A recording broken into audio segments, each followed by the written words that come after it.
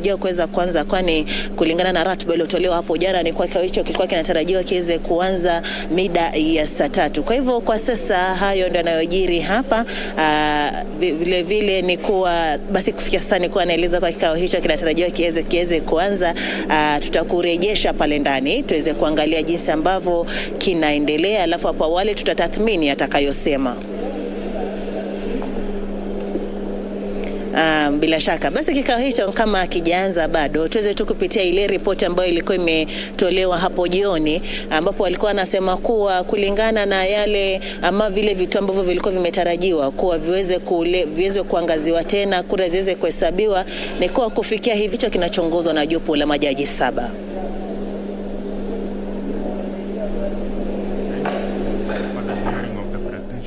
Petition number 5 of 2022 as consolidated with petition number 1, 2, 3, 7 and 8 of 2022, Raila Amolo Odinga and 7 others versus William Ruto and others. The Honorable Chief Justice, President of the Supreme Court, is presiding. Thank you and very good morning to the court. I think yesterday we agreed on the order of business this morning. The team led by Senior Counsel Professor Gedu Muigai will have 15 minutes to respond to the questions that were 30 minutes to respond to the questions that were raised yesterday. Good morning, Madam Chief Justice and the distinguished judges of this court. We are ready to respond to the questions that the court put to us at the end of the day yesterday. I have Mr. Mahat Somane, who the court has already found a fairly useful man in explaining numbers, and he will be responding on the numbers. But I have brought on board Mr. George Murugu, who has previously not been on the front bench, who is very, very well acquainted with the architecture of the electoral process, and both of them will be responding in the 30 minutes that you've given us. But there was a question directed to me personally by Lady Justice Jokindong, and I will deal with that question at the very end. Mr. Brook. Good morning to all of us again, and Senior Counsel, just before your team starts, on the question of voter turnout, and as you respond, please bear in mind the following so that we know that you are answering our concern. In Forms 34A, some of them have the rejected ballot. That's what Mahat taught us yesterday, added to the votes cast. So that the figures on 34A are not necessarily the figures in 34B and not in 34C. So tell us, as you answer the question in your own manner and style, on voter turnout, was it calculated on the numbers in 34A, B, or C? Senior Counsel, you understand our concern? Thank you very much.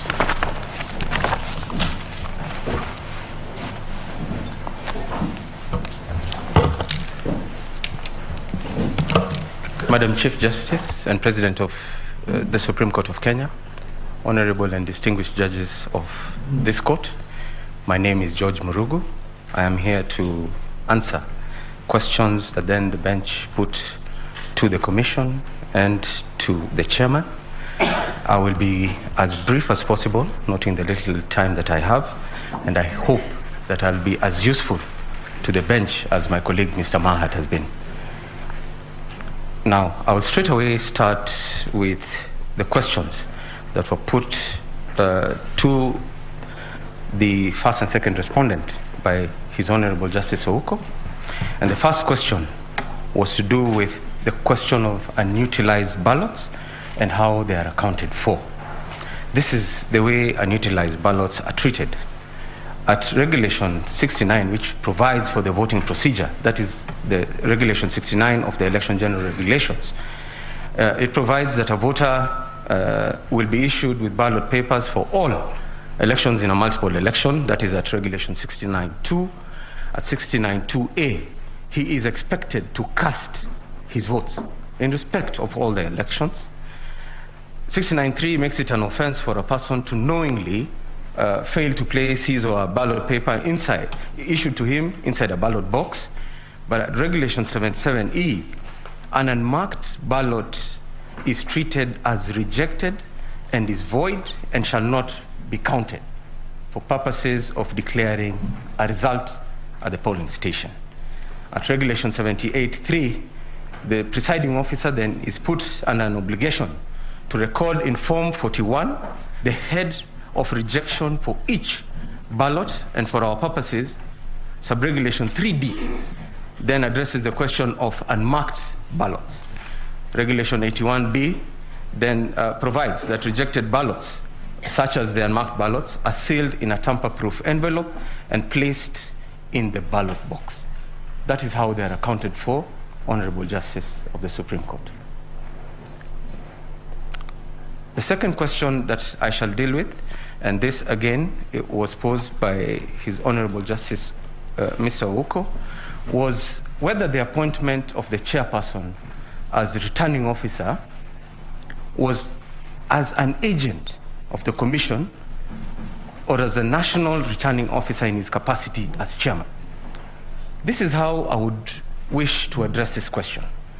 It is a direct one, and the answer lies in the Constitution. Article 138.10 places an obligation upon the chairperson of the Commission to declare the result. So the gazettement was not for purposes of Article 138.3c, but specifically for Article 138.10 to fulfill that role, to take up that responsibility, to account for that result that follows a presidential election. That is the specific purpose for that gazettement. But while I'm on this question, I would also want to pose another question. Would it then mean that if the gazette notice was to fall away, would it then mean that the chairperson of the Commission under Article 138.10 would not be in a position and suffer lack of constitutional authority to declare that result? My answer is no. In other words, the gazette notice is purposely to tell Kenyans that the Constitution has rested these obligations upon this office to declare that result. Beyond that, it is superfluous. And I urge Madam Chief Justice and Honorable Justices of the Supreme Court that that particular gazettement should not be read to mean that the chairperson had gone rogue, that the chairperson had taken upon himself and arrogated unto himself a power that he did not have. It is the Constitution speaking.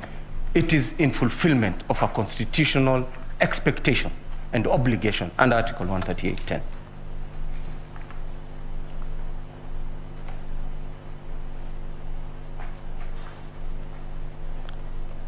If you allow me, my colleague Mr. Mahat Somani will address the other punctuated questions that don't feature in my presentation. I will address the questions posed by His Honorable Justice Mr. Lenola, and this question is to do with the understanding of the state of the law as far as Section 83 of the Elections Act is concerned. And this is our submission, that the law is in a state of flux. Why do I say this? In 2017, the statutory provision that then existed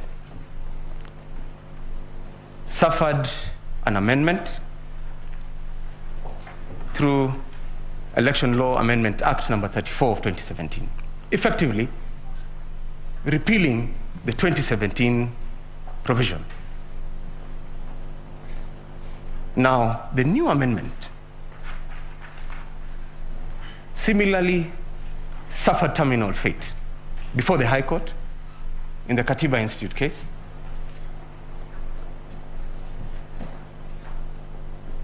Therefore, one would be tempted to argue that as far as Section 83 is concerned, we have no law. But in my humble opinion, I would be more kind to the state of the law as it exists. It's in flux. Why do I say this? This court had had opportunity to address questions of what happens to a repealed statute when the replacing statute itself suffers the same fate, in the BBI case. And there was differing opinion, understanding, because it's not a question that can be easily wrested. In my earlier days, if you ask me, I would say there's no power to animate the previous provision of law. It rested where it did at the point of being repealed or being declared unconstitutional. However, the Constitution provides a mechanism by which we can determine the validity or invalidity of an election beyond Section 83. That safety net is to be found in Articles 81 as read together with Article 86, and specifically for purposes of a presidential election, we must read it together with Article 138(3)(c), which then provides the qualitative test, the process that we then use to arrive at that result to be declared under Article 138(10). So that at Articles 138(3)(c), there is a process of verification and tallying of those results that then come from the polling station and from the constituency tallying centers. All right? Under Article 81, we are then to observe certain principles of the electoral system, failing which then an election can be rendered invalid. Article 86 addresses itself to the voting method and sets out principles that then must be observed in operationalizing that voting method. That is a qualitative test. The quantitative test then is found again under Article 81, or rather 86, 2, where counting is involved of votes cast, and Article 138(4), which then sets the criteria for declaration under Article 138(10). So then it is my humble submission. Even as the state of the law remains in flux, there is a standard by which we can determine the validity or invalidity of an election, and that is my humble submission on that point.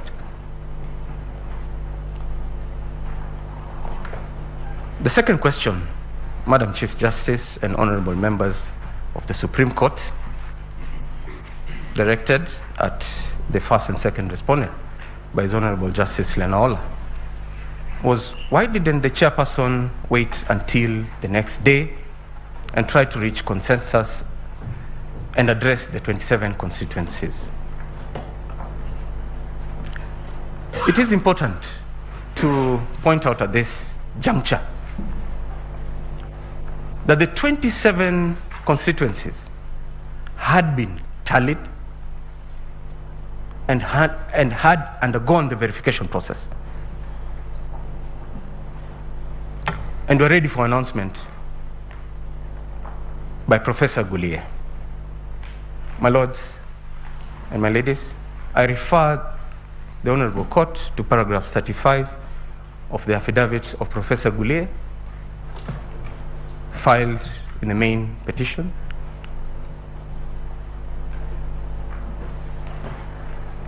And as to the circumstances why the chairperson opted to declare the results on the very day that he did,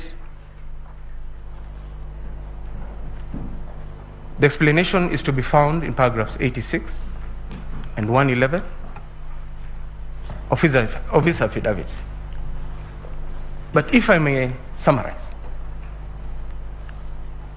he made considerations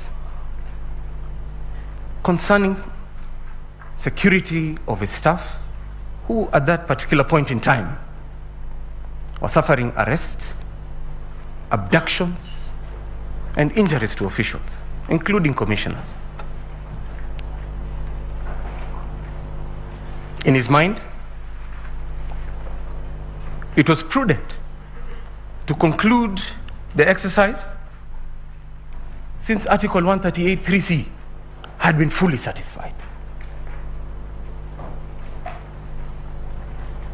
And there was a legitimate expectation that the results were to be declared on the 15th of August, as had been announced on that very morning.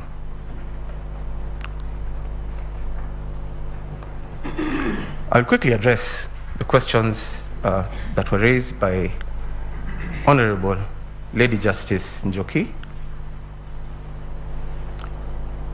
The term commission used in multiple senses. How do we know which sense is applied when? My quick response: it is a question of the context in which the term commission is used.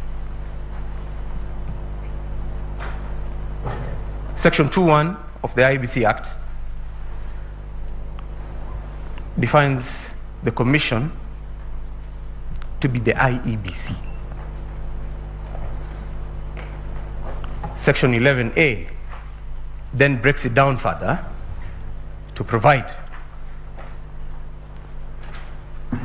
that there is that policy organ which is then constituted of the commissioners, including the chairperson, which then tasks itself with oversight, strategy, and policy, and the secretariat that then deals with administrative issues on a day-to-day and executing matters of policy that then the commission, or rather the membership of the policy organ, directed. Therefore, in my humble submission, it's a question of context on how the term is used.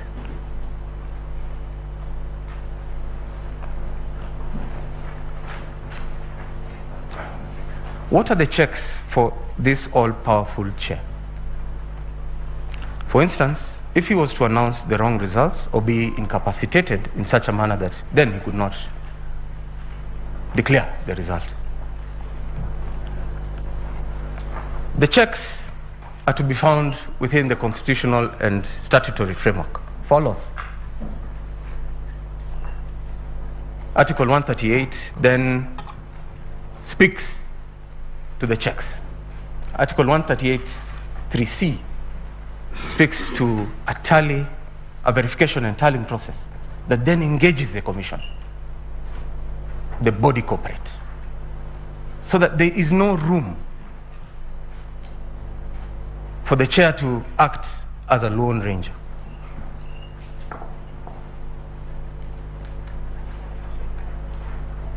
And while I'm at this point, it is important to point out that in this particular case,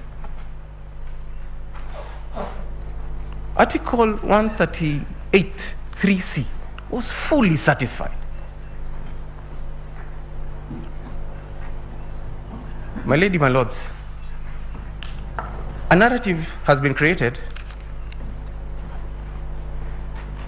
that certain commissioners were given roles akin to domestic services. Nothing can be further from the truth. We all saw it. We all saw the commissioners interacting with the results, interacting with the verification and tallying process. We all saw them announcing these results. We cannot unsee what we saw.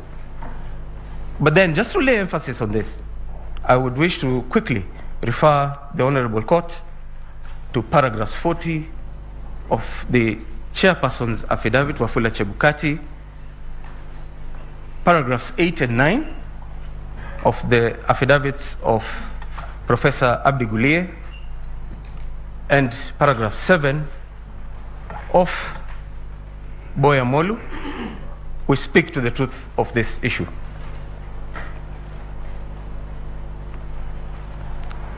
Quickly, my lords, on the last question, on the issue of agents and their roles. Agents play an important role in the electoral process. It's up to the parties and candidates to appoint them. But for purposes of Regulation 79(7) and 62(3), the absence of agents does not invalidate proceedings at the polling station. That would be the end of my presentation. Unless the court has any question for me, I would ask to resume my seat. Thank you, and invite Mr. Manik to continue. My Ladyship, CJ, Chief Justice of the Republic of Kenya, My Ladyship, the Deputy Chief Justice and Associate Justice of Supreme Court, I will try to waltz and do very fast because I am short for time. I will mention the judge who asked the question and I will give my answer precisely. Justice Ouko asked the question that 33,000 votes, there's a variance of 33,000 votes between governor and president. Nothing could be further from the truth. The variance between the presidential and the governor is 24,000 votes.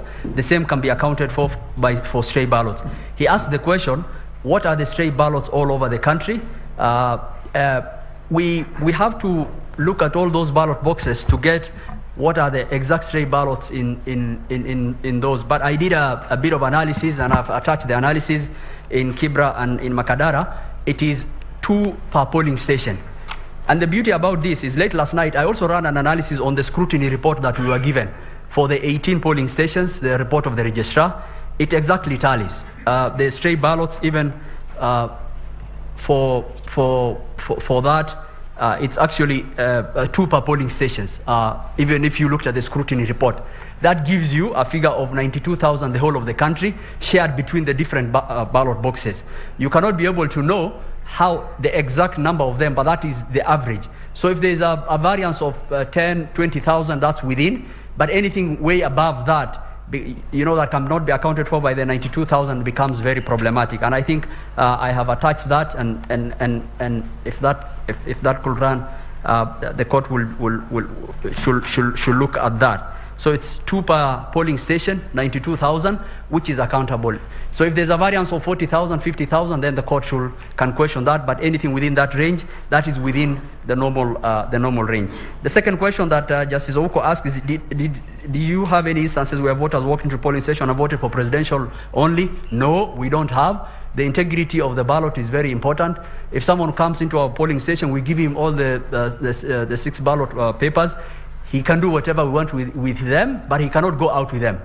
He can put it in the boxes, he can mark them, but he cannot. That's why we're able to account for either through the rejected or the stray ballot. So to the question that someone can vote for one candidate and leave the others, it's not true. It's actually, the regulations don't allow. It's a criminal offense for someone to get out with ballot papers or election material from the ballot box. The second question that has been asked is, Justice Oko said the voter turnout, you say that there were 45,994 polling stations, out of which 46,299 polling stations were identified through KIMS. So only 235 were identified manually, out of which 6 did not have any election taking place because of violence. 229. I think the number you are interested is how many people voted manually. 86,889. 86,889. And the registered voters in those polling stations is 114,917. 114,917. 114,917. The interesting thing is we provided all the KIMS return. If you look at the affidavit of Michael Ouma, we provided all the KIMS returns. So you can check the KIMS returns as against how many people voted manually. Justice Oko also asked a question. Justice Oko asked the question that that is the number of the 86,889. Those are the people who voted manually. So the integrity of this process is very important because the other ones can be accounted for by the kits, right? The second question, Justice Oko said, Omtata says 1,665,412 people curiously voted when the polls closed at 9. I think this is a faulty analysis, and you really have to understand how the kit works, right? So when you open the polling station, the kit sends a message that we have opened the polling station, we are ready for action. People pass through it. It sends automatic returns. It pings to the nearest network, sends automatic returns over the period of time. If it's not able to get the network, it will keep that information for the next 2 hours. Yeah. So that is how the number changes. The polling will close, but some kits will be sending the people, how many people went through. And it's only when we know when all the KIMS have transmitted and we know how many people have voted manually that you can be able to look at it. So polling ends at 5 p.m. There are areas that voting commenced on 6 a.m. on the next day. Some places in Eldas. KIMS reported happens once the network, once it has network, and it requests to connect. So I think it's a false analysis because he says at 5 p.m. we should have known the whole turnout. It's not true. KIMS will keep on giving that information. Justice Leonora asked the information about whether the Form 34C is captured in JPEG and what happens to it. I humbly want to donate a KIMS kit to the court, a training one for the court to see itself. I have given a dummy form, a training Form 34A. I have also given the password. The courts can take the picture and actually see what happens. The kit takes the image, and it's on the image that actually the conversion happens on PDF. We don't do any JPEG, and there's a reason for that. In fact, if you look at it, when you are taking the image, it will ask you for the QR code, whether it is proper. It will ask you for the gray scaling, and you will see how we do it. And we do for JPEG because all your phones take JPEG. We want to differentiate our image from the ubiquitous images of JPEG. So that one I want to, through the registrar, I want to donate to the court to see it, a live demo. Justice Wanjala asked the issue of turnout of 65.4.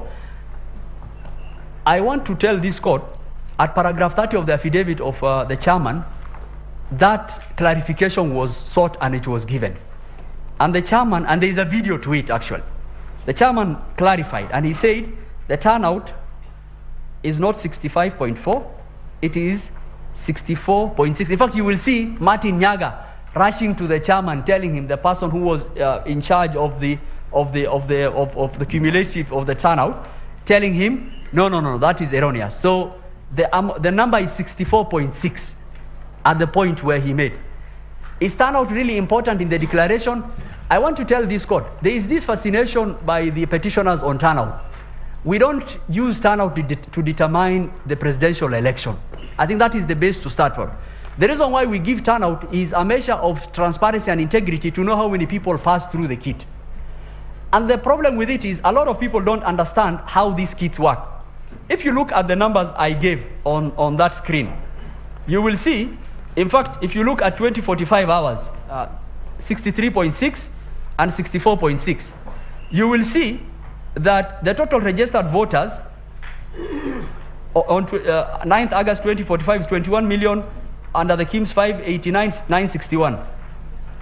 On 10th August is 21,926,565.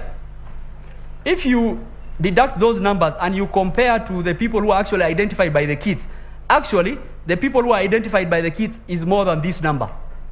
And a lot of people will say, oh, why do we have more people who are registered in those stations than people voted? It happens. And because the relationship between the people who are identified in the kit and those total number of voters in those polling stations is not a linear relationship in this sense. So 9th August 2045, a kit will report 10 people. So we'll say 10 people have been identified in those kits, but the number of registered voters is 700.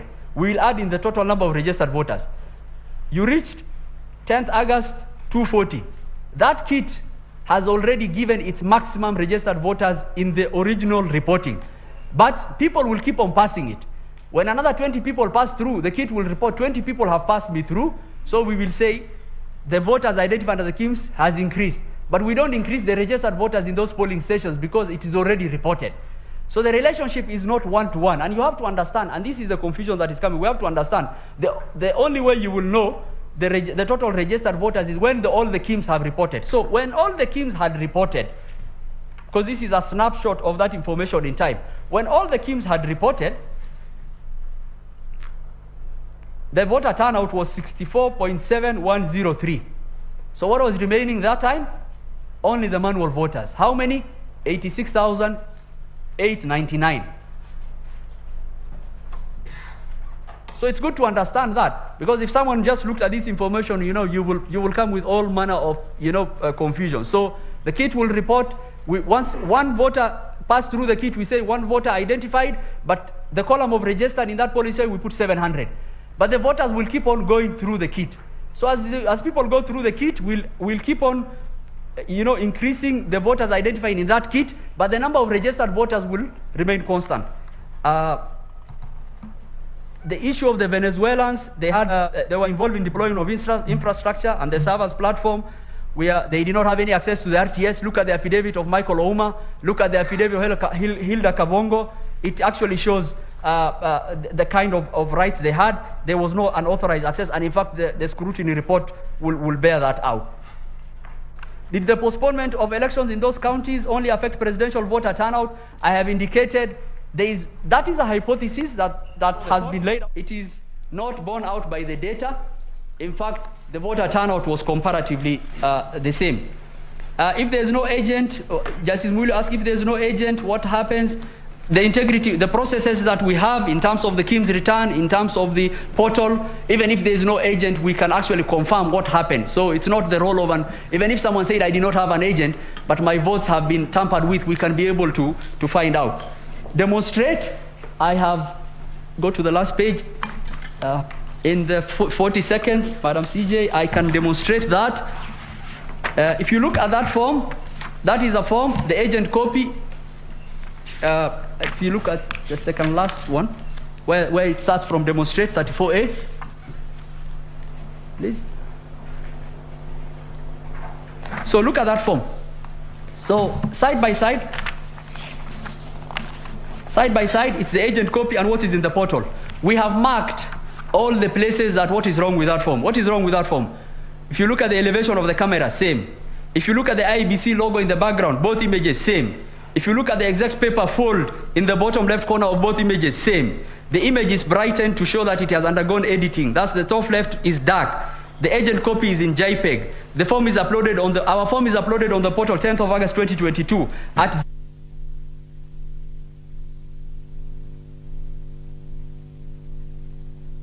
2 days later.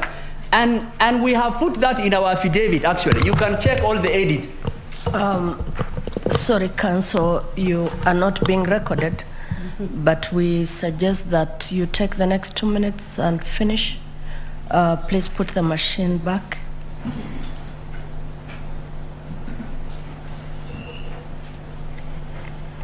You're about the end. You're about the end, right? Yes, I am to the question that the Madam Chief Justice and the President of the Court asked. I gave two examples. If you can just go back, I think I'll start with the first one. The 185, yeah. If you can go back. We'll give you 5 minutes, Yeah. see what you can do with it. Yes, yeah, thank you so much, Madam CJ. So what we did is we just took the form they provided us and we juxtaposed as against what we have. And we've marked all the places what is wrong with that form. And what is wrong with that form? If you look at the QR code, up on the left, on the right, and also on the left, the QR code, it's cropped similarly in both pictures. The IEBC logo underneath the document coincides with what was the pressing officer. It's actually an impossibility. I've given you a form to take a picture, and what you are producing me is actually underneath the logo of the document, the IEBC logo that the presiding officer was using. So I've given you your form, you're taking your picture for your agent, and you're using the same that the IEBC PO was using. Both photos are taken from the same elevation.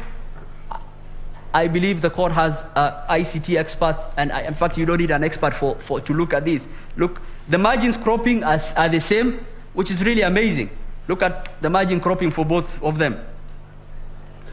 And there's no any other conclusion. What people were doing is that you will download, because there's no way you can be able to get our forms are different, and this form has gone through many processes from the polling station, county tallying, constituency tallying center. So the forms are ubiquitously available. They are available everywhere. The only way you can be able to do anything about it is you have to download our form and try to do tamper with it, what the agents in this case were doing. If you can go to the second one. This is the one I was describing. In fact, this one has, it even has the timestamp of their form, JPEG. We don't do JPEG. This form was relayed to them 2 days later. The elevation of the camera. And I have noted all the things that are wrong, the exact same fold. It's an impossibility. I mean, you have 41 polling stations all over the country, and the form they are giving is at the same elevation as what we have given. The picture that our PO took on the background of the Kim's kit is the same. And you can tell, and the reason why we were saying that it's an impossibility is because there's nothing else you can change from those forms. You cannot change the signature of the agents. It's an impossibility. The only thing you can change is the tallying. You can try change into JPEG and try to amend the tallying. And that is really important. That is the crux of this matter, and the court has to look at that and actually make a finding. I will try to also, to Justice Ouko's question, about the stray ballots. I just want to mention that the court report bears out the assertion of the IEBC. If you look at the report that was done relating to the stray ballots, I went through the court report and actually tallied the stray ballots. It is 2 per polling station. If you project this to the whole country, there will almost 90,000 stray ballots. And the way you account for stray ballots is they are put in the polling day diary, PSD. I have provided the polling day diary for 2 of the constituencies to just give the court comfort that as IEBC we can account for each and every ballot. To the question that has been asked by Justice Wanjala on the turnout, a clarification was given, and this is the assertion of the petitioners. They are saying we are not interested in the clarification given by the chairman. We are going to take that turnout of 65.4 as against the total registered voters. Okay, then come to the conclusion that there are votes that are unaccounted for. And we are telling him that is not how we do it. Okay, turnouts, we give the number of people who either have passed through that kit at a snapshot. Okay, and there's nothing much about it. The declaration is made on the actual physical ballots that we count. We count the physical ballots. After counting the physical ballots, we tally it. Madam DCJ asked about the rejected ballots, whether they are different from the rejected So the way we calculate turnout refers to the number of people who have passed through that polling station in the 46,229 polling station in the Republic. We have not even reached the issue of rejected ballots or anything. It's how many people appeared that day. So we have a number. Then we do the counting. After counting, we get rejected ballots. So how do we determine 50 plus 1? We will say, okay, what are the total votes cast? And we will refer to the 2013 and 2017 decision of this court that said rejected ballots are not a choice of preference and the same have to be removed. So the idea that turnout is affected by rejected ballots or doesn't matter, it's just a measure of transparency, and you have to understand how the reporting of the KIMS happens for you to be able to do. We only give what we can at the time, and we'll keep on doing that. With those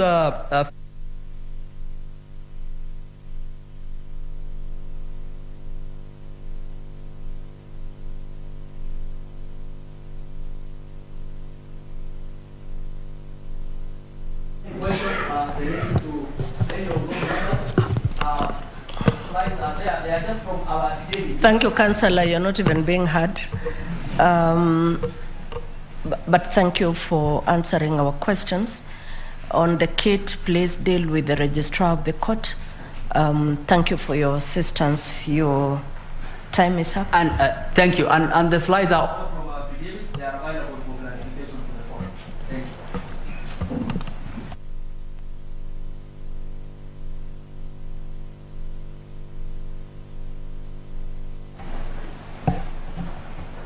My lady, I do not know whether you can give me 2 minutes to respond to Lady Justice Jokindung.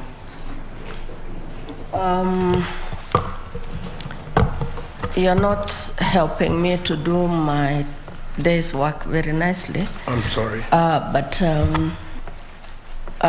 2 minutes would mean 2 minutes. Yes, please. So that you don't go away saying you are not heard.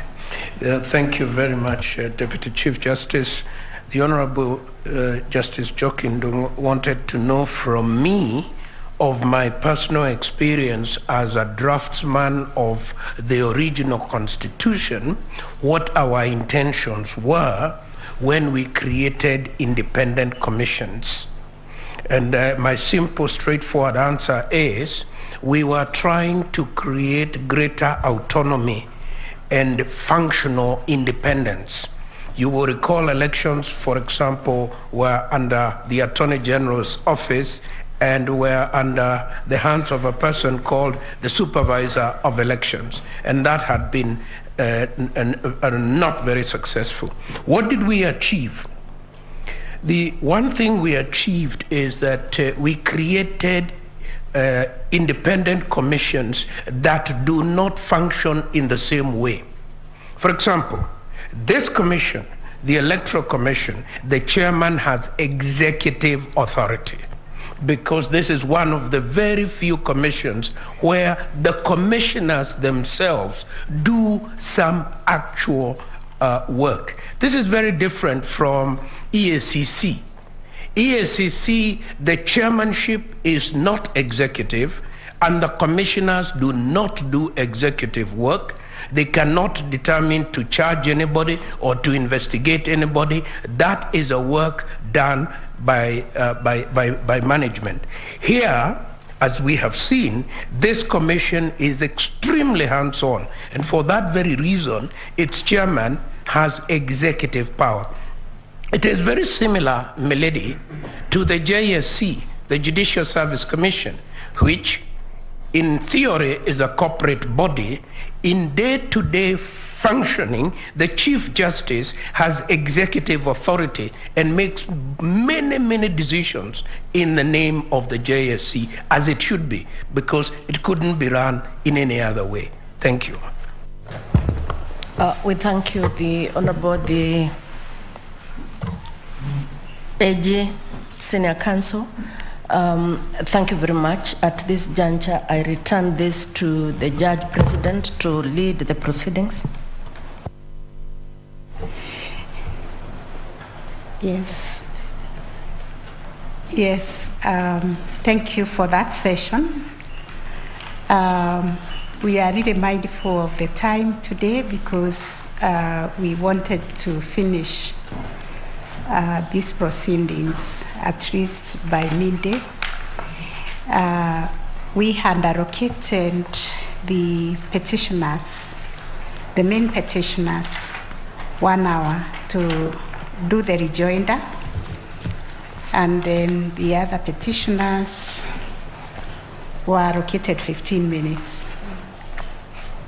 So this is the time now for the main petitioners, the team led by Senior Counsel Honorable Rengo.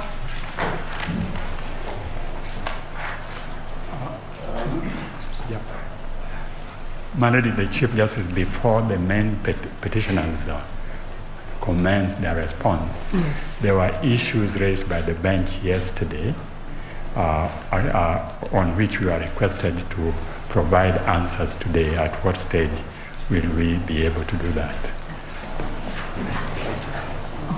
I think it is now. It is We now. must have forgotten you. Thank you, Madam. Just give me 1 minute, I'll get my notes. Can we give you 5 minutes to do that? I remember it was like 1 or 2 questions which were directed to you. My Lady, the dilemma I have is that there were about 3 questions raised, Yes. which I should respond to.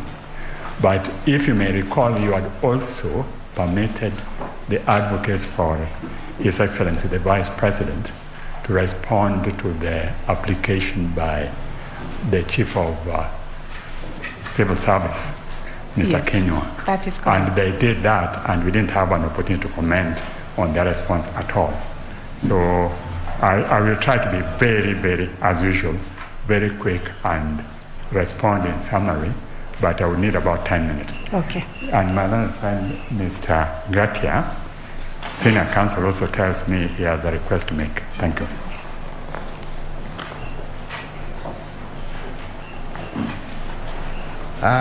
Madam Chief Justice, you recall yesterday how gracious I was. I donated 32 minutes to court. Are you claiming it back? No, I will not do that because the court has work to do. All that I request is 5 minutes, nothing more than 5 minutes of your time. We are doing quite well this morning. Thank you so much. I don't know who will go first, whether it's my senior or ourselves. I think you can go first. Okay.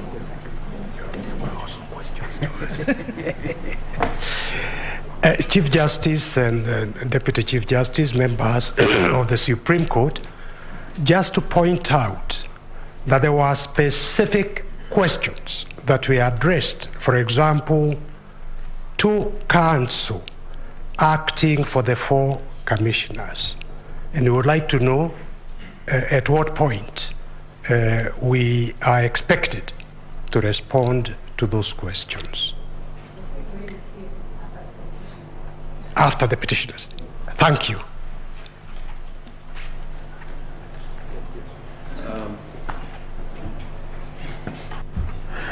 Good morning, Madam Chief Justice and members of the court. I seek a little clarification because similarly we had several questions directed to us which we thought we would react to before we make our rejoinder. And I thought yesterday you had clearly stated that we'd have 30 minutes. We had about 27 questions. Are we at liberty to proceed to answer those questions right away?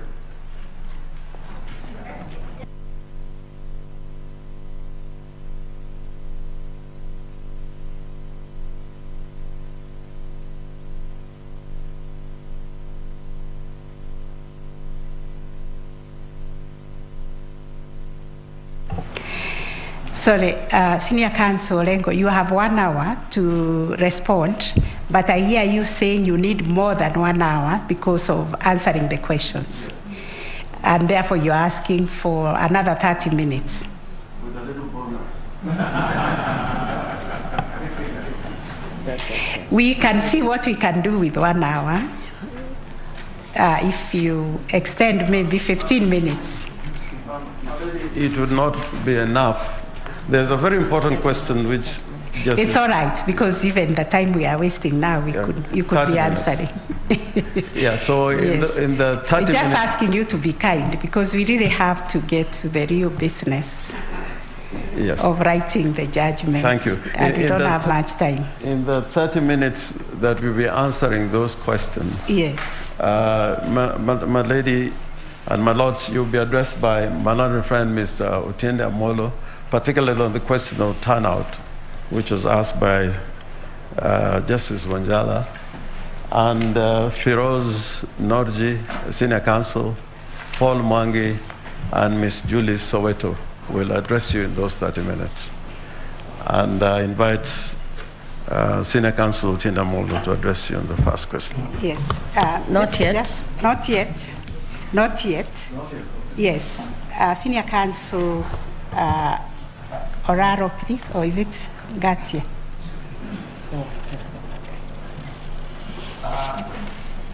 My senior is beckoning my team.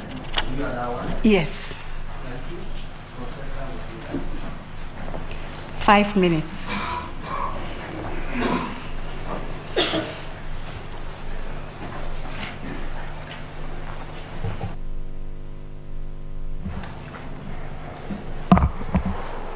Chief Justice, Deputy Chief Justice, distinguished judges of the Supreme Court.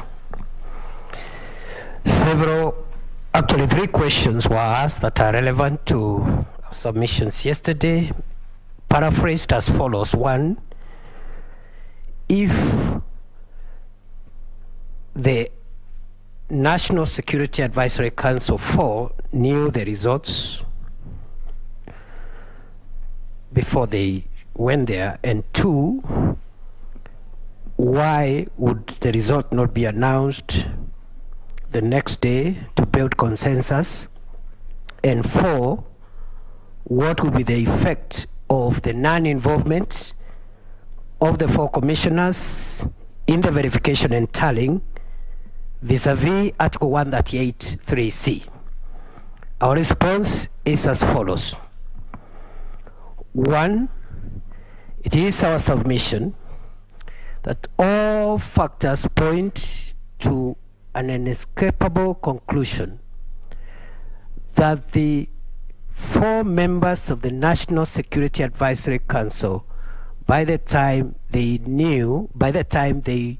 went to the Bomas of Kenya National Tallying Center, and by the time the head of public service placed a call on the returning officer of the presidential election, by that time they knew. And this is our evidence. By the morning of the 15th, letters had been issued by the returning officer of the presidential election, Mr. Chebukati, to all the presidential candidates and members of their family to be at the National Tallying Center for the declaration of results at 3 p.m. on that day. And my client already had received that invitation.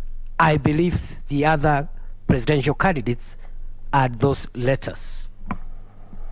And therefore, they knew by the time these state officers went to the National Tallying Center, they knew that the verification tallying had been completed, and what was pending was the declaration of the final result.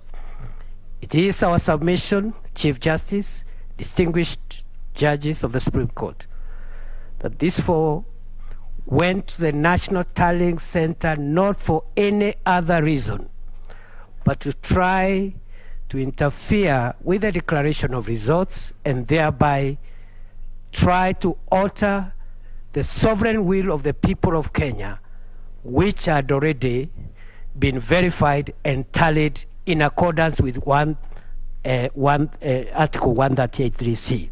2, it is our response that the results could not be announced the following day because according to the affidavit of the chairperson of the commission, and I'm using the word chairperson on advice by Justice Ndungu, which I agree with entirely, that by that time, it was not possible for any form of consensus, because then the follow-up question was, I think from Justice Lenaola, why, for example, the returning officer would not have waited for an extra day, which he had, to build consensus on the 4 walk-away commissioners. It was not possible. It was very clear that the intention was to try and veto the will of the people, and therefore the chairman had to declare those results. Number 3, the 4 who left also, their colleagues had been injured, and so the chairman had, in our view, make the announcement that day because of the gravity of the situation. Finally, the question that this court ought to ask itself is whether the working away of 4 commissioners at the tail end of a process which they have admitted was complete, except the declaration, can veto the sovereign will of the people of Kenya. Can the walking away of commissioners at the tail end of a process they have been involved in be the basis of vetoing the right to franchise in Article 38 of the Constitution, which is the expression of the voter? Thank you, and we prayerfully submit.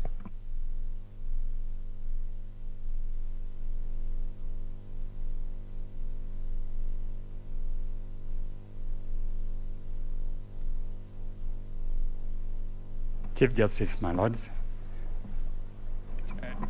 Deputy Chief Justice, Lady Chief Justice, I'll begin with the question which was asked by Justice Lenaola, and that is, what orders are we seeking?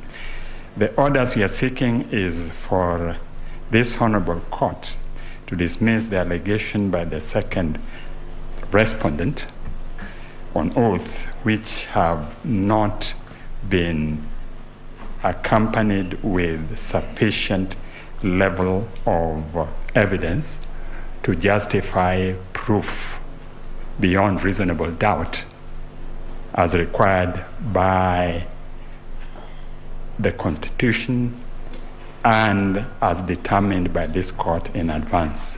And that evidence is beyond the political statements which have been made by my learned friend, Professor Kindiki, just a few minutes ago, and which have never been put on record.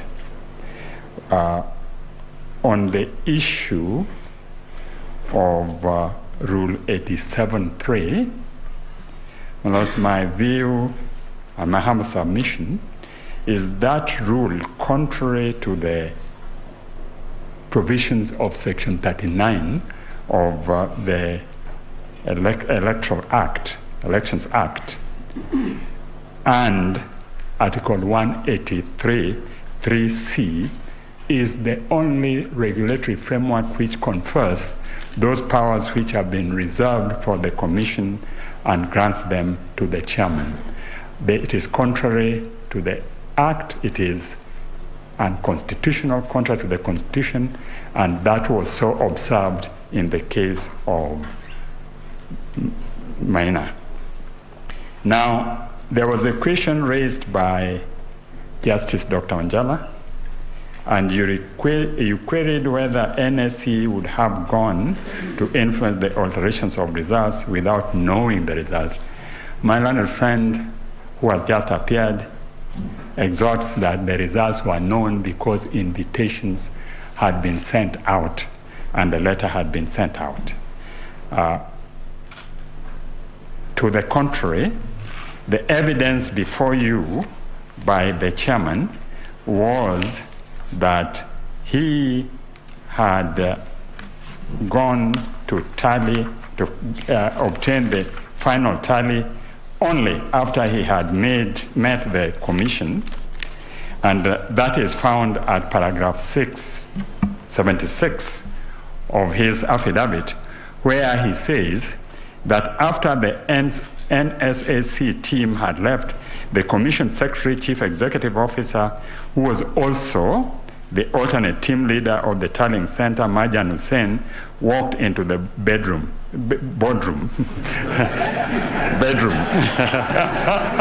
Yeah. The purpose of the meeting was to receive the final tally of the results of the presidential elections before he could proceed to declare.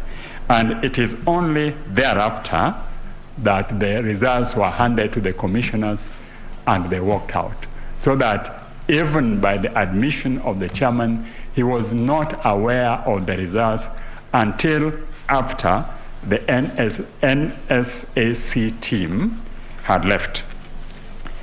Now, the Deputy Chief Justice asked about the effect of NSAC on the independence of IEBC.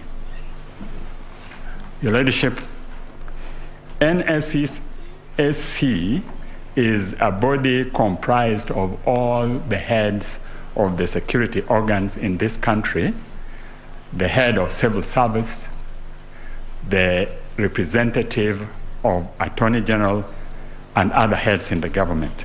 Its purpose is to receive all the information on national security and give advice, not act, but give advice, so that even if they are of the view that it is insecure to be in this court at this time, it is the NSC who will give advice to the judiciary, and that is not an interference with the independence.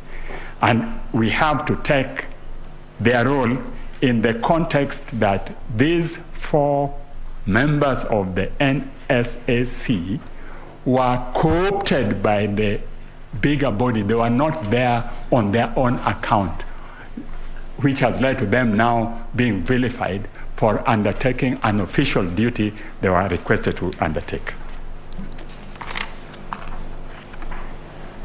I had shouts from my little friend on behalf of His Excellency, the Deputy President, of crucify them. In fact, this has indeed led to tweets today, and there are many, to various members of the NSAC telling them we shall revisit. This is what this type of allegation brings, and that is why I humbly request this court to look at the nature of the allegation, the burden on the people who are making the allegation, and dismiss them if there is no proof, and in my humble submission there is no proof, so that we discourage this political vilification on officers conducting their official duties. Let's be careful, and I humbly request particularly my learned colleagues on what we wish for this country. Let us not wish mob justice to be the arena of operations whenever various functionaries are discharging their duties. Let politicians do politics, but let them leave professionalism to those who are engaged in various areas. In fact, since this process started, there has been a lot of vilification on the judges, on the parties appearing. In fact, tweeting has been the norm on discussing this issue instead of looking at it soberly. We can't stop tweeting, they are entitled to, but we can't bring it to this court. That's my humble submission. I beg that these allegations be dismissed with the contempt they deserve.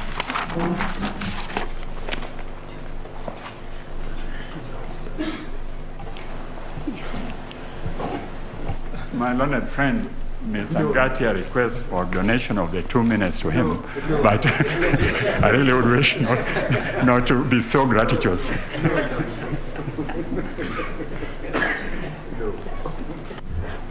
Thank you. Madam Chief Justice, if you may allow me, I did not put one of our lawyers on record, Mr. Donald Kipkorir, who is not in court because of the seating arrangements.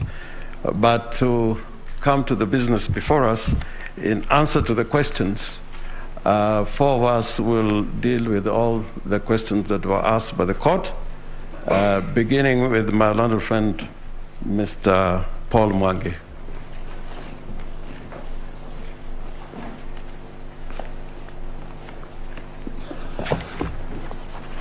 Madam Chief Justice, Madam Lady Deputy Chief Justice, my lords, my ladies, I have 9 questions which I'll tackle very first. What I have done is I have classified it into topics because they were across the board. The first is the relevance of rejected votes in the counts of the election.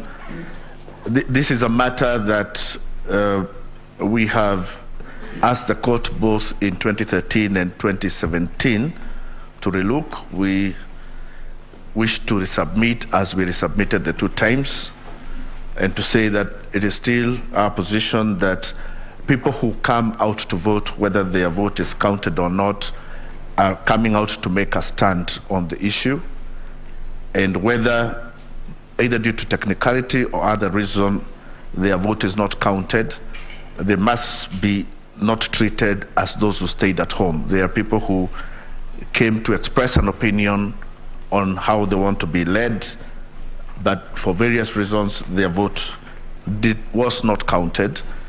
But the fact that they appeared should be taken into account, so that you would consider their votes whether they are rejected, and even if they are called stray ballots, should also be considered in that sum. The second question was regarding the scientific whether there are any scientific studies regarding the nexus of elections in a postponement.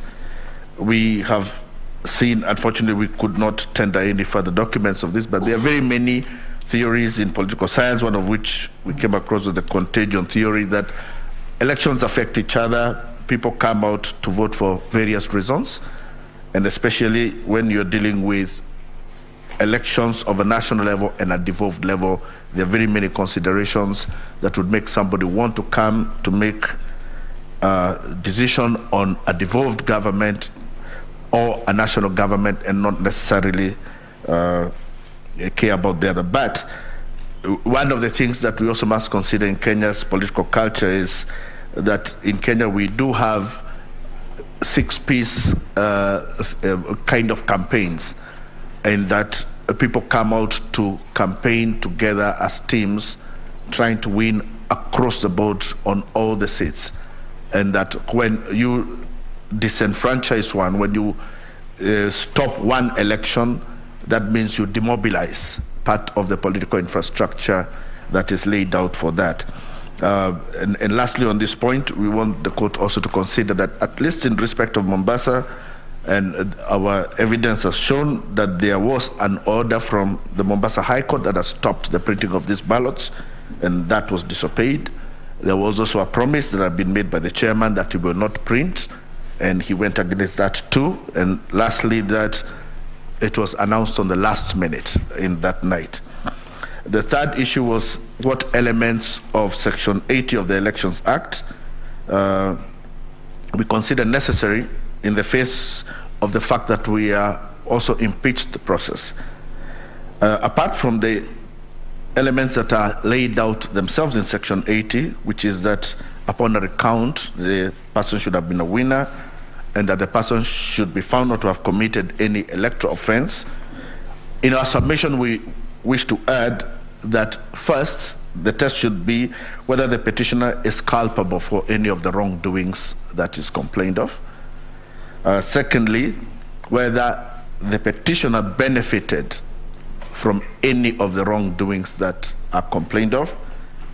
And thirdly, that after, whether it is a recount or a retally, the petitioner appears to have won the elections or has won the election. Those would be the tests that we would add to what is stated in Section 80. In respect of the question of image on the KIMS, the evidence that has been shown also even from the Commission is that the images are taken on a JPEG format, and the idea of the law of electronic transmission was that that image must appear as it is on the other end. The issue here is that there appears to be a place at which that format was changed. No reason has been given why that format was changed, so that it can go to any other format. But also to add that through one of the most popular applications today in Kenya is WhatsApp, and nobody changes. We get a lot of images as original as they are, as colored as they are, in the hundreds on an everyday basis. And I do not think there is any justification why an image taken on a JPEG, on a KIMS-kit, cannot appear in the same format throughout the electoral process. The other question was in respect of the evidence, whether the 4 commissioners participated and what that meant. I would ask the court to look at the annexures that are put as MWK3 in the affidavit of the second petitioner, Martha Karua. And in that flash disk, there are 2 incidences at the National Tallying Center. In one incident, Commissioner Justice Nyang'aya comes out to read the results of Kiambu Town constituency. After he reads the results, it turns out that the result he has read has overstated the votes of William Ruto by 10,000, and also that he has gone past 100% of the votes cast, and he is forced to have to come to reread the results. That shows the commissioner had not known what he was reading. The other video is that also of Juniera Cherele. Again, she is given results to read of Juja constituency with the same results, inflated votes for the respondent, and a more than 100% voter turnout. And again, the results have to be reread. That would leave it to the commissioners themselves to explain. The other issue is about the constitutionality of Regulation 87. Now, first, our position is that a regulation or any act that is unconstitutional does not need the order of the court to be nullified. It is already nullified by Article 2. And at any time, it remains a nullity ab initio. The second issue to consider is the duty of every person, not just the court, to defend the Constitution as required by Article 3. And the fact that this chairman, the chairman of the IEBC, is a person who has qualifications similar to be the Supreme Court judge. So it is him who has betrayed the Constitution. It is him who has seen a regulation which is so clearly unconstitutional, has refused to defend the Constitution, and instead feigned ignorance and purported to use an unconstitutional provision to exercise power. So on that basis, every action that is done on the basis of that regulation is itself unconstitutional. The other question was regarding why the 4 commissioners did not raise issues to the end. Again, that we will leave for the commissioners to decide, but we can profile 3 theories. One is the issue of the 89th minute penalty, that if you participate in a game and the wrong penalty is given on the 89th minute, you cannot be asked, why did you play all along? Sometimes it is the 89th minute penalty that shows the unfairness of the provision. It could be the last straw that broke the camel's back, or it could be a road to Damascus moment. In whichever fashion we look at it, it is an issue that is understandable. The other question is in regarding for if there were to be ordered an repeat election, who would conduct it? Would go back to Article 250, Sub-Article 10, because the Constitution provides for positions of vice chairpersons of all commissions. But Article 250 does not lay out any. roles that they're supposed to be undertaken by those vice chairpersons. Our position is that that provision is not empty, and it is meant to provide for succession plans in commissions in places where an emergency or situations such as this, where such a succession is necessary.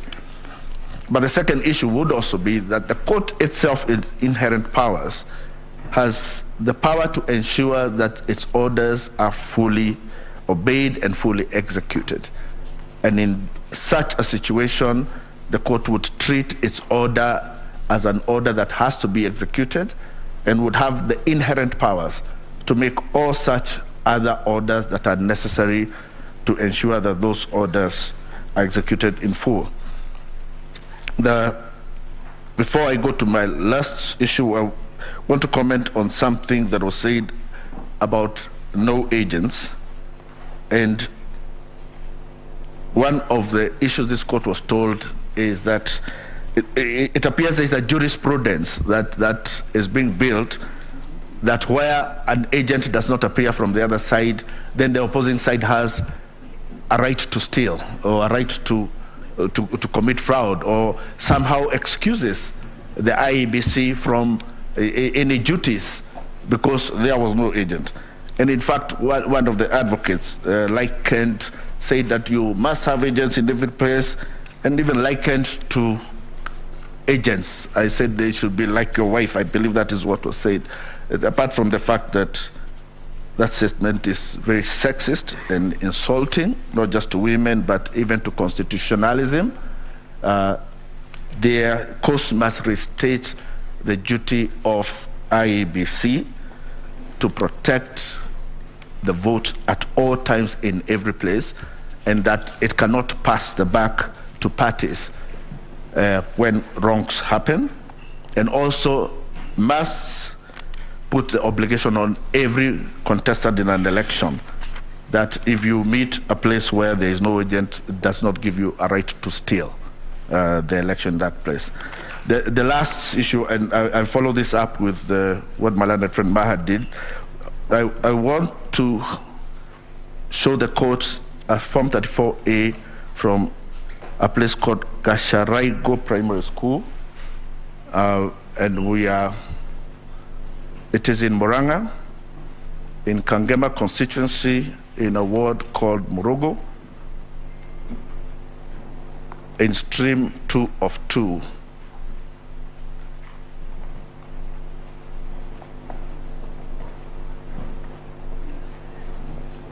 And this document is overlaid over some documents, but look at the left-hand top corner.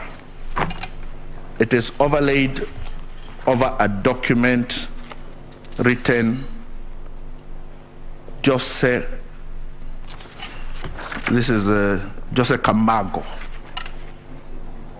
Jose Camargo is one of the Venezuelans that was arrested at the airport with charges of coming to interfere with the elections. He is one of the people that the last Mahat has said did not have access to the RTS. This form is in the official portal of IEBC. The question would be, was this document photographed by a presiding officer at Gasharaigo Primary School, sometimes possibly at 8 o'clock in the night? Or is it possible that this document has been photographed elsewhere in some office and uploaded?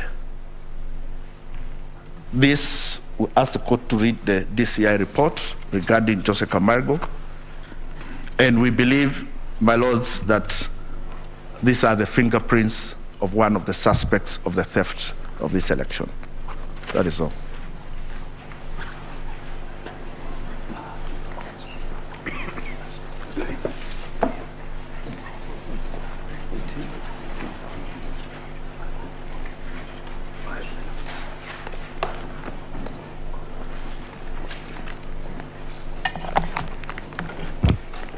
morning, my ladies and my lords. I will pick up from where my learned colleague and senior Mr. Paul Mwangi has just left off. The court had asked that we demonstrate with examples in real time how the Form 34A was interfered with or could be interfered with. And I will do so showing you or using the IEBC's forms itself, straight from the IEBC, from the IEBC portal. My lords and my ladies, I will walk you back through the form that we have just showed you. I see that the court has laptops, which means you're tech savvy and you can access the IBC portal right now. This is going to be a live demonstration as the court asked that we do. I'm asking that we go to the forms portal in the IBC. We are projecting it up so that it's not said, because we have been accused of cooking things, forging things. We've been called many names.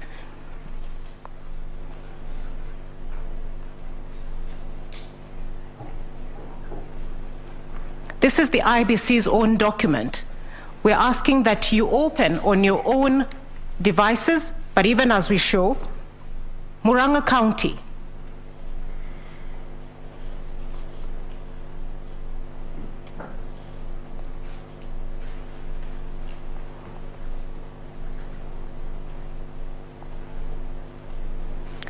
Kangema,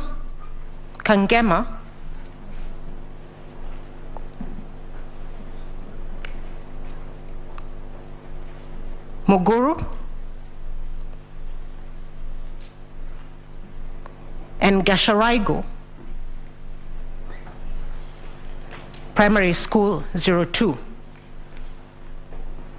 This is live.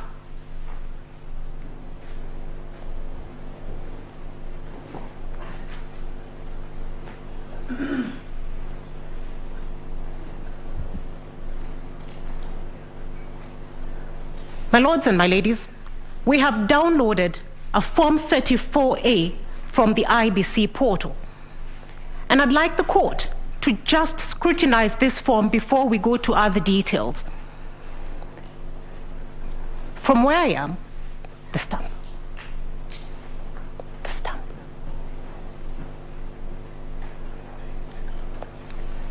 My lords and my ladies, is that the IEBC stamp? It's on the IBC portal, looking like it's been superimposed over another stamp. We have been asked to show how are the figures changed. The votes.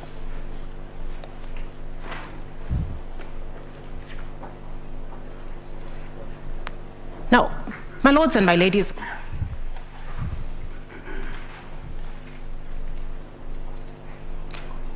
if we look at the votes cast, the first figure on the form is for Raila Odinga, 55.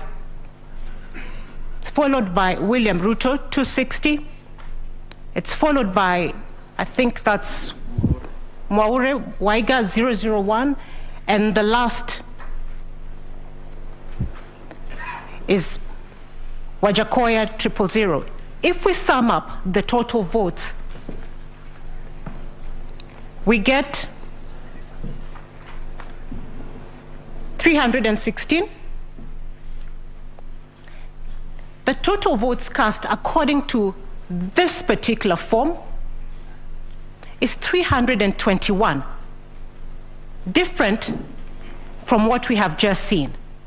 The rejected votes are 4, which means already by calculation there is a problem.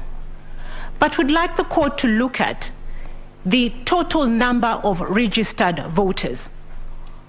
A close scrutiny of the form shows that the number was probably 455, and the 5 is actually similar to the figures written in the votes cast. But somebody or somehow that figure has been changed to make it look like 488. It is obvious to the naked eye when you look at that form. Now, when we go to now the bombshell itself, the top left-hand corner of the form,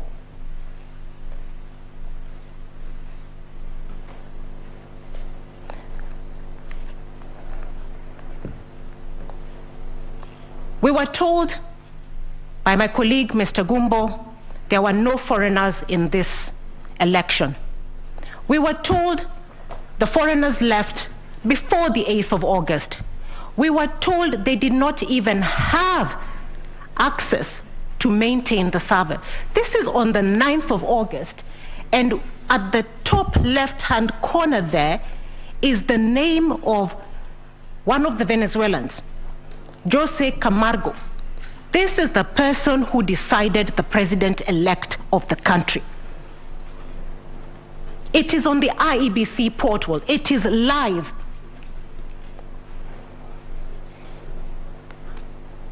How did that come there?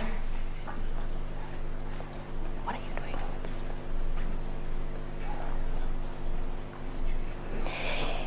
This person is the one who was interfering with the forms. We are able to demonstrate, at least a crumb was left. By God's grace, we found something.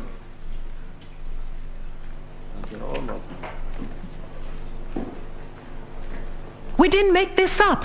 We were told we forged these documents. Now, this is how, my lords, the staging was happening. This is how the changes were happening. This is on the 9th of August. We were told they were not there. I'm going to do, because of time, with your permission, Your Ladyship.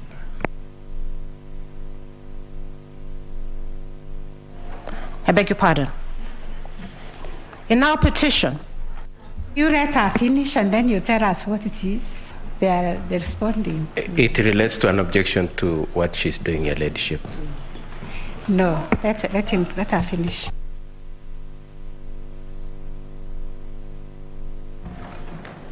And it's not the IEC.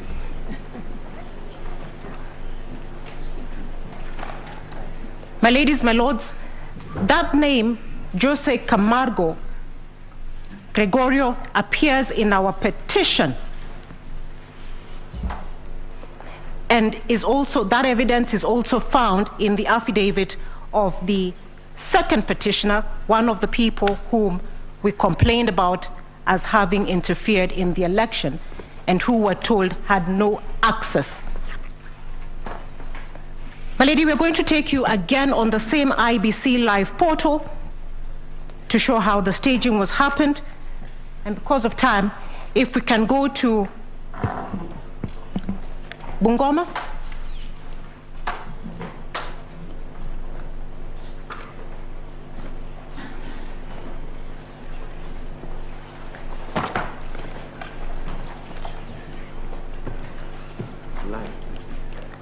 We want to do it live, and we're doing it live on the IBC portal.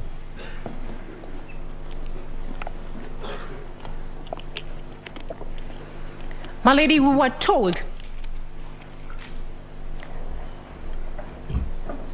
about the KIMS kit and how they work.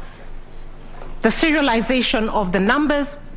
We have been told that each of the 42,201 KIMS kits that were used in the election had their own unique KIMS kit ID and serial numbers. Bungoma County, Mount Elgon, Chesikaki, and Songoyiwa.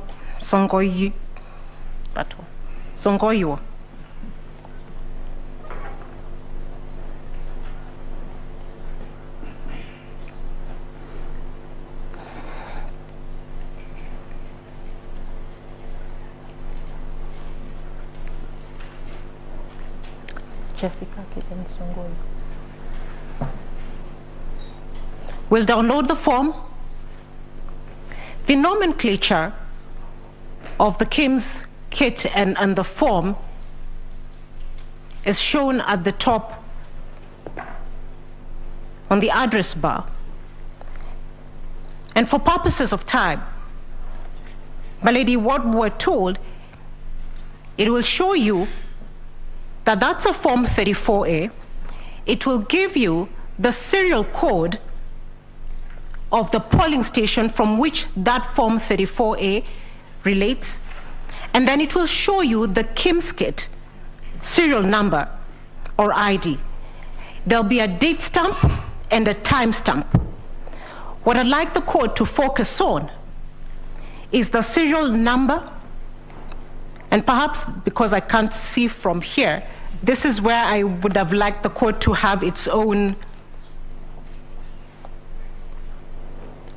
but maybe if it can be.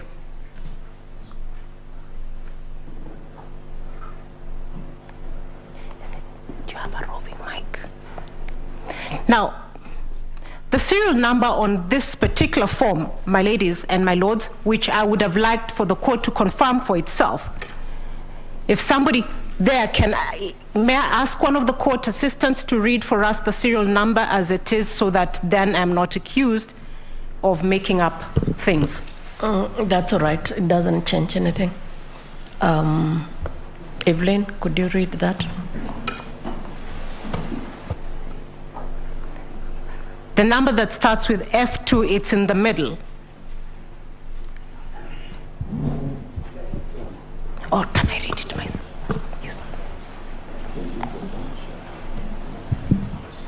I can't see it. The one on top? Yes. PR06. No. Oh, sorry. F2. My ladies and my lords, what would require is that you note down that number. We will compare it with another later. It reads F2 3045 0M 00204 133. The time, please. It's right next on the date.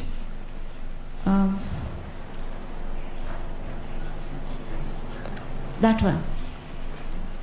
The time is the date on which 9th August 2022 at 1956. We'll check another form. Nyeri?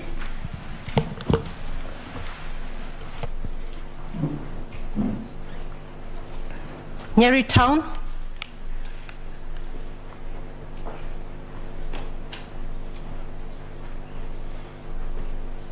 Gatitu? Morogoro? Thunguma Primary School?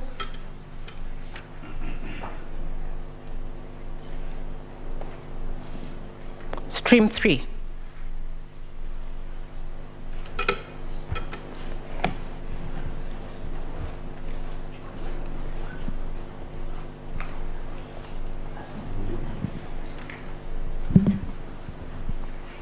Kindly read the serial number. F230450 M00204133. And the date and time, please. 9th August 2022 at 23:49. My ladies and my lords, this is the same KIMS kit transmitting or sending results, one from Mount Elgon, 1,000 kilometers away from Nyeri Town. 2 hours later, how is that possible? When each KIMS kit was supposed to have, each polling station had its own unique KIMS kit, which was supposed to transmit from this, its own unique IP address. Because of time, I cannot demonstrate the thousands of forms that we have identified with the same issue. My ladies and my lords, this is how the staging or the complaint that we raised happened.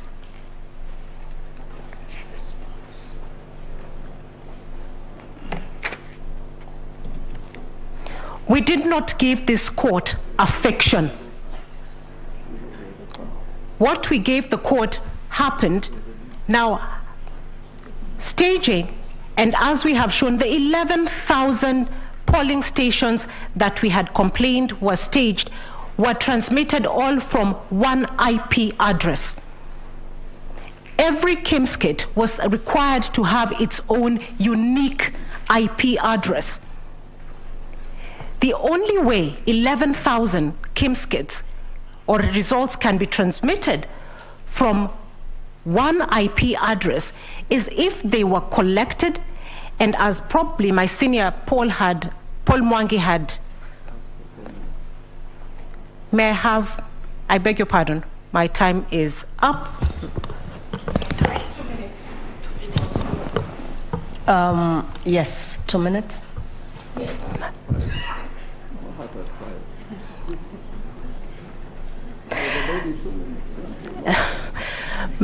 My ladies and my lords,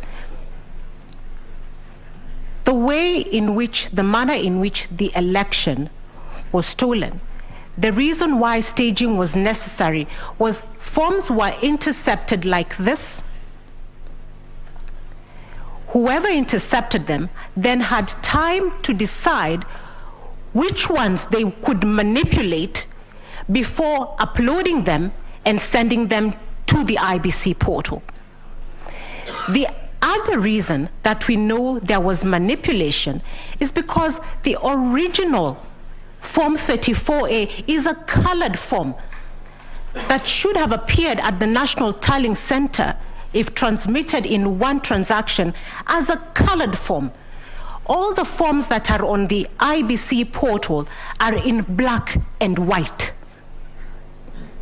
At what point were they altered from JPEG to PDF? When did that modification happen? And what other modification was done to the form?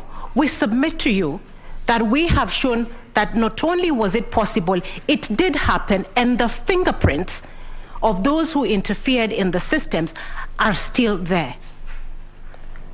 Thank you for your time.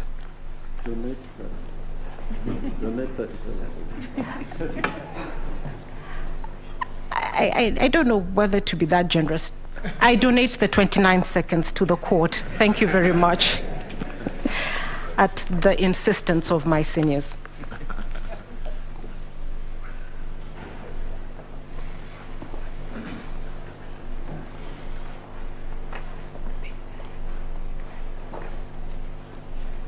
May it please the court, my name is Kirago Kimani. My learned friend, Mr. Katua Kigen, had gotten the attention of the court, but was asked to wait until Ms. Soweto had completed her presentation. I would wish to respond to what she has just addressed you on, because this is new material, and would like to have directions. Mr. Kirago? Yes. When I forget his name, Mahat was answering the questions, he did the same. Yes. He went through his PowerPoint. That's correct. To demonstrate. That's correct. How this staging was happening, because we asked that we be explained. Yes. How the forms were being captured in the hair, yes, and being changed. And he did that. Yes. Going back to what he had done. Yes. So what is new here? What is different is this. You have a petitioner and you have rules that say how they are to present their case. This was answering a question from court. Yes. Where does the first respondent have an opportunity to address these matters? At what point in time does the first respondent get a hearing? This was a question by the court to demonstrate, yes, how this was happening. Yes. How we do, what we do with the demonstration, Mr. Mahat on your side did demonstrate, Mr. and they have demonstrated. I appreciate what your ladyship is saying, but Mr. Mahat, with respect, is not on our side. He is a referee. My client was a candidate. We are not on the same side. We may be respondents, but he called this match, not for us, but is required by the Constitution. Mr. But anyway, the Kirago, long and I'm short of sorry. it, yes. I'm The long and sorry. short, yes. We are not going to give you time. Much obliged. Yes, thank you. Proceed with, there were responses from the other petitioners. And beginning with number 1, the same order we followed. Remove that one. You have responded. So who was next? It was, I think, Senior Counsel Jan Mohammed was her client. The same order we followed so that we don't waste time. If you can't use the 15 minutes, please. Your Ladyship, Madam Chief Justice. Your Ladyship, Madam Deputy Chief Justice. My lady and my lords, I was very generous in my opening, so I'm sure I'm going to be just as generous and patriotic as I am in my rejoinder. I had donated, I was the first one to donate 7 minutes in my opening. Okay. My lady, on behalf of the petitioner, in number 1, that's the second petitioner, we had filed a rejoinder of the submissions after our original submissions. And my lady, the petitioner's case is very simple. All it was the petition was limited to a legal issue. It was the role of the commissioners vis-a-vis the chairperson. I saw people murmuring, and I want to get this correct. I'm sorry. Is it that we should then, because I thought you had a response, you had any question to answer?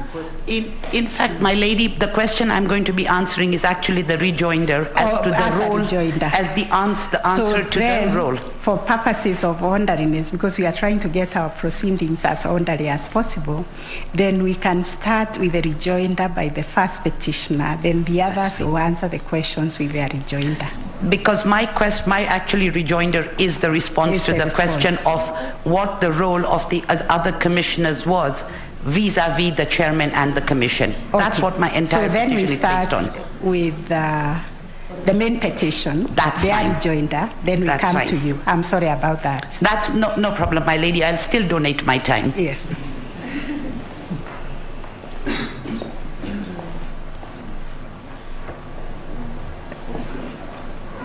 Senior Counsel Olengo, it's your turn. I'm just wondering, because if I heard the court correctly, there are some questions put to Mr. Mtata. They will respond with their rejoinder. With the rejoinder? Yes. Oh, okay, then that's correct. In our rejoinder, Madam Chief Justice and the members of the court will have 4 in our team giving the rejoinder. Senior Counsel Firoz Norji, Senior Counsel Otiende Amolo, and Senior Counsel Philip Morgor, and I'll have 5 minutes at the end. Okay. But I'll begin with Senior Counsel Otiende Amolo.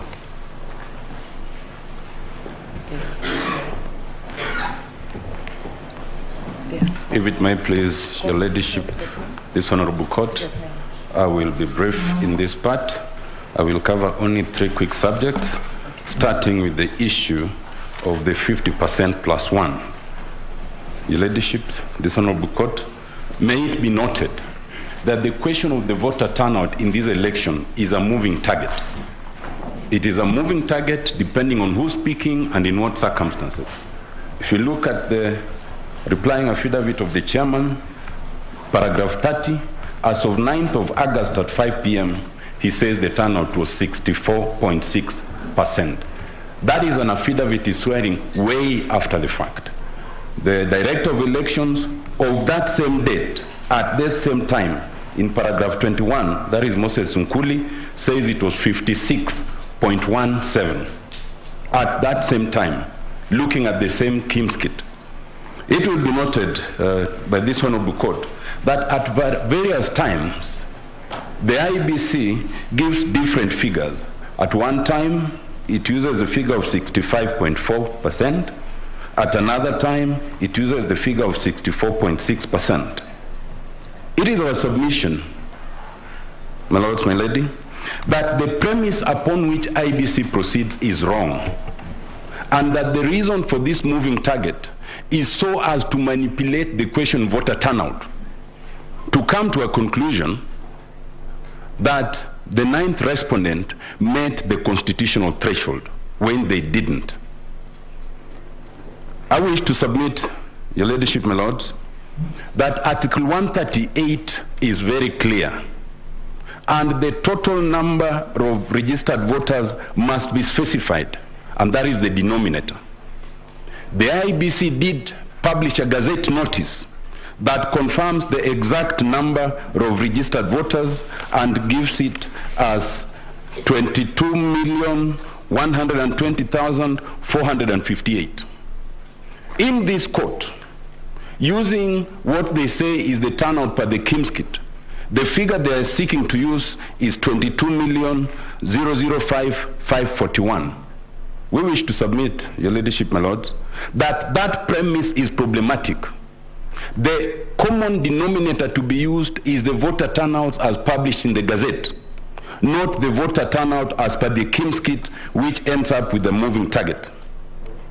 We wish to submit, your ladyship, my lords, that not only is it true that the target is moving, if you look at all the permutations, and this is in the supplementary affidavit of Dr. Edgar Otumba, if you take any of the scenarios and you use any of them, and we will submit, we have submitted this for ease of reference, because Dr. Otumba covers is between paragraph 5 and paragraph 30, and puts all those graphs. By whichever permutation, none of the candidates then achieves 50% plus 1. Whether you use, remove rejected votes, you add rejected votes, whatever permutation, and there are 7. We wish to submit, your ladyship, my lords, that you then need to come to the conclusion that even though they try to take time to tamper with the voter turnout, they do not achieve that target. The last point on that. Why is it wrong to use the vote turnout as per the so-called KIMS kit? Other than the fact that it's unlawful, it is also illogical. We have 46,229 polling stations.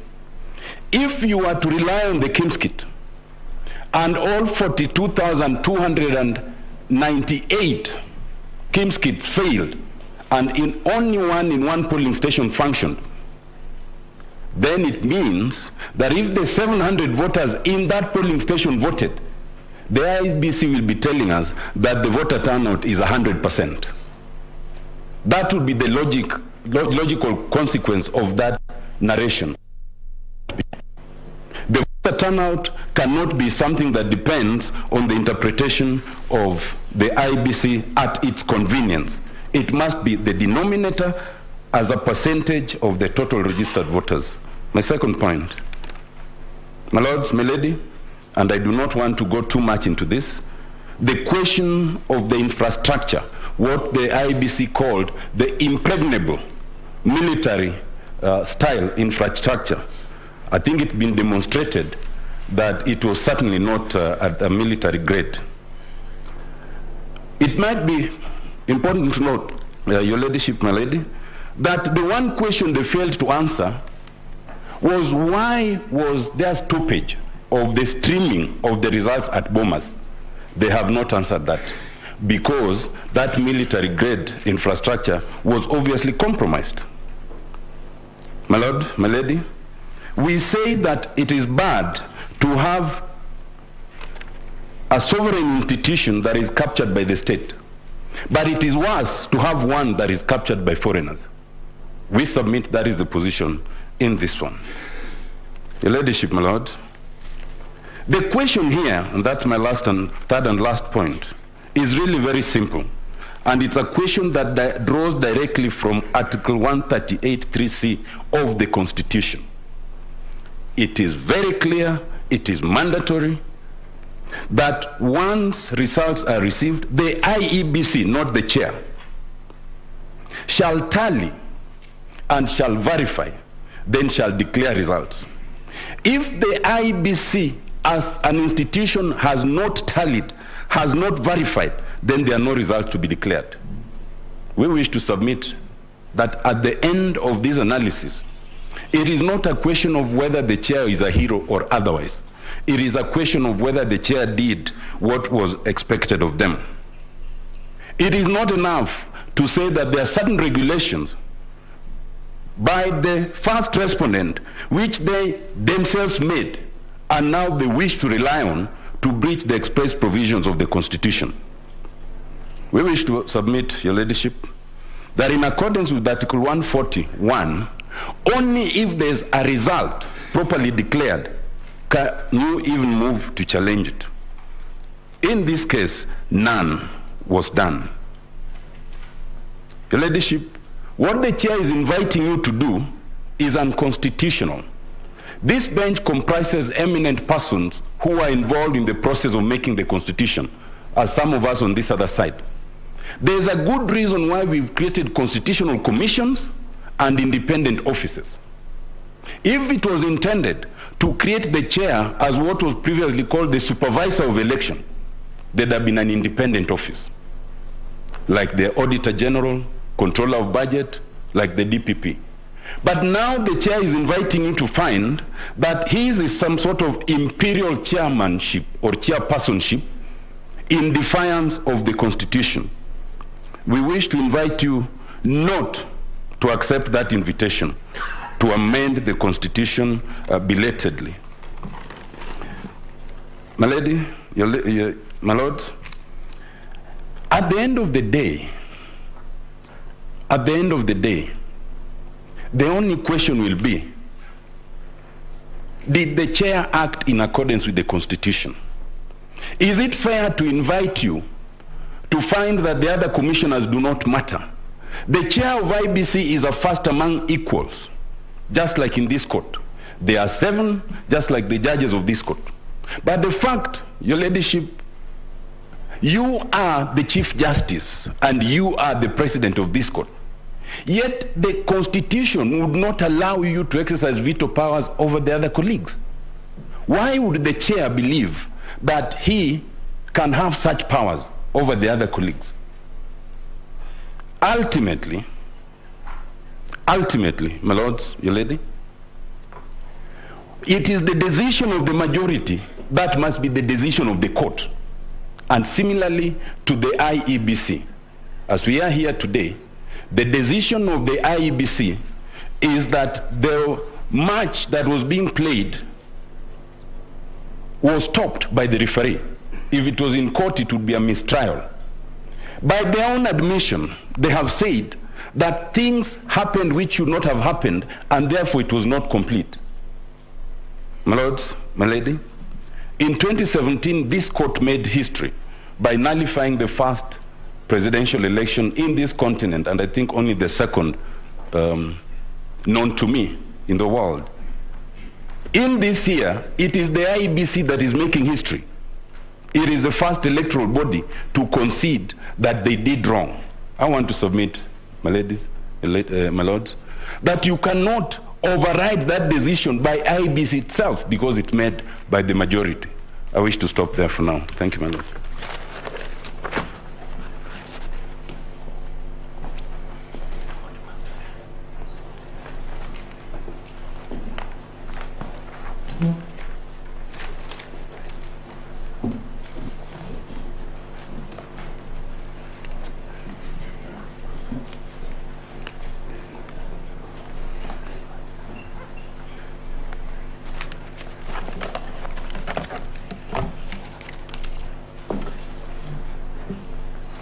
My Lady Chief Justice, members of the court,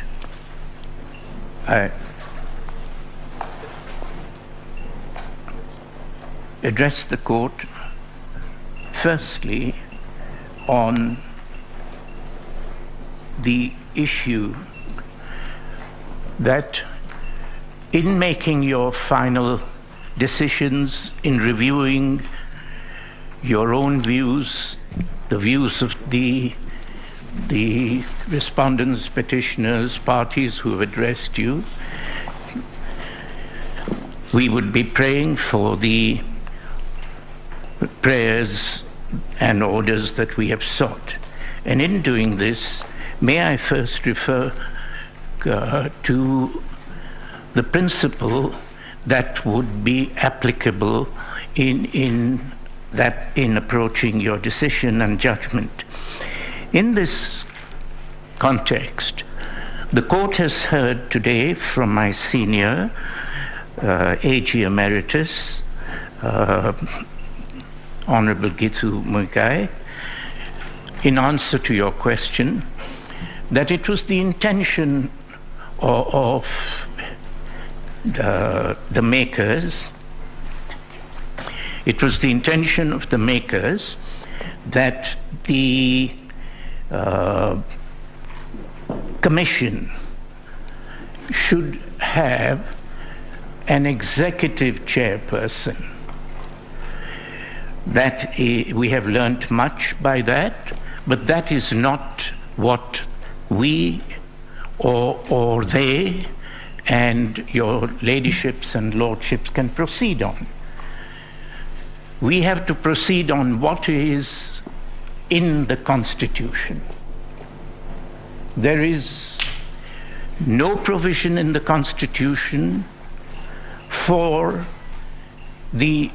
even if that were the intention, there is no intention shown to override any of the other commissioners or their views or their actions, or to change the Constitution's clear provisions of Article 138(3)(c). The tallying has to be done by the IEBC. The verification has to be done by the IEBC. The declaration decision has to be made by the IEBC. And where there is a specific step to be taken in an executive fashion by the chairman, it's provided by 138(10).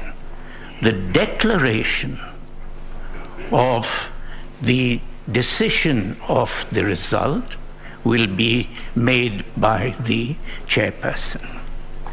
Secondly, it is an important consideration. When yesterday the question arose of the two aspects. One, that although there was a further day still in hand, the chairperson rushed to judgment without the 27 constituency results because of the doctrine of necessity, said Counsel Professor Kindiki in justification of this. The doctrine of necessity was not necessary at all. There was no crisis at that moment. They were, he has indicated, in great danger of their lives. But 20 minutes later, they were shaking hands with his client, and his client was shaking hands with a very able-bodied chairperson. Nobody left that hall in the imminent expectation of watching carnage and bodies lying all over the floor. No one. There were church people, 2 rows of church people. There were, and I am grateful to them, the choirs who had kept us not entertained only, but inspired through those hours and hours. There was no imminent danger. This continuous, they could not resist the temptation of showing a still photograph in order to show that there was a necessity. No, there was not. And it is very important to realize that we do not use these exaggerated criteria in order to come to a justification of plain wrong. Is it the issue is, was the Constitution being followed or not? And that is where the concentration has been lacking from the respondents. An important aspect of this, of bringing forward the doctrine of necessity, is that it is a very dangerous legal justification. It shows the need to bypass the constitutional justifications and arrive at a subjective, convenient, and self-serving justification. And it is dangerous because it has been used before by lawyers as eminent as Professor Kindiki. It has been used in Rhodesia after the UDI, Unilateral Declaration of Independence, to hang freedom fighters who were resisting the Universal Declaration of Independence. And the doctrine of necessity goes one step forward to say that if power has been usurped, taken, otherwise than in compliance with the Constitution, the courts should still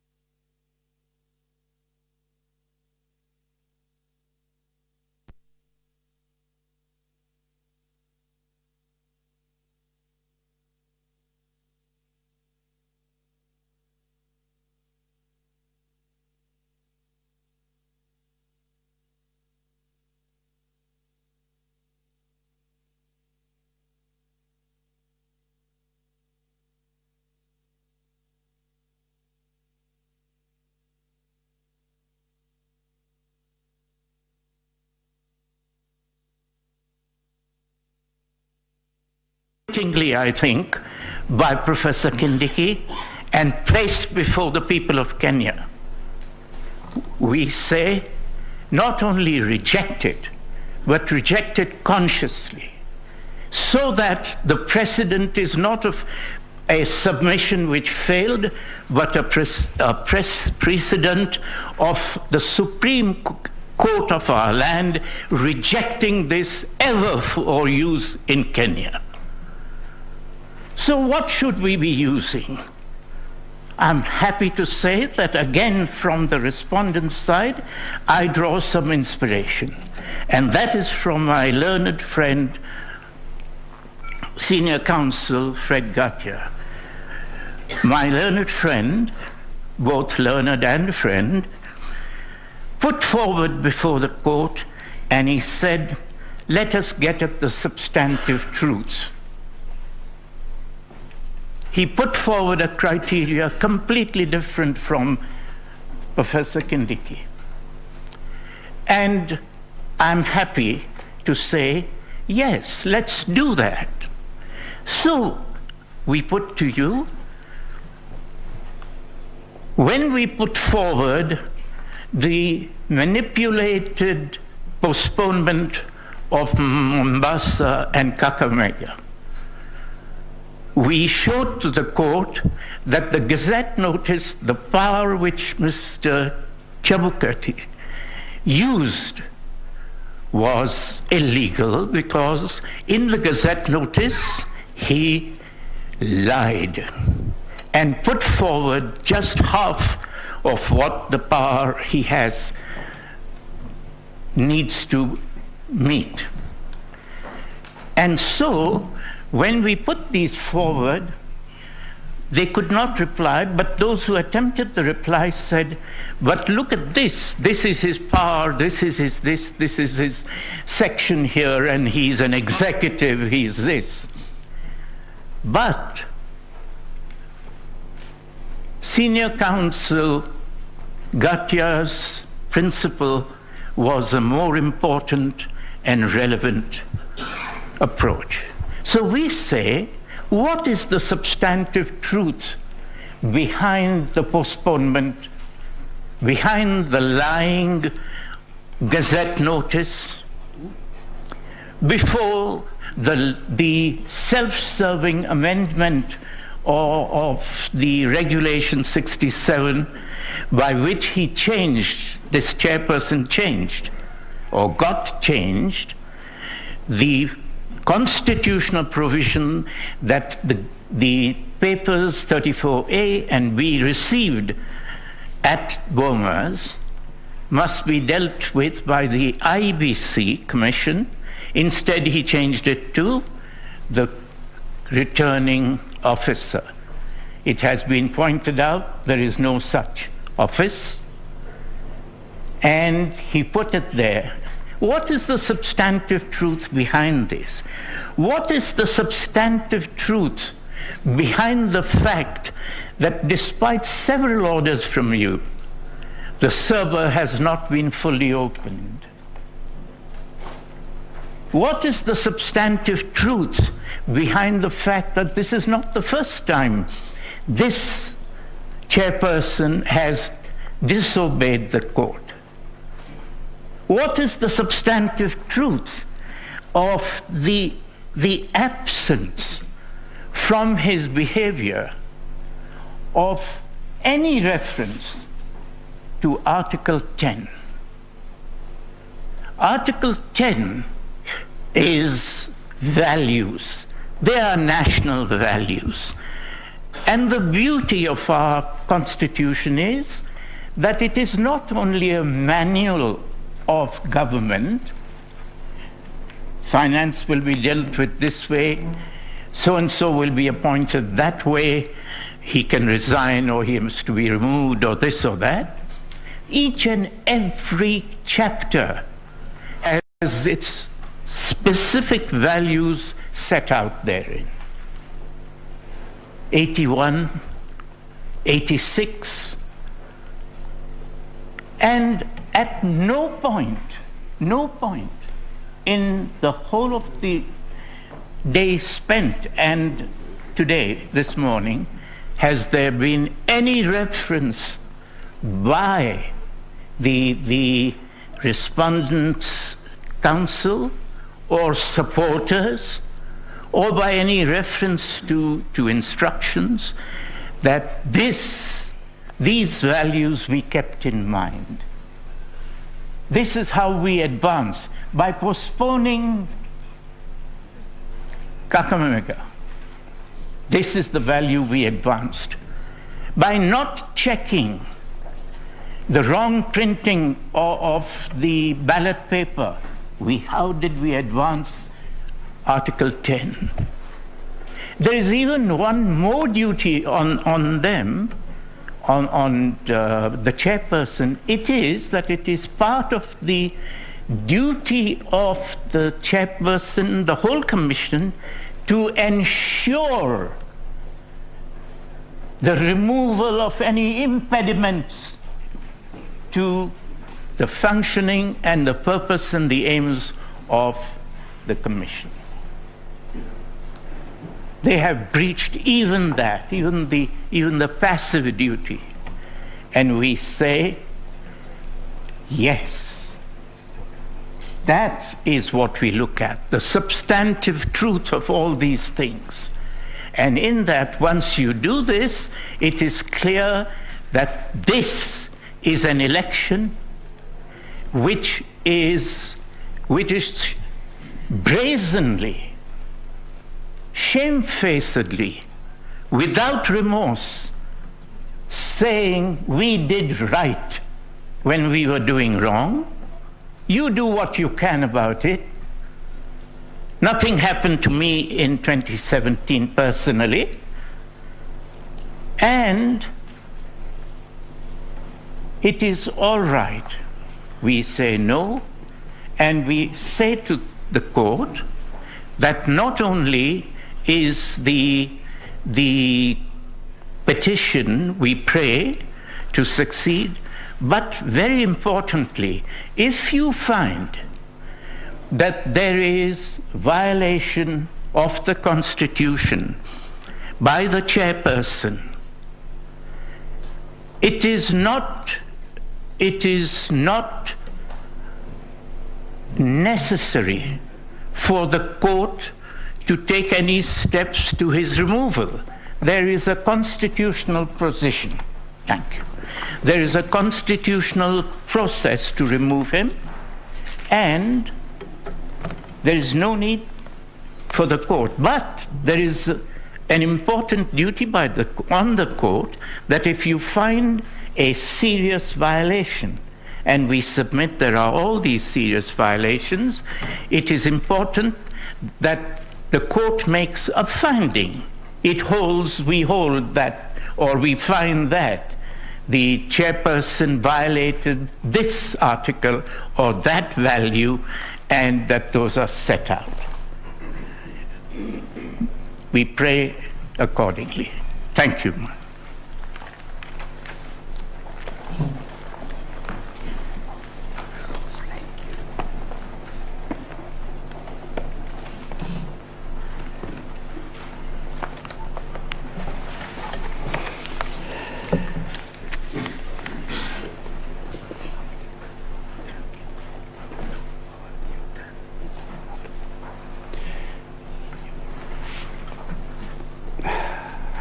Having just come in, good morning, your ladyships and my lords. I'll take as short as possible. In order not to repeat, I will be very brief. Arising from the questions asked by the court, I'd just like to put it on record that and of course, in particular, the very rapid submissions of my learned colleague, Mr. Mahat. Sometimes you miss exactly what he's saying, but I picked out that he did not at all mention how the system for the KIMS kit was converted to the provision of PDF. The tender document, and we have provided evidence of it, did provide that the KIMS-KIT would transmit a compressed color photograph image using a compression technique that is in compliance with JPEG. That requirement was never changed unless it was changed quietly, fraudulently, and with the sole intention of rigging the just concluded presidential election. My learned friend again, Mr. Mahat, challenged everybody that if there was a program that could convert a PDF document or could edit a PDF document, they would buy it. They would buy it. I suppose he meant the IEBC. I, at that point, did ask whether he's an employee of the IEBC, but I was assured he was not. I would like to state for the record that the software for editing a PDF document is available free of charge and can be downloaded by him or the IEBC. And we would request that millions of public money not be used to do this. But the programs that exist for editing a PDF document include Adobe Acrobat DC, Foxit PDF Editor, PDF Filler by AirSlate, PDF Element, Small PDF, Nitro PDF Productivity, Fine Reader PDF for Windows and Mac, Adobe PDF Pack. And I would also invite the court perhaps to try any one of them out. Staging, I just want to add that staging is admitted even by IEBC. So it's not, does not lie in the mouth of counsel belatedly briefed to deny that there was such a facility. Mr. Maina Washira Nyaga, paragraph 2 of his affidavit, sworn and filed on 29th August 2022, confirms there was a middleware in the results transmission system. And this is also confirmed by one of our IT experts, Mr. Benson Wesonga, that there was indeed an attack from the position of middle man in the middle.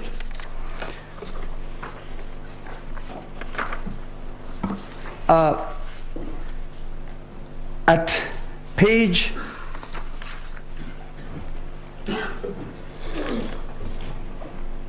the evidence we produced of the data analysis by George Njoroge in his affidavit sworn on 28th August 2022 and filed on the same day, pages 68-73 of his report, Mr. Njoroge says that the results from the the results from the polling station was between the 9th and 14th of August tallied 137,000 times 137,847 times. On the 9th of August, 38,353. On the 10th, 35,000 times, 574. 11th, 16,291. 12th, 8,357. 13th August, 14,357. 4th August, 24,000 times, 897. This shows that numbers, the same numbers, were being brought back into the system from 34s, new 34s, otherwise, and trying to find the magic number that would give the first respondent the win. Finally, I would like to make a few comments on the just concluded exercise, the scrutiny exercise, and state that very shortly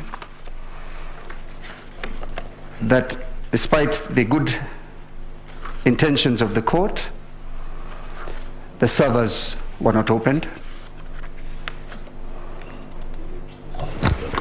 Unless, of course, there will be another opportunity for us to make a few comments. They will? Or then? Stop any conversation about the report at this stage. Okay. We will allow you time to deal with the report. Okay. I want to say that the evidence that has been presented by the petitioners shows a well-orchestrated and fraudulent scheme that was executed with military precision. Let me agree with my learned friend, Mr. Mahat, on the use of the word military.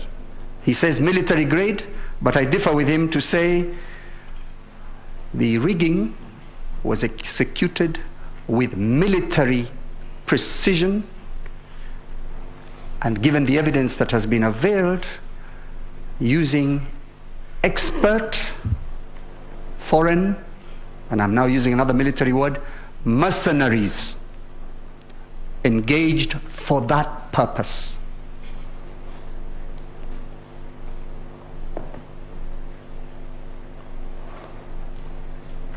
I am not surprised that none of those gentlemen I am referring to as mercenaries have not sworn an affidavit. People like that disappear and leave the country to its own devices. By the grace of God, we have remained peaceful, and I pray that we continue to do so. And finally, I will yield the floor to my learned senior, Mr. James Ray.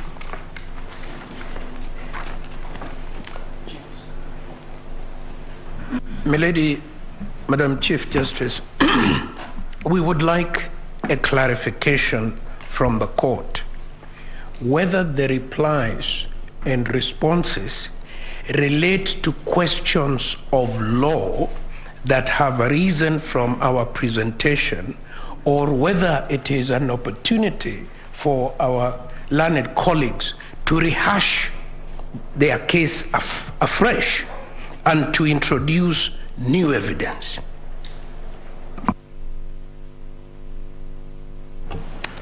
We know what constitutes a rejoinder. It's a response to issues of law arising from the respondent's response. So just to remind Council, it was about responding to matters of law.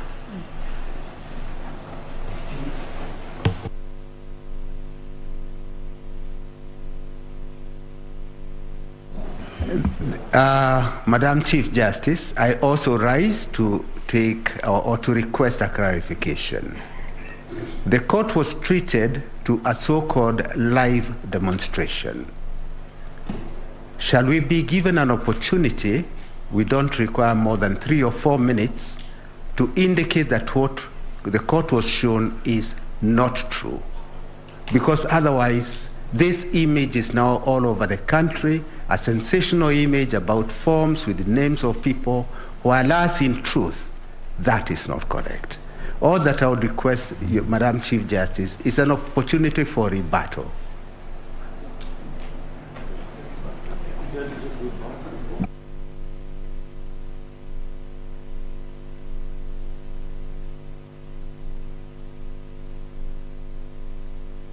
On the basis that that is new evidence, it was never played, those are not polling stations in the petition, it's totally new. It will be unfair for us to walk away without being given an opportunity to defend ourselves.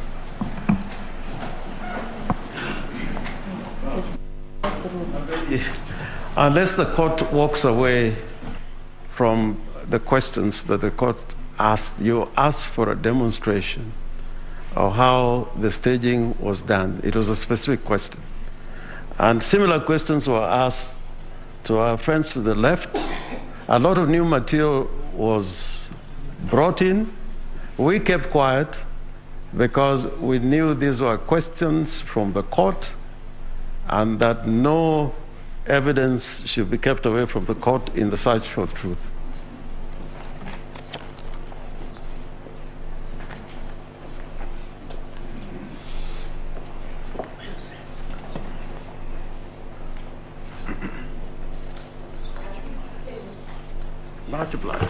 What we are doing, and then at the end of it, we'll consider, because we are also checking whether that is new evidence.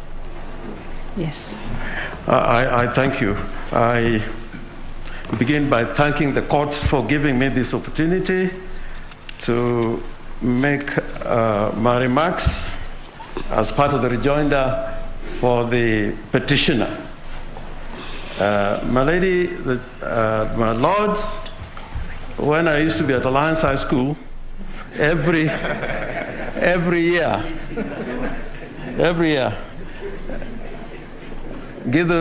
Professor Githu is very happy about me mentioning his school. When I used to be at Alliance High School, every year I took part in a school play. Most of the time they were Shakespearean plays. Macbeth, Julius Caesar, Much Ado About Nothing.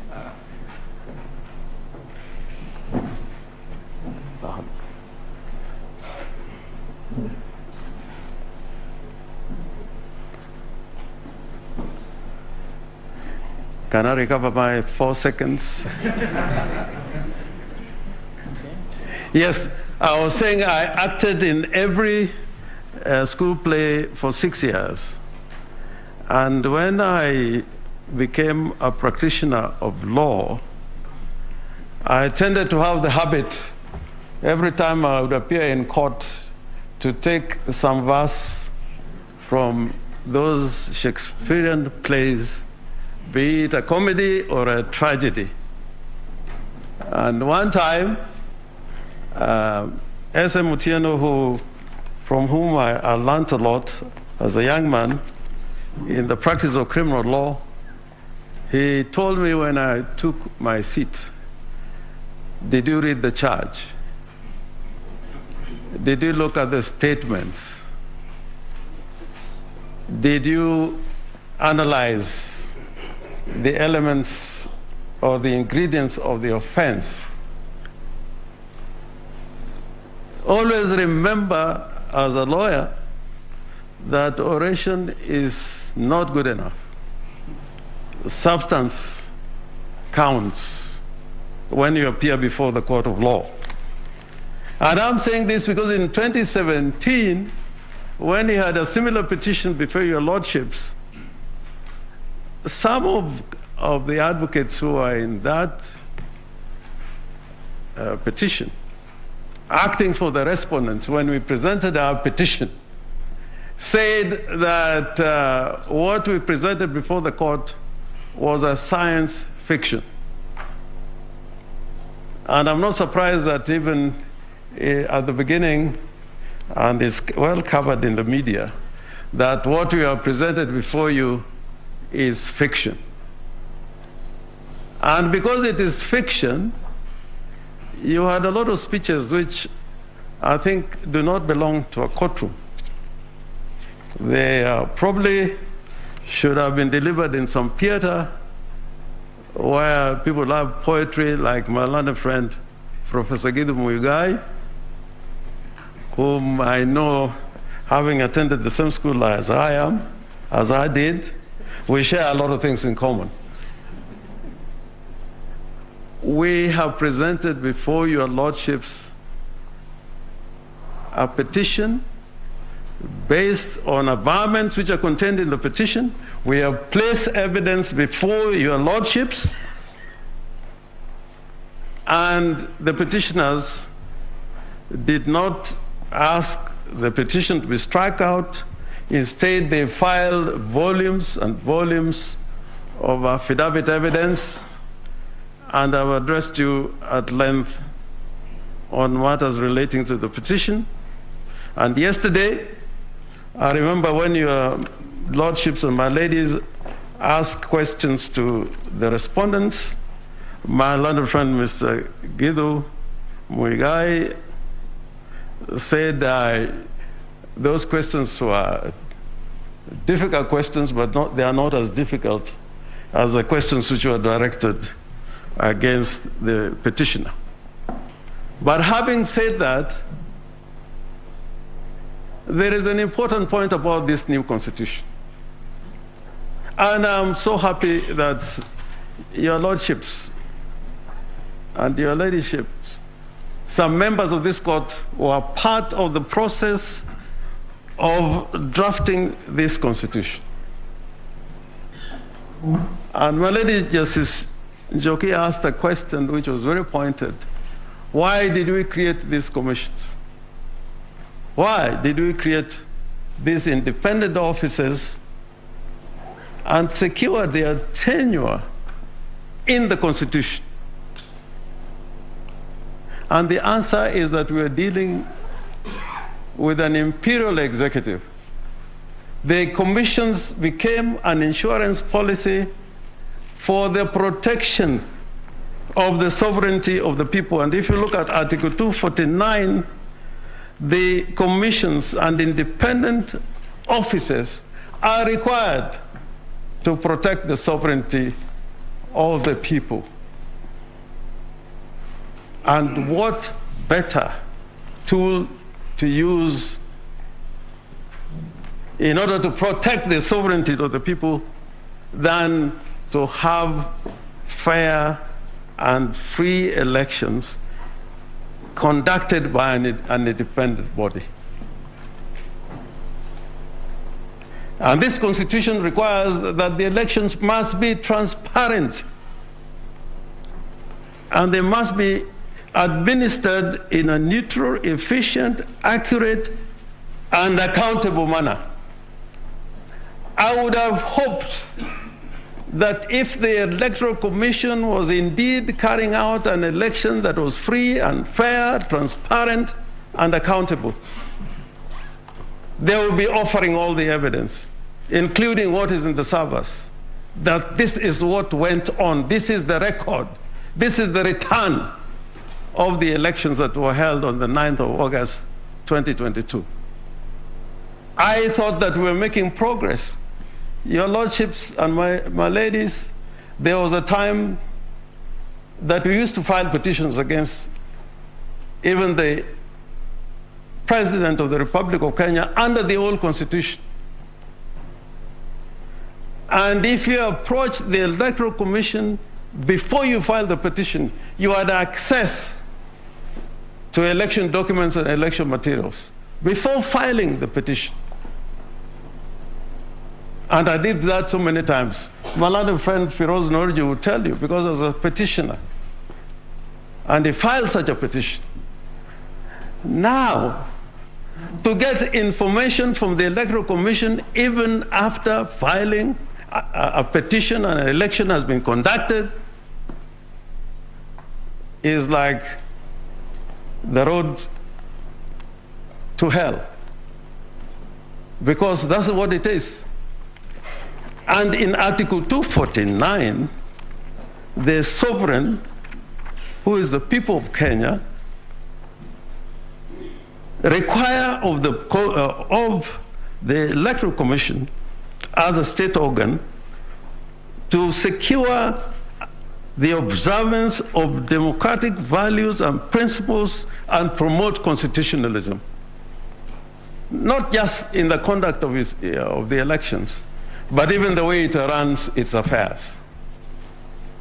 They cannot pretend that they are conducting elections and valuing and securing the principles of democracy as contained in Article 10 of the Constitution, and yet within the body itself, they don't value these principles that are not discretionary. They are, every state organ, every person is required to act in accordance with Article 10. What does the chairperson of the Electoral Commission do in the circumstances, not only of this case, but even in previous occasions? In the Electoral Commission, instead of having a commission of 7 commissioners, and you have seen the factionalism here, you have a triumvirate, you have a trioca that is moving together all the time with the secretary of the commission. This is not what the Constitution desired or contemplated. If you look at Article 88 of the Constitution, the mandate of the Commission in relation to the supervision of elections and referenda, at the end of that article, 88, and I think this is important. Sub-article 5, the Commission shall exercise the powers and perform its function in accordance with this Constitution and national legislation. So that where the chairperson comes before you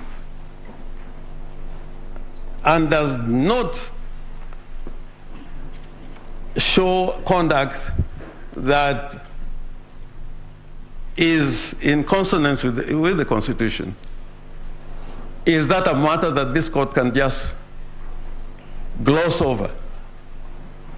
When the Constitution says in Article 2 that this Constitution is the supreme law of the Republic and binds all persons and all state organs, and no person may claim or exercise state authority except as authorized under this Constitution.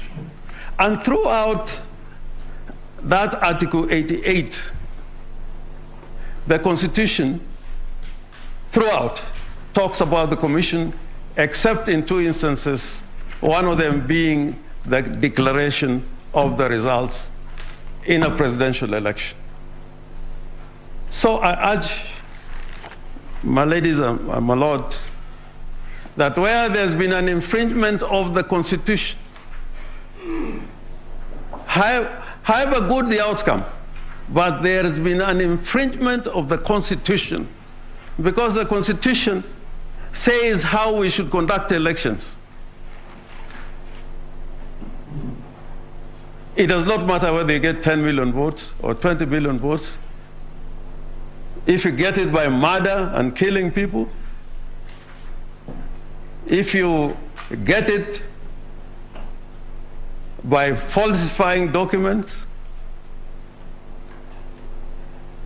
however the numbers you end up getting in an election, that would not be the kind of election contemplated under Article 81 of the Constitution.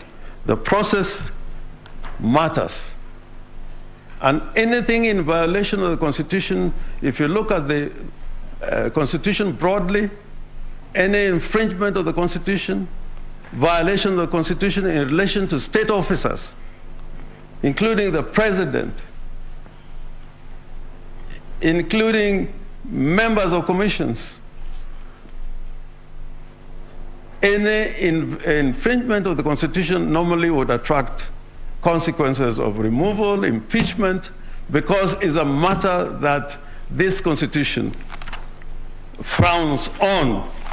And that's why I always appreciate the fact that this Constitution requires of citizens, every person has an obligation to respect, uphold, and defend this Constitution. This petition is in defense of the Constitution. Is in defense of the Constitution because there's an election that has taken place that is putting somebody in office, or is attempting to put somebody in office without meeting the requirements of the Constitution, not only in terms of, not only quantitatively in terms of votes, but also in terms of what the Constitution requires the conduct of elections to be like. And my learned senior, Mr. Firoz Neroji, referred to a football match. These days, football has many rules, and they keep on improving. However many goals you score, if it is from an offside position, whether you are Messi or Ronaldo, it will not count. It will not count. So I urge the court, and I am an optimist. I think we are doing very well in this republic. I think we have come from very far. And as one who has practiced in these courts when things were extremely difficult, I know we are making progress, a lot of progress. There were times to file a petition like this was not easy. And if you file it, serving that petition will be very difficult. And that is not just because of legislation and a new constitution.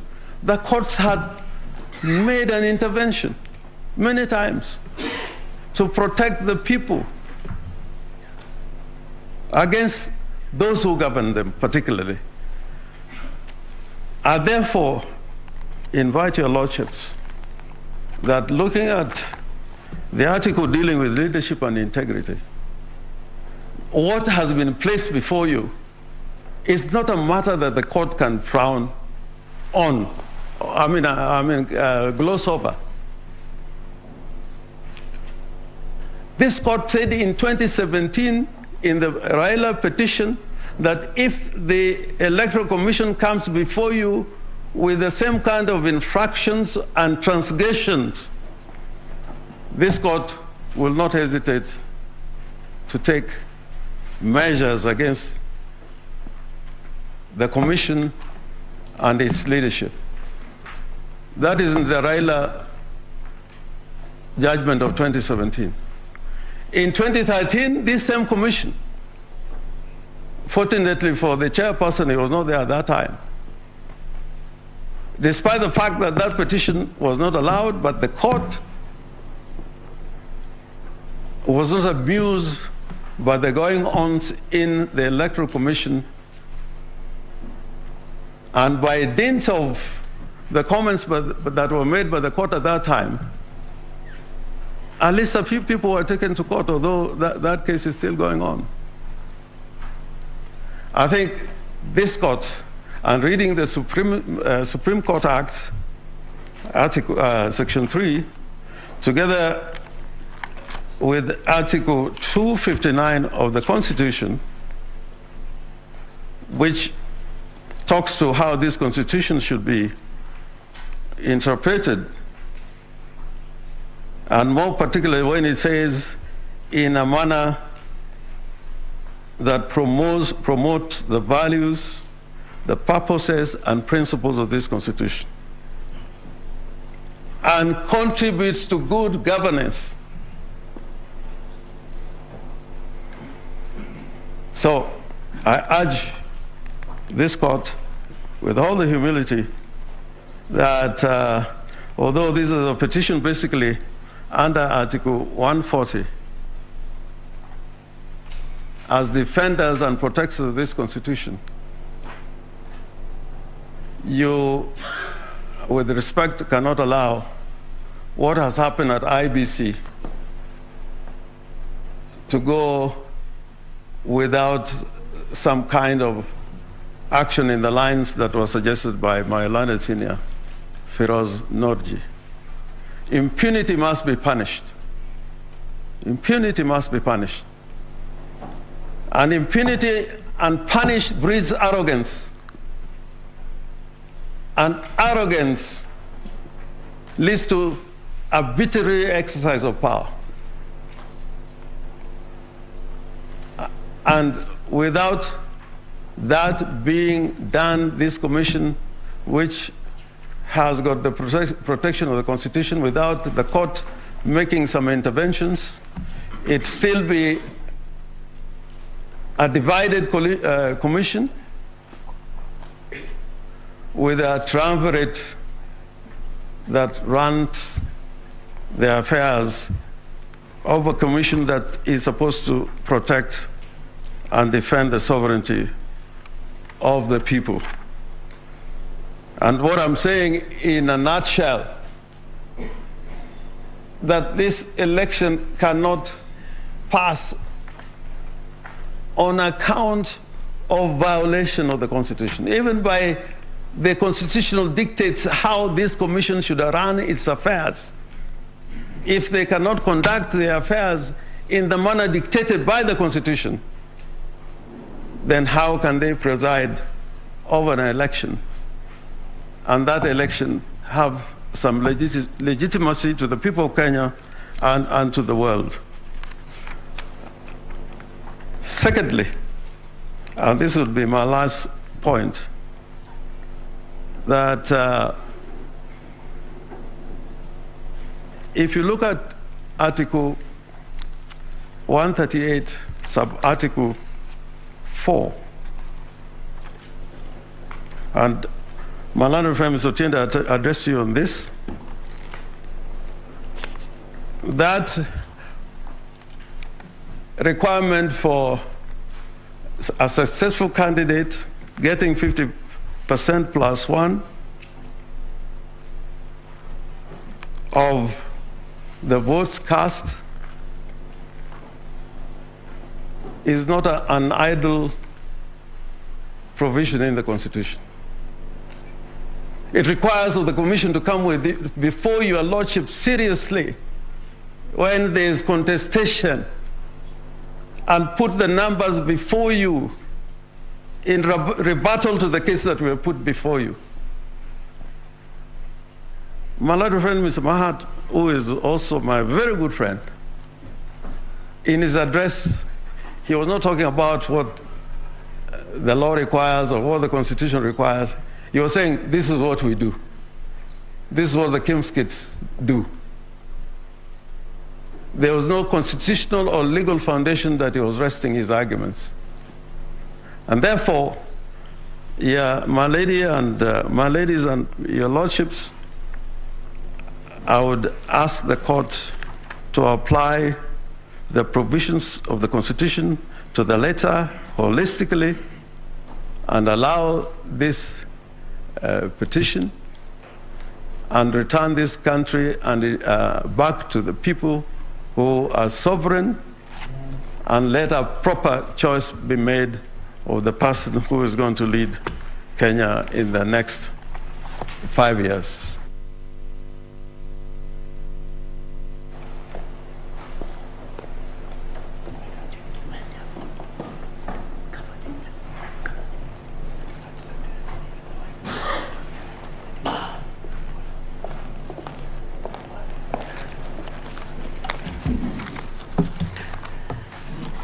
Your Ladyship, Madam Chief Justice, Your Ladyship, Madam Deputy Chief Justice, Your Ladyship, and my Lords of the Supreme Court.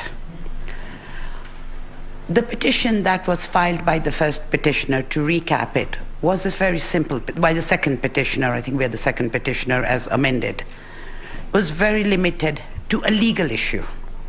It was, what was the position vis-a-vis the election and the role of the commissioners? Now, yesterday, and I think Justice Lenola said something about tweeting and stigmatizing, but in a nice way. When this petitioner came, and I had said it in my opening address, and yesterday Mr. Ngatia said, senior counsel said something very, very, I mean, it's our country. He said, this is one country that even the humble can go to the top. But there was a caveat that seems to have been missed out.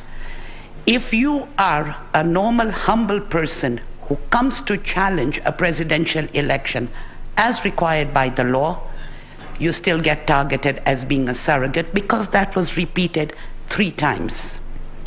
So there seems to be caveats in these things that we don't seem to know about.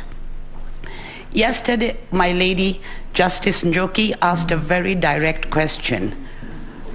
What is the role of these 6 commissioners and the chairman? Because we seem to be getting in a very empirical chairman. This morning, we got absolutely no idea, except the court was taken to section 11A and B of the IEBC Act. We were told nothing more.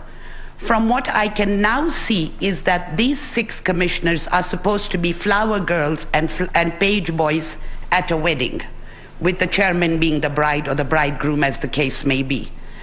That surely was not the intention of the Constitution. It appears that that's because I was actually waiting for that answer just as much as your lordship and lordships and ladyship there was nothing given. Please go to 11A. That's all you were told. We have an umpire, and I'll use it in the cricket term because in football it's called referee. but here in the cricketing terms, it's called an umpire. It is supposed to be an independent umpire. But I heard some very, I was a bit surprised yesterday when I heard words like shock and awe tactics. And surprisingly, the shock and awe tactics actually came out in one of the protagonists, the ones, you know, the protagonists of We've Won, and that was in one of the affidavits. And these are the direct words that an umpire is using. So how is this umpire as independent as they are claiming to be? That is my, that is my client's case, that we need an independent body. The second one, we were told by the umpire, get over it, quote, unquote. We were told by one of the protagonists, move on. If there has been a breach of a constitutional, and as it has been our submission, Article 138, 3C, if there is a breach, do we just move on? That's what we are being told. Forget the transgressions that anybody is doing. Justice Lenola, in the opening day after the petitioners had made some submissions, asked a question which I didn't see anybody answering. He asked a question regarding Regulation 87.3, where he had stated that if it should be struck down, but it's already been done. So, that was the regulation which was in place. If your lordships and your ladyships will look at my submissions, my original submissions we had filed, and we specifically addressed that issue. What is a nullity is a nullity, and I believe it is in the McFoy case, it's an English authority, that we have quoted in our original submissions. So I hope, Justice Lenola, it answers your question. Thank you. Because I think nobody here actually took those questions seriously. They didn't answer them. And I don't mean to be disrespectful or being facetious at all. As far as from what I can see is that this, by the law, by Article 138 3C, it says commission. We were told commission, but it doesn't say commissioners. That was a distinction being made yesterday. It says commissioners, doesn't say commissioners, but commission. With due respect, all those commissioners are appointed, well, not at the same time, but go through the same rigorous process. Does it mean all animals are equal, but some are more equal than others, which means the chairman is more equal than anybody else? These, like I've said, and I repeat again, are just flower girls and page boys. That surely cannot be the intention, could not have been the intention of people who drafted this constitution. We go back to where we started from, and I've said that in my original submissions. Where did we come from? We need to know where we came from. One-man show? Surely that cannot be the issue. The other issue that the Chief Justice asked yesterday, why was it not declared to everybody? And that's where my client, that there were all these problems, these commissioners had walked out, the transparency, accuracy. Nobody has given us that answer as we sat through this today. You specifically asked, Madam Chief Justice, why was it not declared that there were these problems, 27 constituencies? Nothing. We couldn't do it because there was a problem. I don't want to go into Maina Kiai case, but you were quoted paragraph 287 of the Supreme Court, which I called RILA, which was RILA 1 or 2.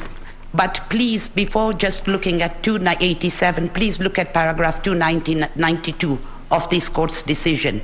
I don't want to repeat it, but this court specifically said, it is in my original submissions, we fault the appellant, who was the IEBC, and the chairman, who was the current chairman, for there being no verification by the commission. We've been told we've misread the section because it's polling stations. With due respect, if it was going to be only polling stations, why send it to the National Tallying Center? It is for the public to know there were mistakes here, there were no mistakes, whatever else there was. A question was asked by the court yesterday. Why did the running tallying stop? Nobody's given us an answer. All the difficult questions that we were to get answers for, to which my client, as a voter, and as Wanjiku, I keep on saying, we have not received any answers whatsoever. No affidavits. In fact, the sad part is, despite this whole matter being consolidated, we were considered the surrogates. Nobody sent us any papers to sign. I have two requests from this court, as I have said, and this was what I was thinking of last night before I went to bed. Where it is established that a state officer is subverting the Constitution and the rule of law, the court's hands are not shackled by procedural niceties. This is the beauty of this Wanjiku Constitution that we have. It's transformative, and some people say it's a very overused word, but in these circumstances it's ideal and can bite when occasion demands. The toothless bulldog is long dead and buried. Please, Madam Chief Justice and honorable judges of this court, bite and bite for the glory of this court.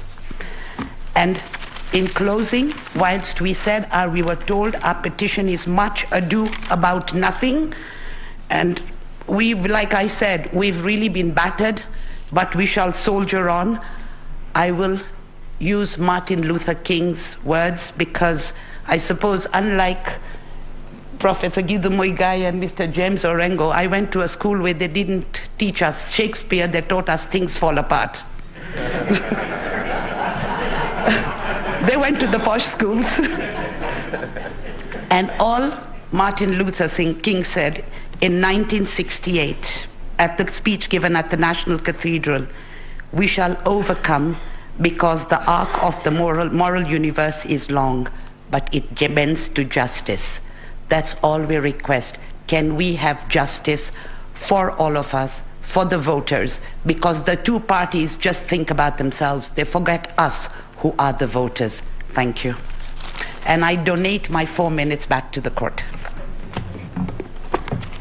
Thank you. We will have the third petitioner, Youth Advocacy Africa, and Peter Kireka.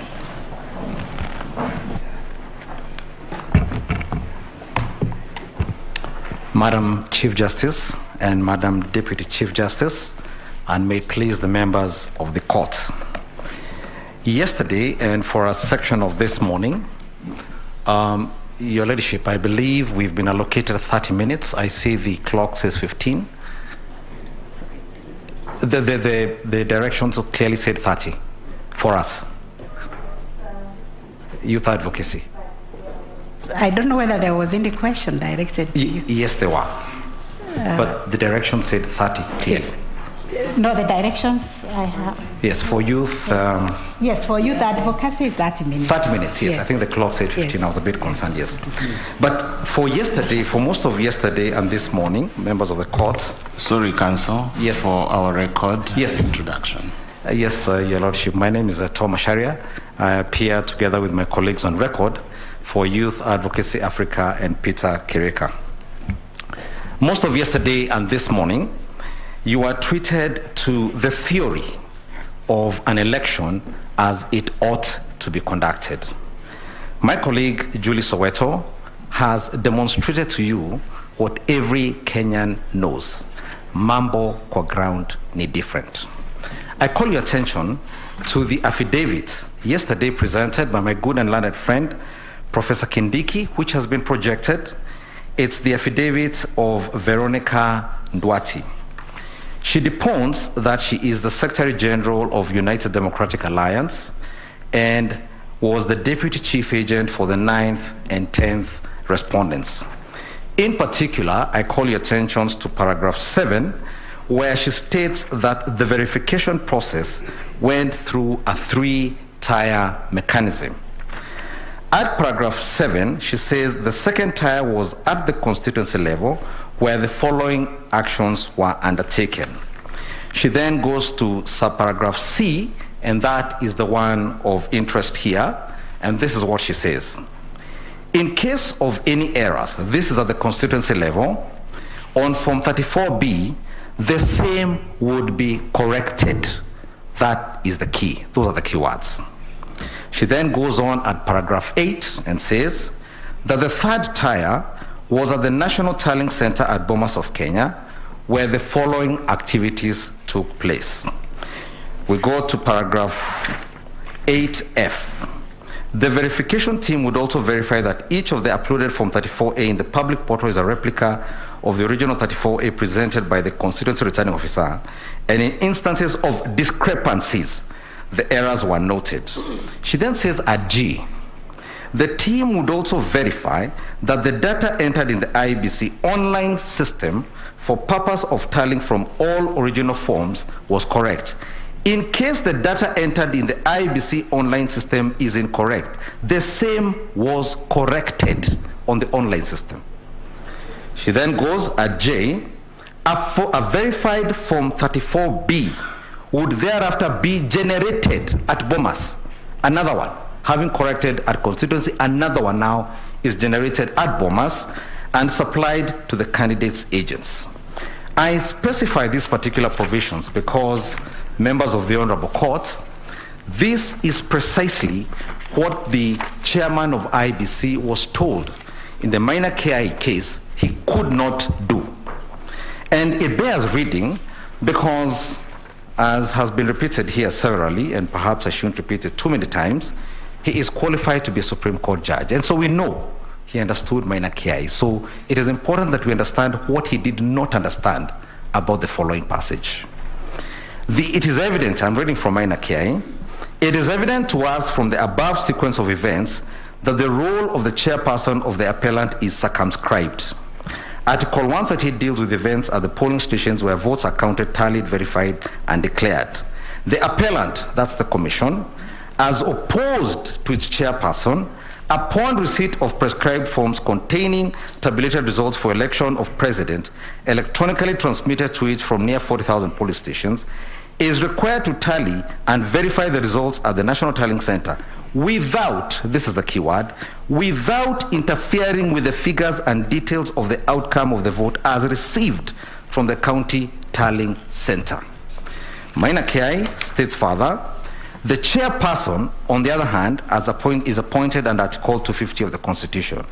The chairperson cannot be and is not the commission.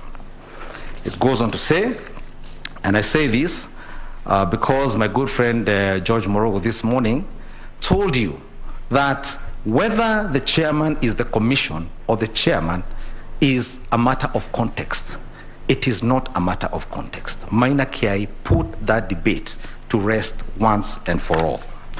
And finally, to suggest that there is some law that empowers the chairperson of the appellant as an individual to alone correct, then that's the word, correct, vary, confirm, alter, modify, or adjust the results electronically transmitted to the National Tallying Center from the constituency tallying centers is to donate an illegitimate power.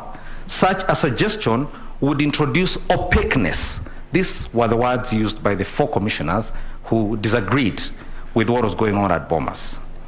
Opaqueness and arbitrariness to the electoral process, the very mischief the Constitution seeks to remedy. I don't know how much clearer it can get that what the chairman of the commission did was the very opposite of what the Constitution required him to do. Now, minor KI was itself based on several decisions of this court.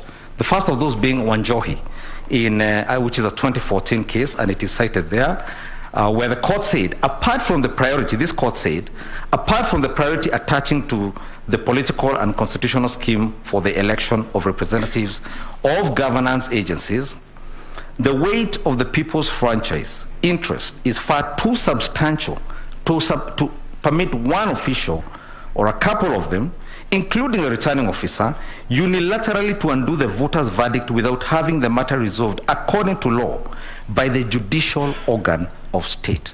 The only organ under our constitutional framework permitted to correct at any level let alone any of the three levels that the chairman of the commission undertook, is this court. It is manifest to this court that an error regarding the elector's final choice, if indeed there is one, raises vital issues of justice such as can only be resolved before the courts of law. We reiterate as we conclude that there is no doubt from the architecture of the laws we have considered that the people of Kenya did not intend to vest or concentrate such sweeping and boundless powers in one individual, the chairman of the appellants. Now, as we stated, the chairman is an eminent lawyer, qualified to be a Supreme Court judge. It is extremely unlikely he did not understand what Maina Kiai had told him. And the only reason he would then have proceeded in the manner that Veronica Nduati tells us is that, to use another Kenyan phrase, mtadu, what are you going to do about it? That is the only reason one can find for what he did. Yesterday, the commission came and told you that the system was accessed thousands of times by officers at the Bomas. And so clearly, you had returning officers, specific special returning officers, assigned to changing forms on the portal, as has been demonstrated this morning. In our submission, the alterations made to this system, to the forms, these so-called corrections that were done at three levels, so alterated and contaminated the outcome of the election that it is now incurably defective and incapable of being rescued. Now, we were challenged to demonstrate from their own forms what the problem was with the forms. Now, time doesn't permit me to take you directly to those affidavits, but the commission has filed an affidavit through the firm of Iseme Kamau and Maema in our petition, the affidavit of Esther Wanjiko Wanjohi. She attaches 14 forms. That's about a quarter or 30% of the forms that you asked to be taken through the scrutiny. Of those 14 forms, 8, representing 57% of the forms, 8 have irregularities, have gaps, have problems, including the fact that when you read them with a QR code, the serial number that shows up is for a different polling station. The problems are correction problems, tallying problems on those forms submitted by the commissioners themselves, by the commission itself. You have an affidavit submitted again by the commission, the affidavit of Nzika Mwololo. Same problems. He has 2 forms. 50% of them, which is 1 form, has an incorrect addition where the rejected votes have been added as part of the total.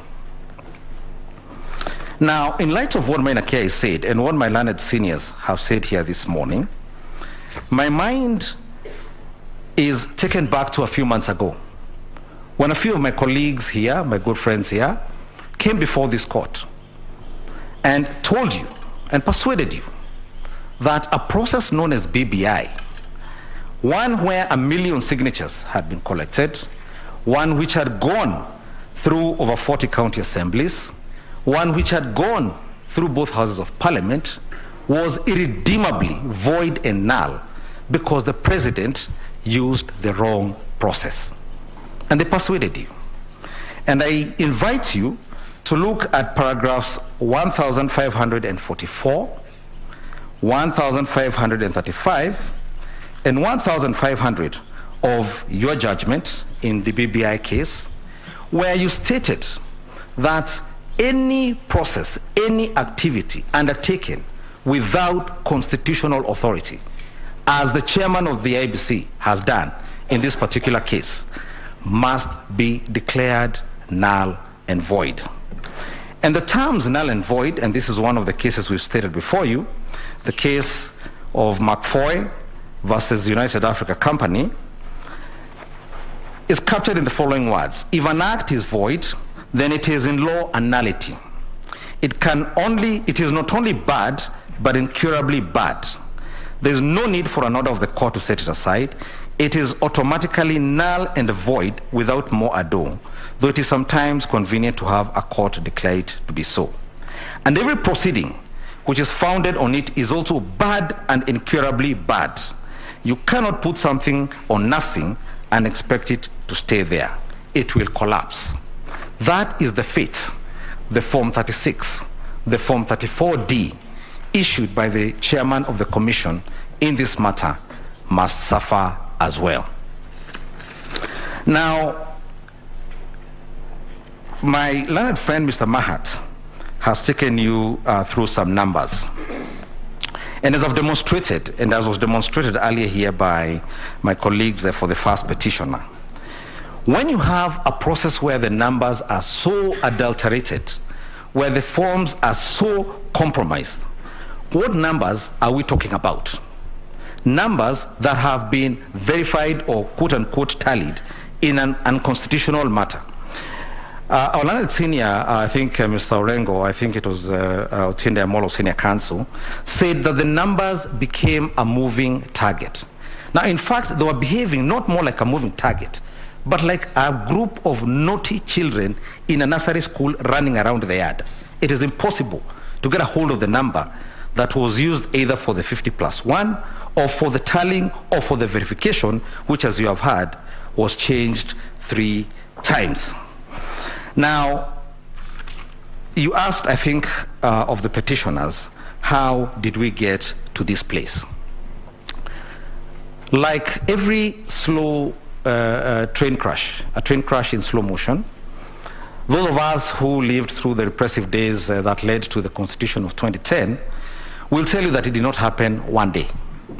My good friend Mr. Morogo has told you that the Gazette notice by which the chairman appointed himself as the presidential returning officer.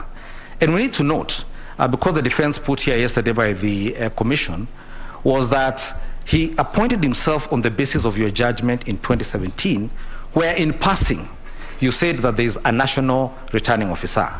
Now this year, he has upgraded. He upgraded himself to presidential returning officer. Now you've been told that Gazette notice means nothing.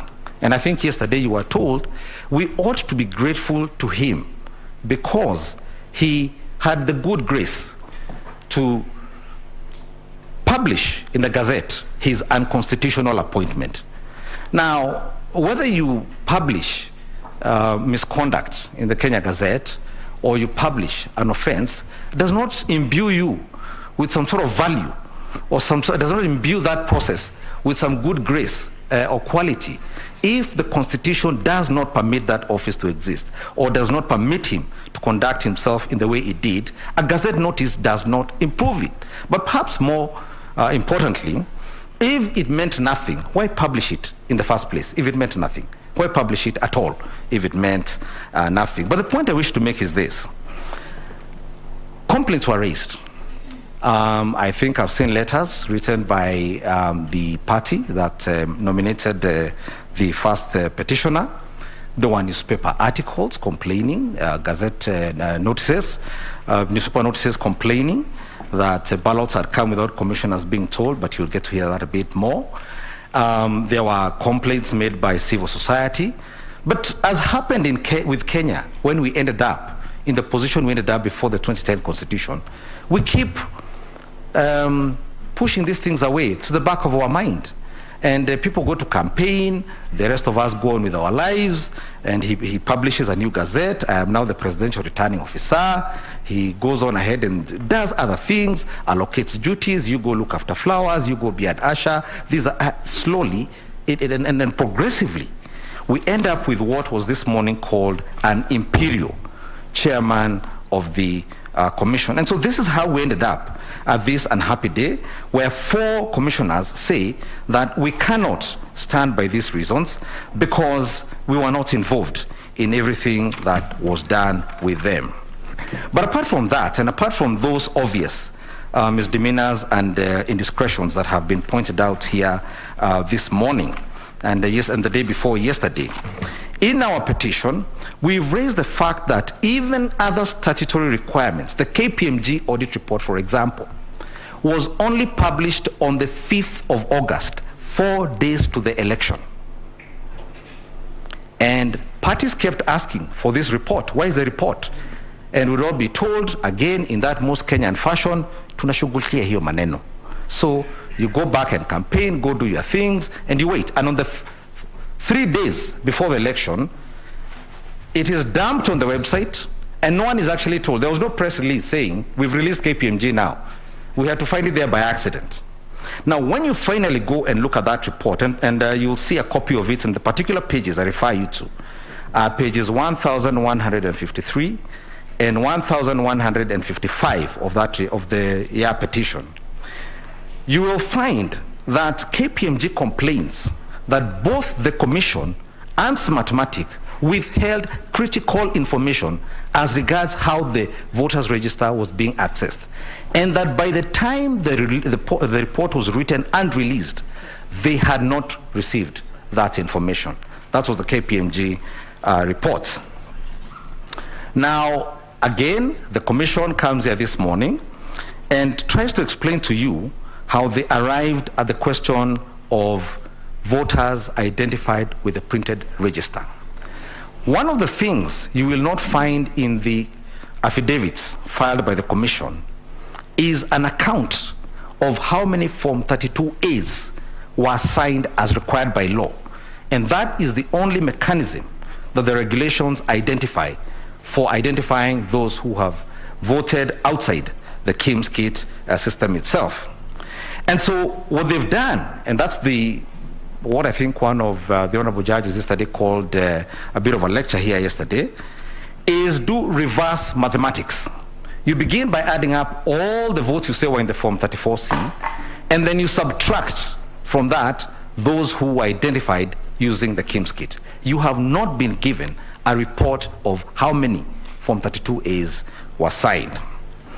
In addition to that is the tortured question of Regulation 69, Sub-Regulation 1A. And I've not had anything said about that here.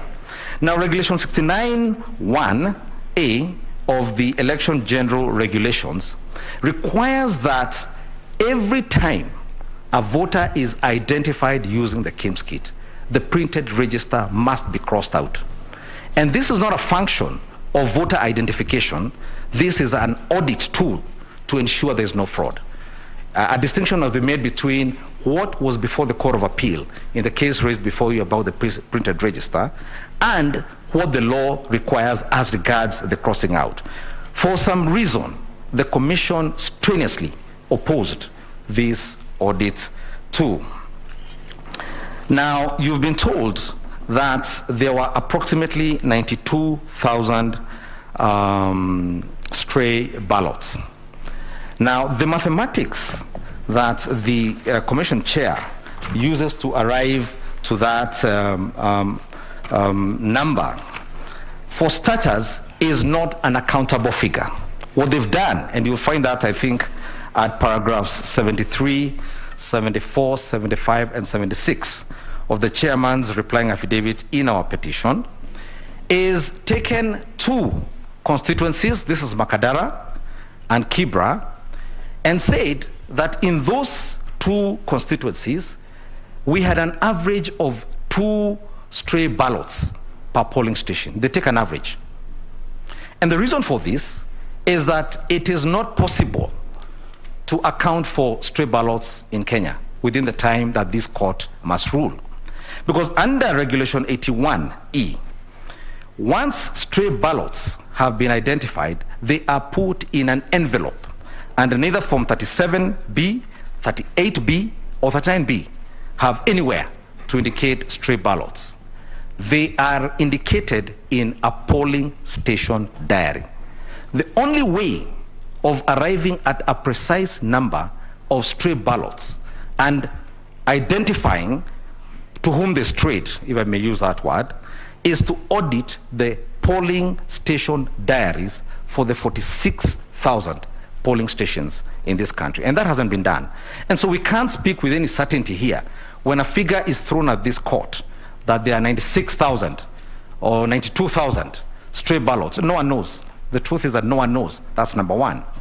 The second thing is that in arriving at these mathematics, the chair of the commission says that in six polling stations in Starehe and Mathare, the officer locked up the forms in the ballot box. And he then says that in the 6, we cannot account now for 4,200 ballots. Now 4,200 divided by 6 is 700. What he's saying is that in those 6 polling stations, there was a 100% turnout. You will see that at paragraph 74, 75, 76 of his replying affidavit. Now, when you go to the forms on the portal, as we've been asked to do, the turnout is not 100%. And so that is a false averment in his affidavit. I think much has been said about the forms and the PDFs. I think I won't venture to say anything about that. I think I should also state, because it was part of our petition, that by the time we went to the election, and I think as of today, an audit report as required by the elections technology regulations has not been provided or done. It's not on their website, it's not been provided. The elections technology regulations under the Elections Act require an annual audit under Regulation 10 and 11. You will find in a response by the chairman to the first petitioner's party a letter where he says we could not do the audit because we did not have money. He has now annexed, in response to our petition, a certificate, a 2-page certificate, where they say we have 10 reports, but he doesn't attach those 10 reports. They are not on the website, and we have not been provided with them as of today. The purpose of that audit is that it might become impossible or unnecessary for us to spend time here discussing things called logs. And the only logs my grandmother knows are those she uses to warm herself. And yet she's the voter. We must, and I think we've submitted before you a case from the German Constitutional Court, which states that unless the public is able to, independent of an expert, audit the process used to conduct an election, then that election is not verifiable. That decision is before you with our digest of authorities. And it speaks to something a bit more nefarious, if I may use that word. We have just been told here today that we had foreigners who have accessed our IT systems. I can't pronounce their names on account of my county of origin. Now, and what has happened is that, and the submission I would make, is that the IEBC ceded control of the process of determining the sovereign will of the people of Kenya to a foreign entity that now says that that data is the intellectual property and cannot be shared with Kenyans.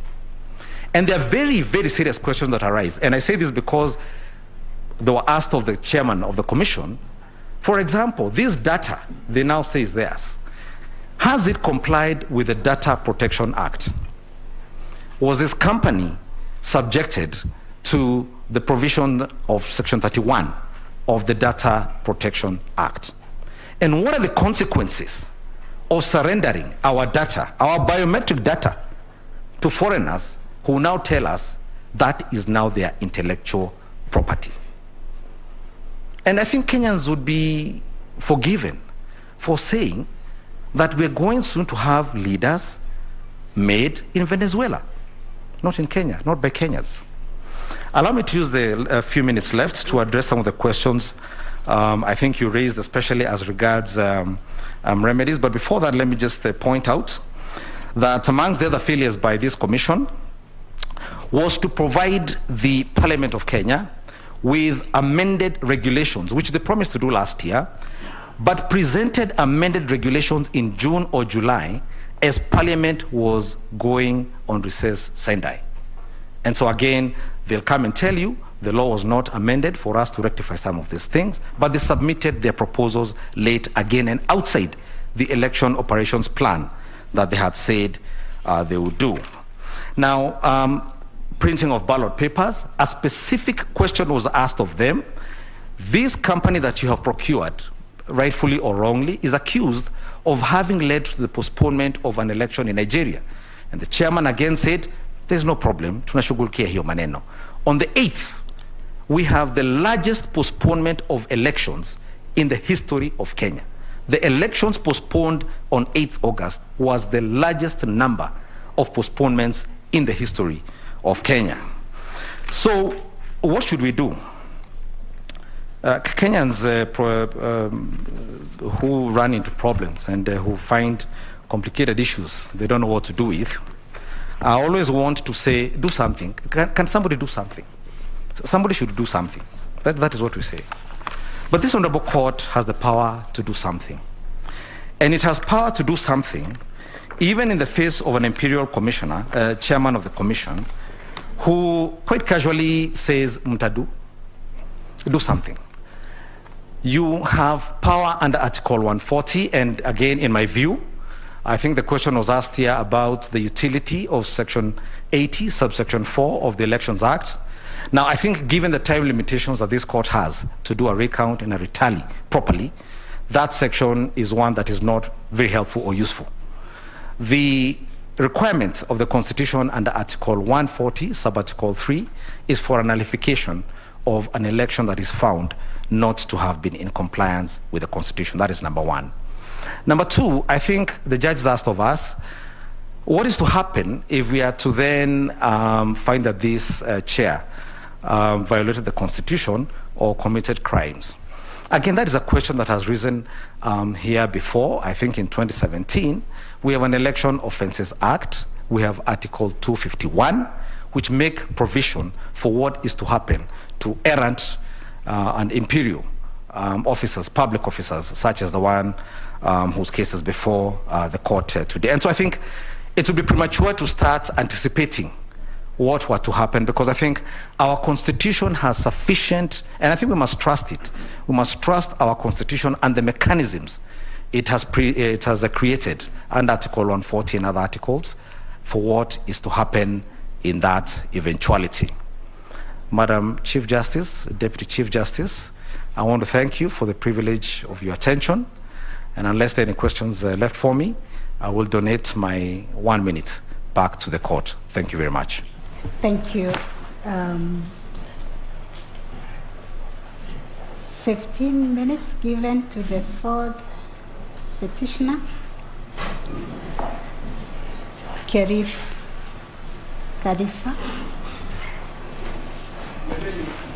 My Lady Chief Justice and the court, may I plead with the court once again that what we are listening to is not a reply. It is a rehash of the case afresh, and it is leaving us in a very vulnerable position because new issues are being raised, and we have had or may not have, unless you assure us, my lady, that we will have an opportunity to reply.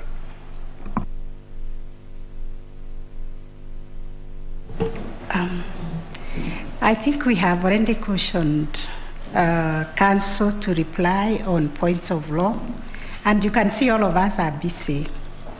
We know what are points of law in our reply, and we know what to ignore.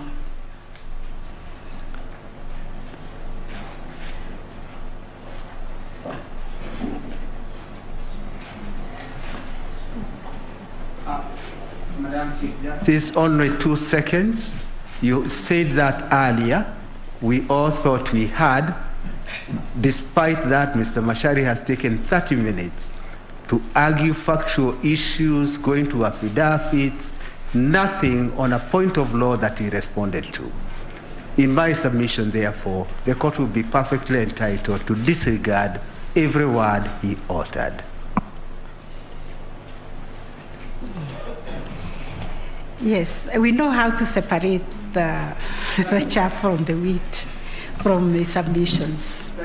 Yes. My lady, before I start my submission, so that my time doesn't run, I find myself in the position, I'm Willis Otieno for the fourth petitioner, in the unfortunate position that I'm one of the most mistreated petitioners in these proceedings by the first and second respondents.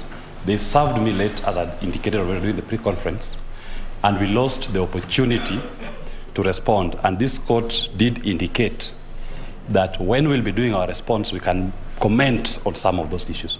We never filed a rejoinder to them because we were the ones who were served late outside the timelines provided by the court. So, but I don't intend to go deep into facts, but I may make one sentence references just to meet what had been allowed before, if that is in order. Number one, my lords and my ladies, we must assert that the KPMG report, the only expert report that has been done on the biometric voter register, that evidence has not been challenged by any other expert evidence. And that evidence which we annexed and referred to, we can now safely conclude that the 481,711 deduplicates that are in that report, 481,711 is admitted. The second point that I wish to respond relates to the question my learned senior Professor Gidu Muigai said, that if these elections were badly conducted, not in accordance with the law, what about the other 5-tier elections where we have governors and senators? One answer, jurisdiction. Every court will have its day, every court will consider the facts of those cases. The third point that I wish to respond to relates to what was asked of when the regulations that gave the chairman the power to be a returning officer were passed, they were law at the time he acted. Simple answer. Maina Kiai case had already answered that question of what the law was. Maina Kiai case had interpreted Article 138(3)(c) of the Constitution. That was the law, and any regulation being made to circumvent that law by itself is unconstitutional. As I said, Helef was a petitioner in Maina Kiai case. Helef came to court. Helef has come back to court to enjoy the fruits of his litigation in Maina Kiai case, and I was his proud lawyer in that particular case as well. My lords and my ladies, reference was made that the IEBC saw the ballot boxes for the first time that necessitated the postponement of the elections on the 8th of August. My lords and my ladies, Lycos never disappoints. You've just been told how Lycos, wherever they printed ballots, they've always ended up with postponed elections. IEBC should have exercised due diligence to make sure that even the pre-printing images are cross-checked and confirmed to be accurate. An admission I submit is that IEBC was not diligent and it must pay that penalty. It cannot transfer the consequences of their lack of diligence on the people of Kenya through fake elections. My learned friend Mr. Gumbo spoke on technology and he gave us the Kriegler report. Kriegler report did not say deploy weak and vulnerable technology. Kriegler report required you to deploy sufficient, efficient, integral technology that protects the will of the voter.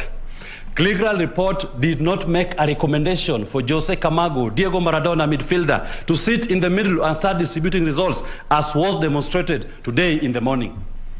Kriegler report is not an answer or does not excuse a technology that the KPMG audit report has found and confirmed to be vulnerable, has 14 unauthorized users called Embakasi South clerks. The fourth point I want to raise is IEBC has confirmed that we look at the portal to tally the results.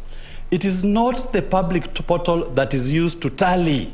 Tallying is a function of the commission. The commissioners must perform a tally of those results. And what is the commission vis-a-vis the secretariat? I refer this court to the case of Engineer Michael Kamau versus EACC, where the court specifically said the core functions of a commission cannot be performed by the secretariat. That was the Court of Appeal decision. It's part of the bundle of documents that we've annexed. You are told, my lords and my ladies, when in relation to the question of how integral the technology was, and my learned that Justice Lenaola did ask, when you take a JPEG and it comes out, as a PDF, and I tied to the response what Kamago was doing in the system. And my learned friend Samane said, he's a plumber. He's like a plumber maintaining the system. Let me say this. Once a plumber has fixed your bathroom, that plumber has no business being in your bathroom when you're showering. If you find him at that time, you tell him, get behind me, Satan, as was said in the book of Mark 8:33 in the Bible, when the devil entered Peter. And Jesus told him, get behind me, Satan. A plumber who is in your bathroom when you're showering after fixing your shower is no longer a plumber, is a sexual offender and should be reported. Let's stick to the... I'm guided. Mr. Somane took you through several forms, explanations, trying to explain what is voter turnout, the Kim's kit. At the end of the day, when you leave, are you able to answer the constitutional threshold, the question, are those results, is that system of technology simple, verifiable, and accurate? Why the many explanations? Why the kizungu mingi? It should be simple, accurate, and verifiable. What we've been shown is not simple, is not accurate. This court is still left with so many questions as to the true Kim's kit logins, as to the true and exact turnout of voters as at 5 p.m. on the 9th of August. You're told that parties must have their own agents to present things here. My petitioner is not a political party. He is not a candidate, but is a voter entitled to participate in elections and to present a petition. The obligation, legally speaking, is on IEBC to provide a free, fair, and verifiable election. There is no obligation on a voter like Hele Khalifa to hire and recruit agents all over the country to watch how the elections are conducted. If you do so, then you will forever relegate the participation of the people of Kenya in a free and fair election to the ability to hire and deploy over 46,000 agents in all the polling stations to watch over their vote and the votes of others. The question was asked, the question was raised by Mr. Ngatia, that election officials are tired, they need to go back to work. Convenience again. I say this. Our constitutional values and provisions should not be sacrificed at the altar of convenience. If the election officials are tired and cannot do another election, please, we have more Kenyans who are willing to do this work properly. Give them that opportunity. And that ties to the point that was said, that Kenyans cannot be in elections in perpetuity. Kenyans must get it right. And I say this with due respect to this honorable court, that the Supreme Court has a higher obligation when it comes to this issue, to ensure that we get what we call regime legitimacy. In countries like DRC, once a presidential election is concluded, it goes to their Supreme Court, the Constitutional Court, to get a validation, regime legitimacy. That is what Helef is questioning here. In a fractious society, highly political like this, just remove that, highly political like this, a Supreme Court's decision gives regime legitimacy to that new regime. And when questions are raised like we've done, then the Supreme Court, and when you consider the margin by which the purported declared winner has surpassed the victory, that legitimacy should not be granted by this court at this point. I want to address a few questions that were asked by the learned judges. Number one, by Justice Ibrahim, is there a lacuna in the law if we nullify, in God's grace, these elections? And, sorry, if we indict Wafula Chebukati? The answer is very simple. Article 142 of the Constitution, the president who is in office shall continue in office until a new one is sworn in. There is no lacuna in the law. The second point, Mr. Chebukati is not immortal. He could even resign from his office. Does it mean that this country can collapse if Mr. Chebukati resigned from his office today? No. elections will still be held. We'll still have within our governance, we have a working parliament, we have a national executive, we have a judiciary. All these questions, all these issues can be addressed within those existing parameters. And when I say the president will continue in office, of course, within a narrowed mandate, but the systems and the functions of government will continue.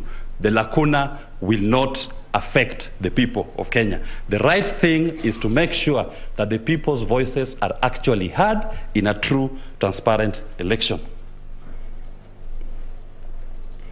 My learned Chief Justice asked the question, why it took too long, why the Commission did not announce the results from morning. To corroborate that there was actually peace at Bomas, we had a choir singing the whole night and the whole day. If there was violence as was being presented here at 3 p.m., what stopped them from announcing at night? Those remaining polling stations, constituencies. What stopped them from announcing those constituencies in the morning? The choir is my witness. They were singing, there was peace, and everybody saw that. The other question that was asked by learned Justice, Deputy Chief Justice, about a dysfunctional commission, I wish to say this. The dysfunctionality of the commission has always been there. But it has been brought to us by what I call a celebrated group in this constitution. In 2007, Kipkirui, an individual clerk, came out and told us what is happening at KICC is cooking. In 2017, Roslyn Akombe came out and said, what is happening at IBC is not being done in compliance with the orders of this court. And she ran away, she fled this country. In 2022, you now have the commission itself, by a majority of its members, coming out to tell Kenyans that what is being announced are not the product of the commission. Should those commissioners be vilified? Should a commission that has made an admission of a failure of Tier 3 be vilified? I say no. That dysfunctionality should actually now prove to you that indeed the Constitution is working. On the question that I wish the court to consider, what would have happened if we didn't have this court? In 2007, we didn't have this court. And those who had been said to have lost the elections didn't want to go to court when they were asked to go to court. Because to serve a president was almost impossible. The hearing of the petition will have taken forever, even 5 years, the entire time. This court should not leave Kenyans in a way that they start questioning themselves, do we still have an avenue through which we can solve these political questions? That is a core function of this court. If the court fails to stand up to occasion, the ramifications on the people of Kenya will be dire because people end up losing trust. So I urge you that do not err on the side of convenience to tell the people of Kenya that when we can see some of these problems, convenience requires that Chebukati cannot conduct an election within 60 days. Let us not upset the elections. It will erode public confidence in this particular court, which will be catastrophic as we witnessed in the year 2007.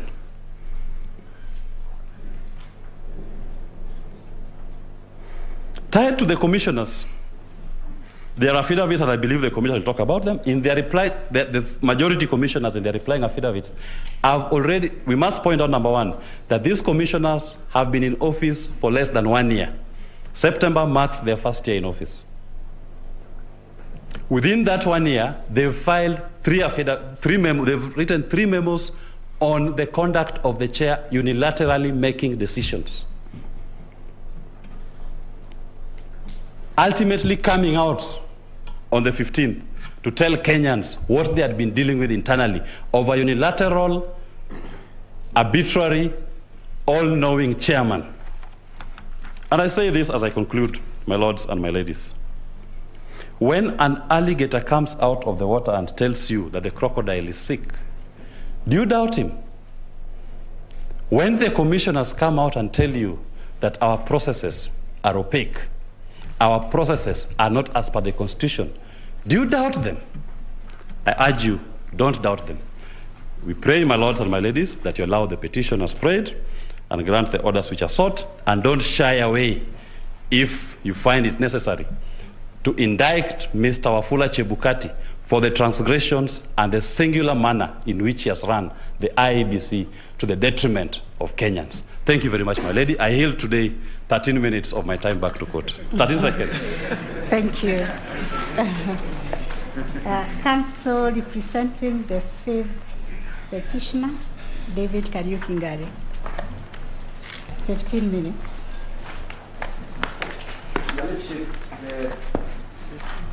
Your Lordship, the Chief Justice, Deputy Chief Justice, members of the court, may it please you that my name is Mamboleo. I represent the fifth petitioner in the consolidated petition. We will be making this rejoinder together with my learned friend, Mr. Murara Umoke. Your Lordship, when we filed this petition, the response we got from the respondents was that this petition was frivolous. The other response, my ladies, my lords, was that the tallying, verification, and declaration of results at the National Tallying Center is a preserve of the chairperson of the commission. That the rest of the members of the commission have absolutely no role whatsoever. I can quote my senior colleague, Mr. Kamau Karori, as deliberately insisting that the other members of the commission, the 6, don't have a role. That in fact, the chairperson of the commission has been extremely magnanimous because at various points in this process, he's even involved them somewhat. The third response we got is that the election of the President of the Republic of Kenya is just about numbers. It is numbers, numbers, numbers. And then lastly, the respondents wanted to put this court in a dilemma, a catch-22 situation, by suggesting that should they exercise some powers under Article 140 of the Constitution and probably nullify the election, we are going to get into a situation that is uncharted constitutionally. Create fear. Your Lordships, your ladies, I want to suggest to this court, when you retire, to look at what we call the theory of false dichotomy.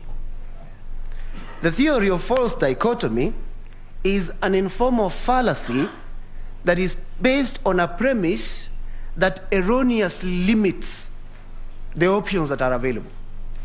And what the respondents are telling you is that the Constitution does not provide mechanisms to deal with the situation that might arise for something that is expressly provided for under Article 140 of the Constitution. I also want to suggest to you, my ladies, my lordships, when you retire, to look at what came into the open about 3 years ago, which is called the CIA Rule Book on Disruption of Organizations. How do you disrupt organizations so that you do not have an organization working as it should? And when you have achieved that, then you come out and use the law to subvert the will of the people. On Bomas on the 15th of this month, of August 2022, it is now judicially noticed that the beaming of results stopped. It is now in public notice that commissioners of the commission, at least 4 of them, came out and stated that they do not have anything to do with the result that was being announced. It is actually admitted that as this was happening, top in the mind of the chairperson of the commission, he knew and understood the process of tallying, verification, and results to be his own precept. He's not even refuted it. He says that is how he understood it. He said that the other commissioners had no role. So what do we want to suggest to you, your lordships, your ladships, It is a very simple thing.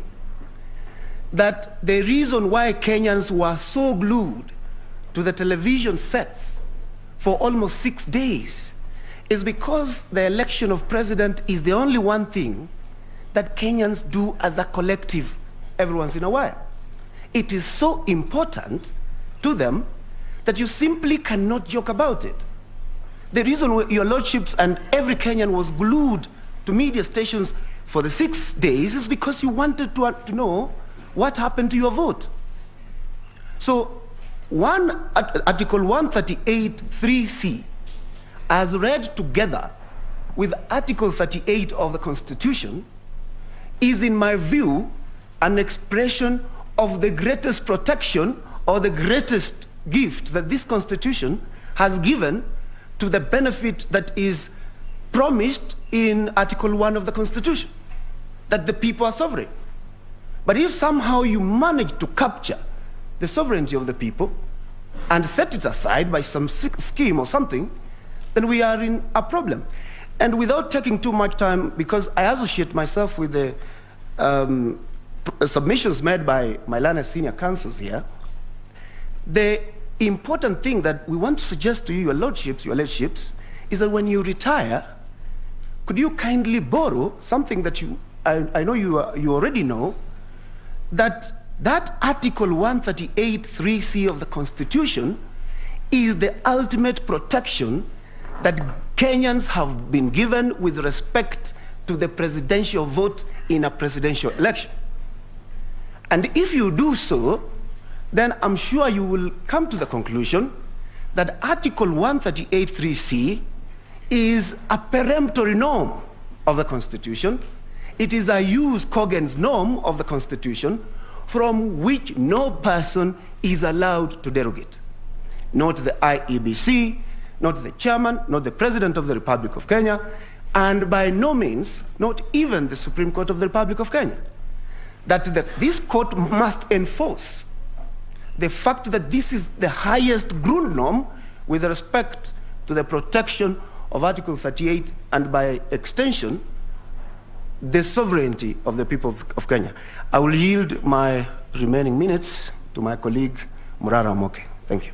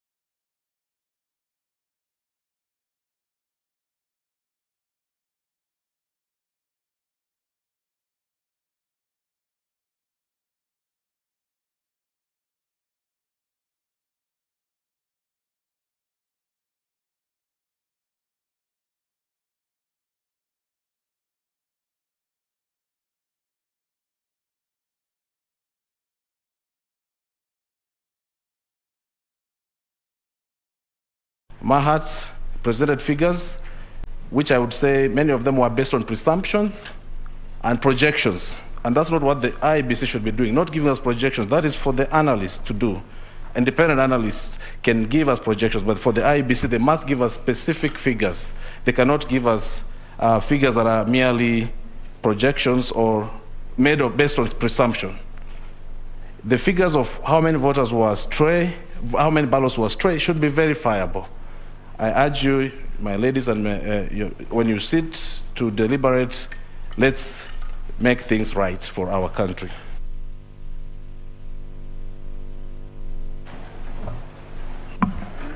Madam Chief Justice, kindly permit me to seek your guidance. I also appear in the same matter. There were some two specific questions that were put to me by Justice Lenaura and Lady Justice Jokindongo. I will only take 3 minutes and attempt to answer them. Madam Chief Justice, the question was put to me to try and link my arguments with the issue that we are canvassing here in respect to the number of the constituencies that must participate in a presidential election. To attempt to answer that question, Madam Chief Justice, permit me to refer the court to Article 136 of the Constitution, which provides that the president shall be elected by registered voters in a national election conducted in accordance with this Constitution and any other act. That election, the directive of how that election is to be conducted, my lady, is found under Article 138, Clause 2, which provides that if 2 or more candidates for presidents are nominated, an election shall be held in each and every constituency. And therefore the question is, the use of the word or deliberate use of the word constituency is deliberately used by the Constitution, and these constituencies are determinable. And if you want to determine these constituencies, you therefore go to Article 89 of the Constitution. You also further go to Section 2 of the Election Act and see what defines this particular constituency. Why is it important for us to factor this in? It's because any voting that was done outside the Republic of Kenya that is not contemplated by Article 5, which defines the territory of Kenya, then any vote that was cast is an illegal vote, is an invalid vote, and it is a vote that goes towards contaminating the election. Further, my ladies, my lords, in answering the same question, the constituency that was defined by the chairman makes us to have 291 constituencies, completely out of the realm of the Constitution. And that is the illegal infractions we are saying that the election has been infiltrated with. My ladies, my lords, when you are applying these arguments, or considering my argument, consider that you held in Raila 2 that under Section 83 of the Constitution, if any of the issue, either be it legal or factual, is proved and ascertained, then that issue can void an election. The question of the constitutionality of that one extra constituency is an issue that contaminated this election, and it's an issue that should be factored and should not be lost in the eyes of this court. Finally, allow me to sum up by saying that Thomas Paine quoted and said, "A body of men holding themselves unaccountable to nobody ought not to be trusted by anyone." If IEBC does not hold itself accountable to anyone, then who should trust them? Can we even trust the processes under which they have taken through this country? I bet not. I beg to rest. Much obliged.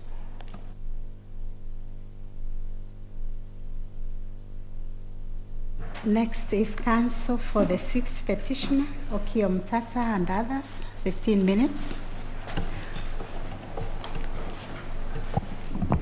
May it please you, Madam Chief Justice, Madam Deputy Chief Justice, and members, honorable members of the Supreme Court, I wish to respond in 15 minutes, which I shall share with Mr. Okiya Omtatah to break down the figures to show that the threshold under sub-article 4 of 138 was not satisfied because the numbers simply don't add up. But I will make a few remarks, Your Ladyship, because there are a few questions that I needed to respond to as well. It is now clear that the ipse dixit of the petitioners on the question of compliance and non-compliance of the Constitution is now sound. And clearly Articles 81 and 86 are in question on compliance. The respondents, my lords, have put up, the second respondents have put up a self-righteous and pompous response on the question of the role of the chairman. And I want to just respond in this manner, my lords. Section 5 of the IBC Act defines what a commission is. And a commission is defined to include the chairman of the IBC and the members. That definition, my lords, contrary to the submissions by Mr. Karori, Senior Counsel, does not include and expressly excludes the staff of the commission. It cannot therefore lie in the mouth of counsel to submit that the verification and the tallying of the results of the presidential elections, insofar as Form 34As and 34Bs were concerned, was done by the staff and excluded the commission, who are confined to other duties. My lord, that was a violation and an infraction that expressly went against the requirements of Article 138, 3C. Secondly, my lords, the submissions by learned friend, Senior Counsel, Professor Githu Muigai, on the executive status of the chairman of the IBC, I think should be taken with a pinch of salt, because Article 249(1) of the Constitution does not contemplate an imperial chairman who is all-fearing with fear, favor, fervor, and fiat.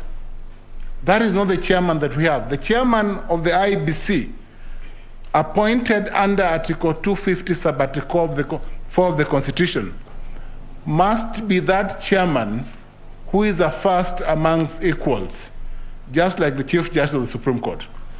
A primus inter pares who must work with his colleagues to guide the affairs of the Commission. I urge the Court, therefore, to decline an invitation by Professor Githu Muigai that the chairman of the IBC is in a special position, different from the 4 commissioners who are crying aloud to be heard by this court. And my lords, this petition number 5, as consolidated, therefore tilts on the violation of Article 138(3)(c). It tilts on that violation. And that violation alone, my lord, therefore invites this court to look at or to turn to Articles 23 of the Constitution on your role as a court to interpret the Constitution in a manner that goes beyond just protecting human rights, my lords, but to look at what would guide your interpretation, the holistic approach, the purposive approach, and let me borrow my learned friend's approach, the Antonin Scalia's approach, the late judge of the US Supreme Court, the textual and the contextual approach. And if you apply those approaches, my lord, then you will find that the chairman of the IBC, in failing to properly construe his role under 138(3)(c) and 138(4), violated the Constitution, and an unconstitutional process therefore emerged that cannot put into place, my lord, a process that violates Article 3(2). My lords, there is an invitation to you to invalidate the entire process. And that is why, in answering in answering the Supreme Court judge's question that was directed at me on remedies, I wish to state that, and this is because this court also has a purpose under Section 3 of the Supreme Court Act. And given that you're an election court under 84, in an ideal situation where you are construing Section 83 of the Elections Act, which must be interpreted disjunctively, because if there's an unconstitutional act, then the election cannot stand. If quantitatively, as we shall demonstrate, there is non-compliance, again, you'll have to invalidate the election. But my lord, in an ideal situation where you'd have been called upon to apply Article 232 on public service and Article 201 on public finance, you'd have ordered a recount and then secured a winner. But this would only have been possible if there were no unconstitutional infractions that undermine the process and therefore make it unconstitutional. Because this is no longer about tallying and verification. It is about the bigger process of the involvement of commissioners and a split commission. And the only remedy available, my lords, Justice Ouko, the Chief Justice and member of the court, is a nullification. This is no longer the baby of Raila Amolo Odinga V. This is no longer the baby of William Samoei Ruto, Doctor, the first respondent. This is the baby of Wanjiku. It is the baby of Kenyans. Return this baby to Kenyans to determine to whom they shall hand over the baby after 60 days. I pray that you nullify the election. And I will cede my time now to Mr. Senator of Busia County, Okia Omtata, the perennial litigant. Thank you.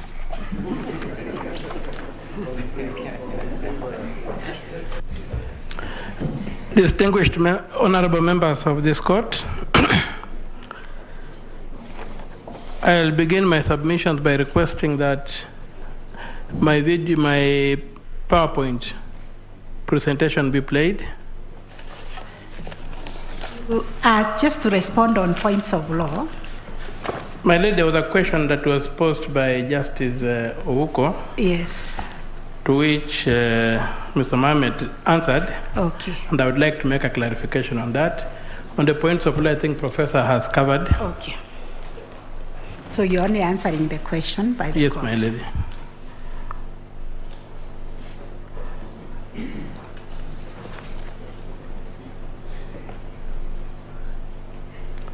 Could the time be stopped, please, so that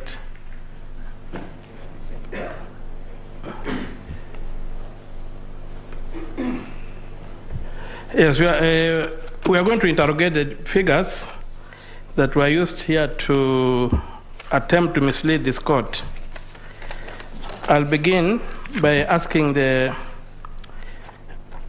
officer to play the slide number 6.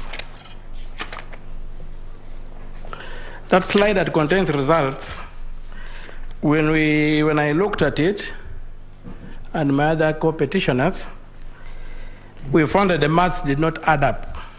And that for us was a smoking gun, because figures don't lie. So, and I would also ask the court to realize that the comments we made about that particular result have not been challenged. That when you add the totals for the individual parties, you don't get the total ascribed. But the total ascribed is available in the workings and the affidavits of the members of the commission, which means we are dealing with fiction. I would request that you go to slide number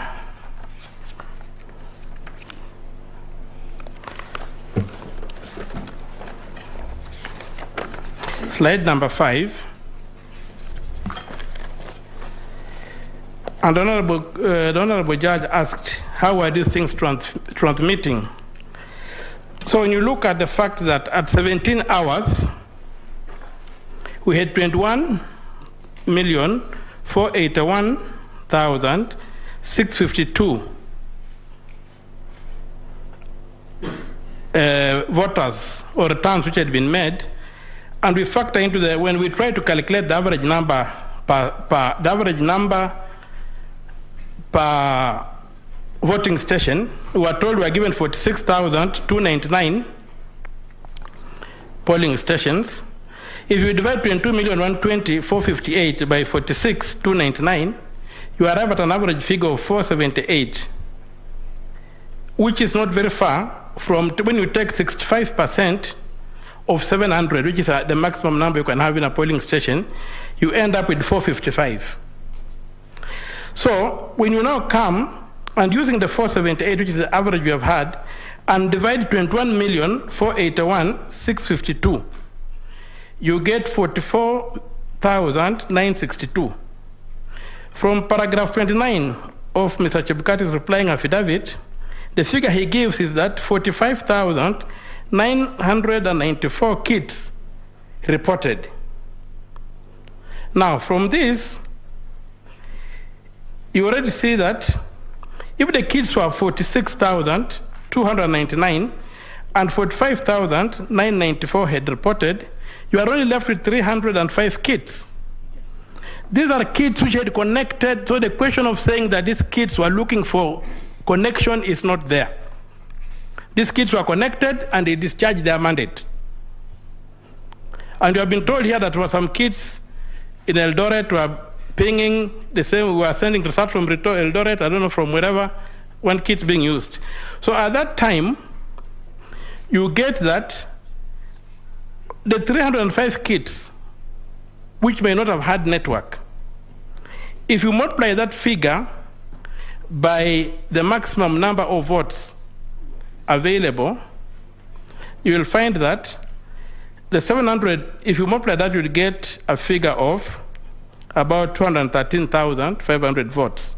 That's the maximum that could be transmitted, not 2 million votes. And also, if you went by working of 1,337 kids, then the maximum amount you could get is 638,806. So the KIMS kits that transmitted are not these ones that reported at that time. But the data, the fact that they held so much data was mined. So somebody could transmit remotely, mining the data that was already reported in these polling stations. And that's how the fraud happens. For the workings on slide number 2, you can clearly see that if we use the 21,481,652 as the baseline and the 12,065,803 as the baseline, you find these workings coming out, and you can see that 1.6 million votes are being submitted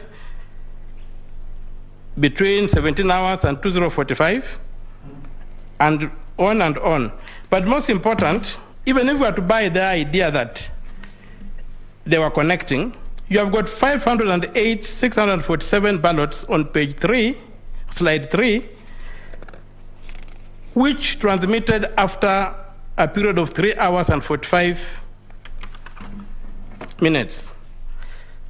So those particular transmissions of 508,647 are a figure that's very curious, because if you deduct the tally for Elders from this figure, you hit almost the exact figure that Mr. Willis, Land Council Willis, has presented to this court, coming from the KPMG audit, that there was that number of voters, there was a number of ghost voters equivalent to that one.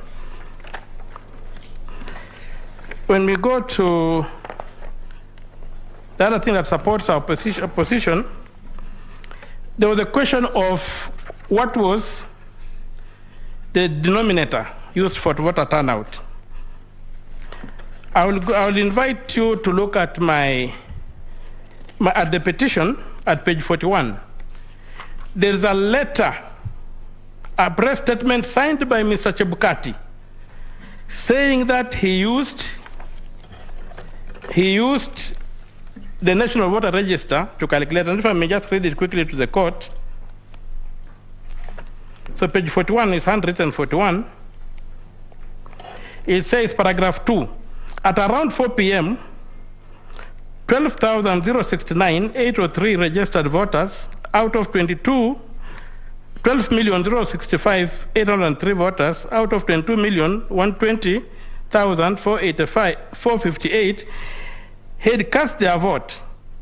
This equates to 56.17% of voter turnout.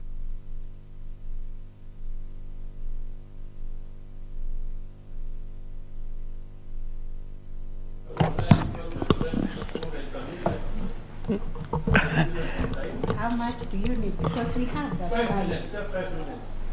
Could we give you 2 minutes to finish? You will refer to the slides. So, when I look at that, you'll find that there's no basis for claiming that the figure that claiming that the KIMS kits were used as the denominator. It's not possible, and it's not there. Also, I would like this court to take note of how the percentages are being played with. That's slide number 10. You will find that wherever the chairman is reported 12,065,803 people voted, who voted represented 56.17 of the total registered voters of 22 that. At paragraph 26 of the replying affidavit, Mr. Sunkuli, using the same number of voters, 12,065,803, but as reported by the chairman, but again as a different number as a denominator, he arrives at the same percentage. So there you can see how they can play with numbers by changing the denominators and arriving at magical figures. So my members of the Honorable Court, my prayer is that my submissions are that these figures are cooked, they were worked backwards to achieve a certain figure, but fortunately on the Form 34C, the smoking gun is seen. And since figures don't lie, and if the math doesn't add up, then this court should quash the results. We were told about military precision. Military precision is the ability to shoot a bullet with a bullet.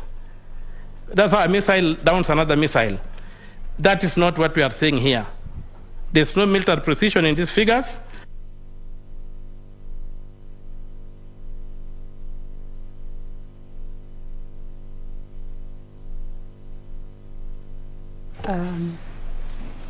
The last petitioner, 7th petitioner, Julia Nyokabiche, and others.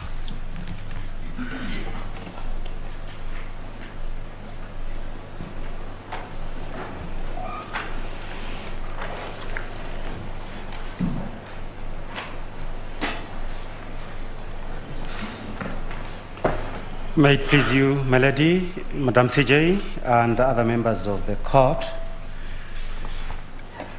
to go straight to the issue. I've had a lot of Shakespeare and other learned fellas. I went to public schools. I may not be able to remember anything about Shakespeare. But Madam CJ, besides a Greek philosopher known as Plotinus and Adam Smith, my favorite philosopher is called Karl Marx. And one of the most famous quotes that he made is this, that history repeats itself, first as tragedy, second as farce. Now, I go to my issue. Yesterday, Madam CJ, when I was listening to my learned colleague, Mr. George Oraro, Senior Counsel, I could not fail seeing the echoes of 2007 in what is happening today. Madam CJ, in 2007, the secretary to the commission, just like this year, was at the heart of what happened. The secretary was called Suleiman Chege. The secretary today is called Hussein Marjani. Same problem of numbers. The Kenya law reports would bear, and Mr. Isa Mansour is also here, that I represented Samuel Kivuitu and others when they were removed from office.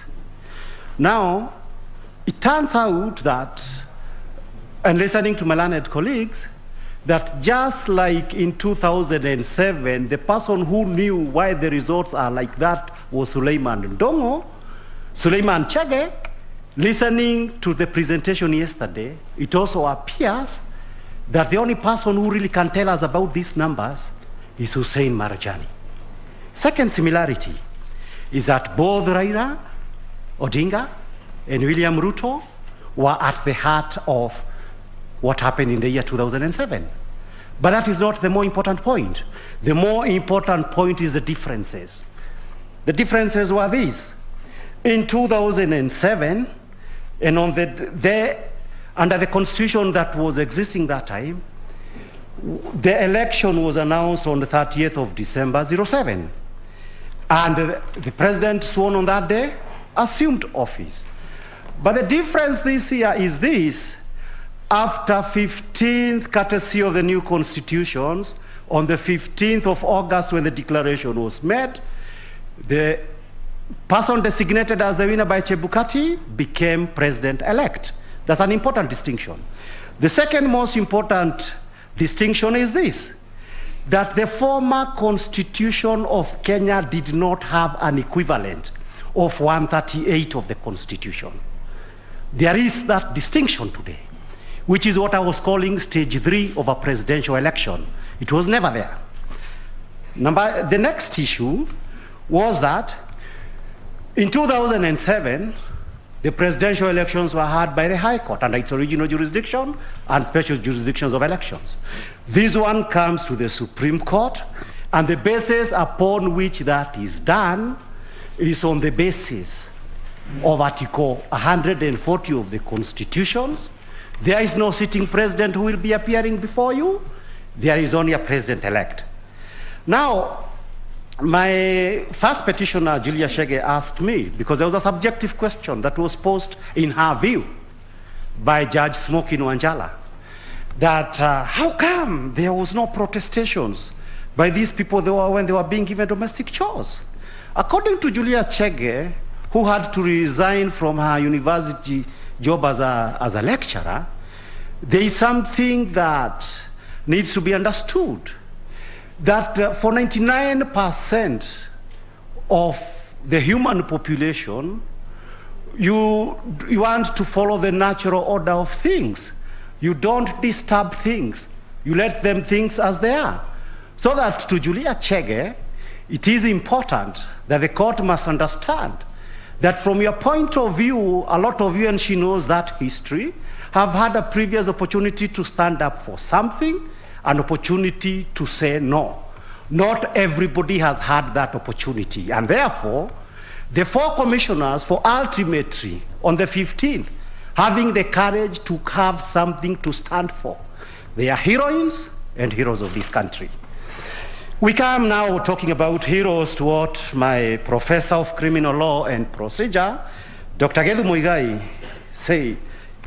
Dr. Muigai, looking straight to the face of this court, said 2 things. A, the problems in our elections is not IEBC, but the candidates. History does not support that conclusion. Second thing he said, B, Wafula Chebukati is a national hero. I don't have to say anything on that. Now, Madam CJ, there is the issue of the word independent, or in the designation of IEBC. The word independent, it is further elaborated by under Section 26 of the IEBC Act. It says IEBC is independent, but shall be subject to public participation and to engage stakeholders in the discharge of its mandate. Madam CJ and members of this court, I flatter myself quite often that I have a reasonable understanding of Kenya's electoral laws. However, Madam CJ, listening to my learned colleagues yesterday, I had a lot of reasons to doubt whether that is true, if what they said is actually the true representation of the law. And in several senses, under Article 81, the election should be simple, accountable, accurate. But until yesterday, my understanding was this, that reference to the Commission and Article 81, 86, 88, and 138 of the Constitution triggers the image of Chebukati and 6 others. I've never imagined Marjani and other returning officers when we talk about the Commission. B, based on sections 10 and 11 of the IEBC Act, my understanding has always been that the Secretary of IEBC is the chief executive, the head of the secretariat, the main employee of the commissioners, who appoints him. But now it appears to be that for purposes of a presidential election, and we heard it from his lawyers, he's actually the main man. Was this what the Constitution wanted it to be? Welcome to the Republic of Kusadikika. I must agree with my learned colleague, Mr. Mudomi Kidiankulu, that it would appear that since we did our elections, we became some kind of a terrestrial Kusadikika, and several questions arise. When, why, and how? When did this happen? It first happened just before midnight or 9th of August, when we retired to bed. One figure we ought to have had was not known. How many of us voted? That is the when. How did it happen? It happened because on the 8th of August 2022, Wafula Chebukati published that Gazette notice that I talked about. On the face of it, makes the chairman a dictator. No, that is not the issue.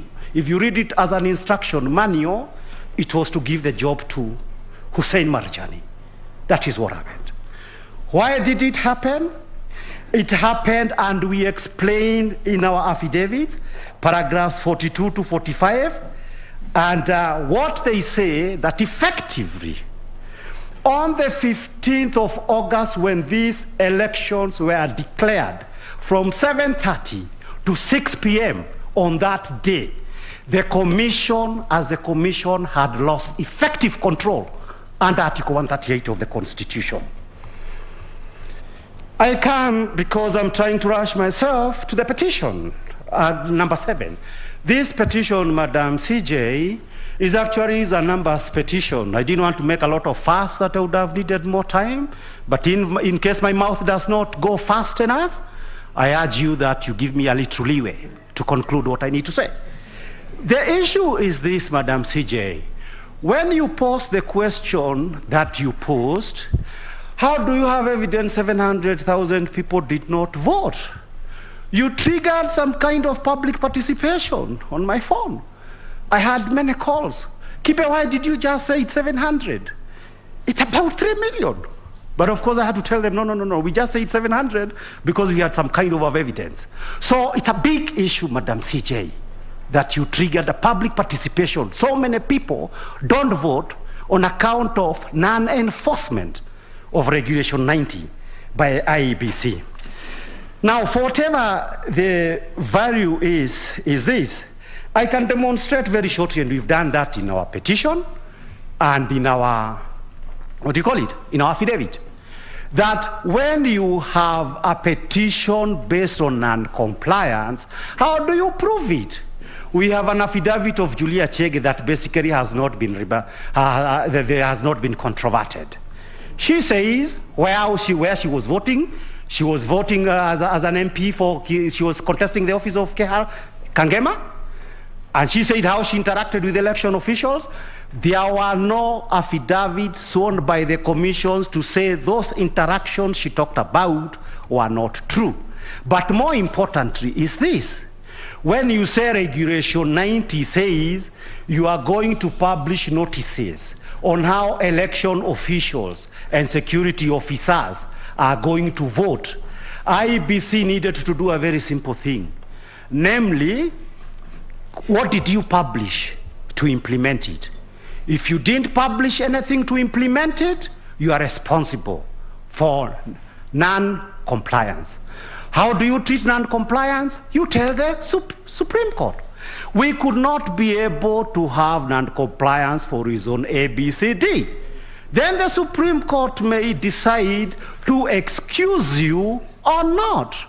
But in the absence of that, non-compliance has been proven. What is the effect of this non-compliance? We have stated in our further affidavit, it's a numbers thing. If 700,000 people did not vote and you adjust it whichever way you want, you will still have a figure of 300,000. So the long and short of it, my ladies and my lords, is this. Unless you excuse IEBC, and they did not ask you to excuse them, then you must find that the numbers in petition number 7 could have altered if those people had voted the results of the general election. And therefore, it is not permissible for anybody to be able to say, oh, it's a numbers thing. Petitioners brought no number. We brought numbers, and there was no response. We come to the issues of the issues of the procedure under Article 138. Under Article 138, that's one of the best done judgments that I've read. I've read it many times. It was written by artist Judge Youko was there writing it. Catherine Mantainoti was there. He was my pupil master. One of the best written judgments. I've read it many times. But yesterday, it somehow appeared I don't understand these things. So I read one more time yesterday night. And I thought, I think I understand what it says. So it was violated in 3 major ways, my lady.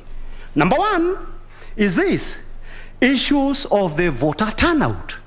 The issues of the voter turnout until yesterday, I thought is usually settled before the elections through the gazettement of a voters register.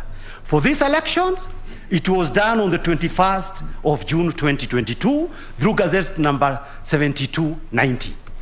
But listening to my learned colleague, Mr. Somane, it would appear that fairly educated people like James Orengo, Firoz Noroji, Paul Mwangi can actually write petitions, and they were told in open court they did not understand what is all this about Article 190. And I also shuddered that if they didn't understand, probably I also did not.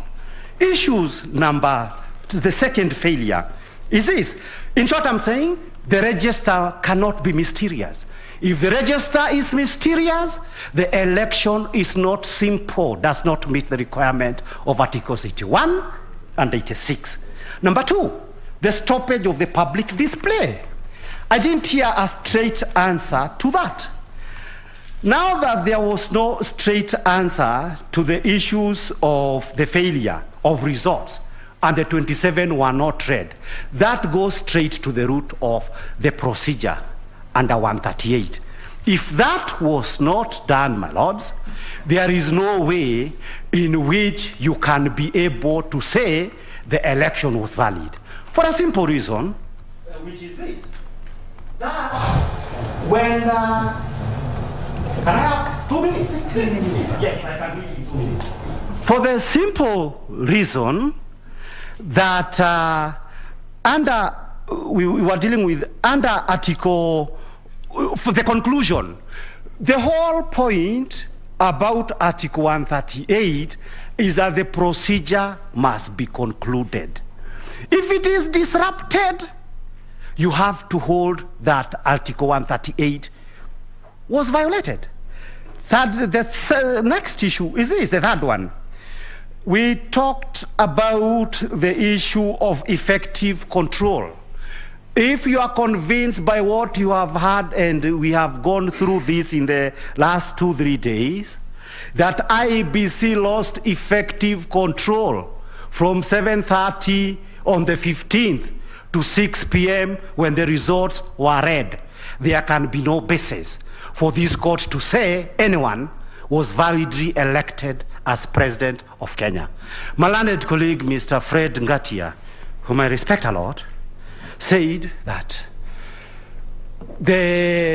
William Ruto won these elections fair and square. That expression, fair and square, to my mind, comes from, as I understood, the famous judgment where Judge Madan was in the Githunguri case, where the basic point was this, that certain issues may happen that may make even a person who on the face of it could have been liable for criminal offenses not to be properly tried. And therefore they said it makes any conviction to be bad in law. You do not have a fair and square deal. Under Article 138, Raila Odinga, the other surrogate petitioners, they need a fair and square deal that their votes were not enough. Finally, my lady, the Chief Justice, Article 138 must not die in your hands. We are most obliged.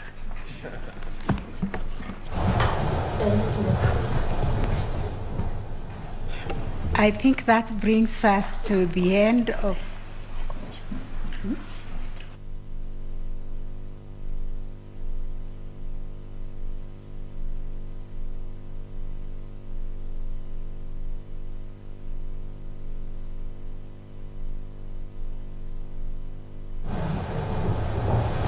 Yes, that brings us to the end of Rejoinders. We are looking at Senior Counsel, Mr. Mwite, but we know very well your clients were respondents. It was only for the under-representation that we allowed them to come just after the petitioners. They do not have a right of rejoinder.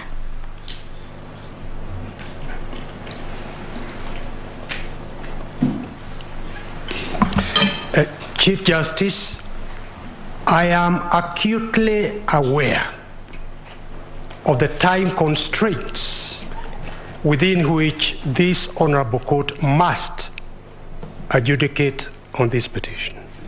And may I say that this honorable court is entitled, suo motu, to decide that the 14 days specified in Article 140 mean 14 working days.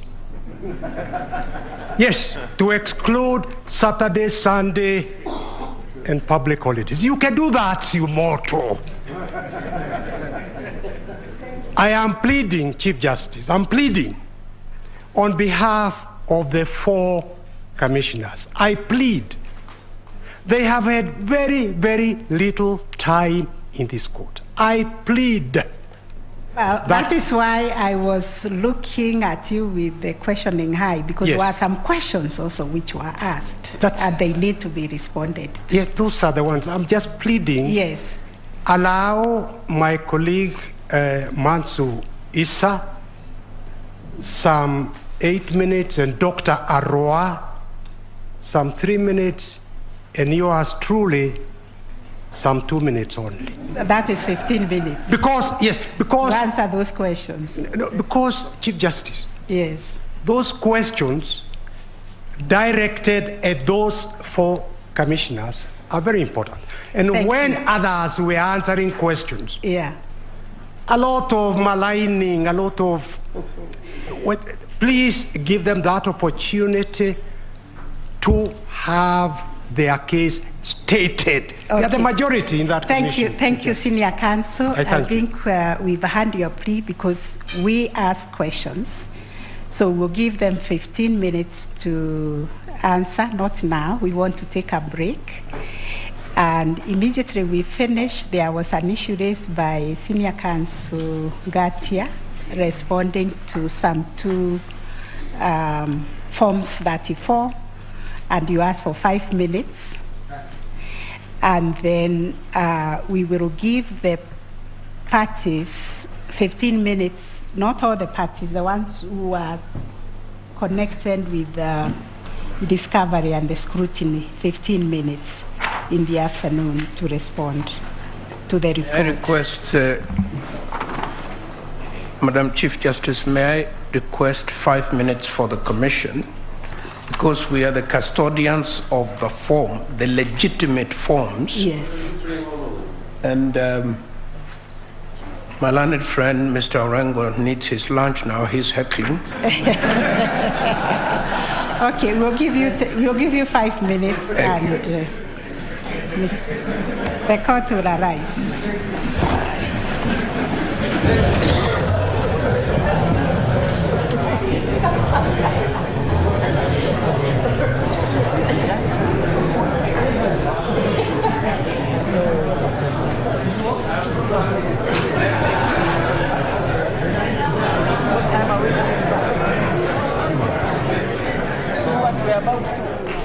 Well, there you have it. It is the live pictures from the Supreme Court. The judges have retired for a couple of minutes, and then they will be back for the last rejoinder of hearing, and the last being the rejoinder day, the hearing before the 7-judge bench. And after that, they are going to be retired.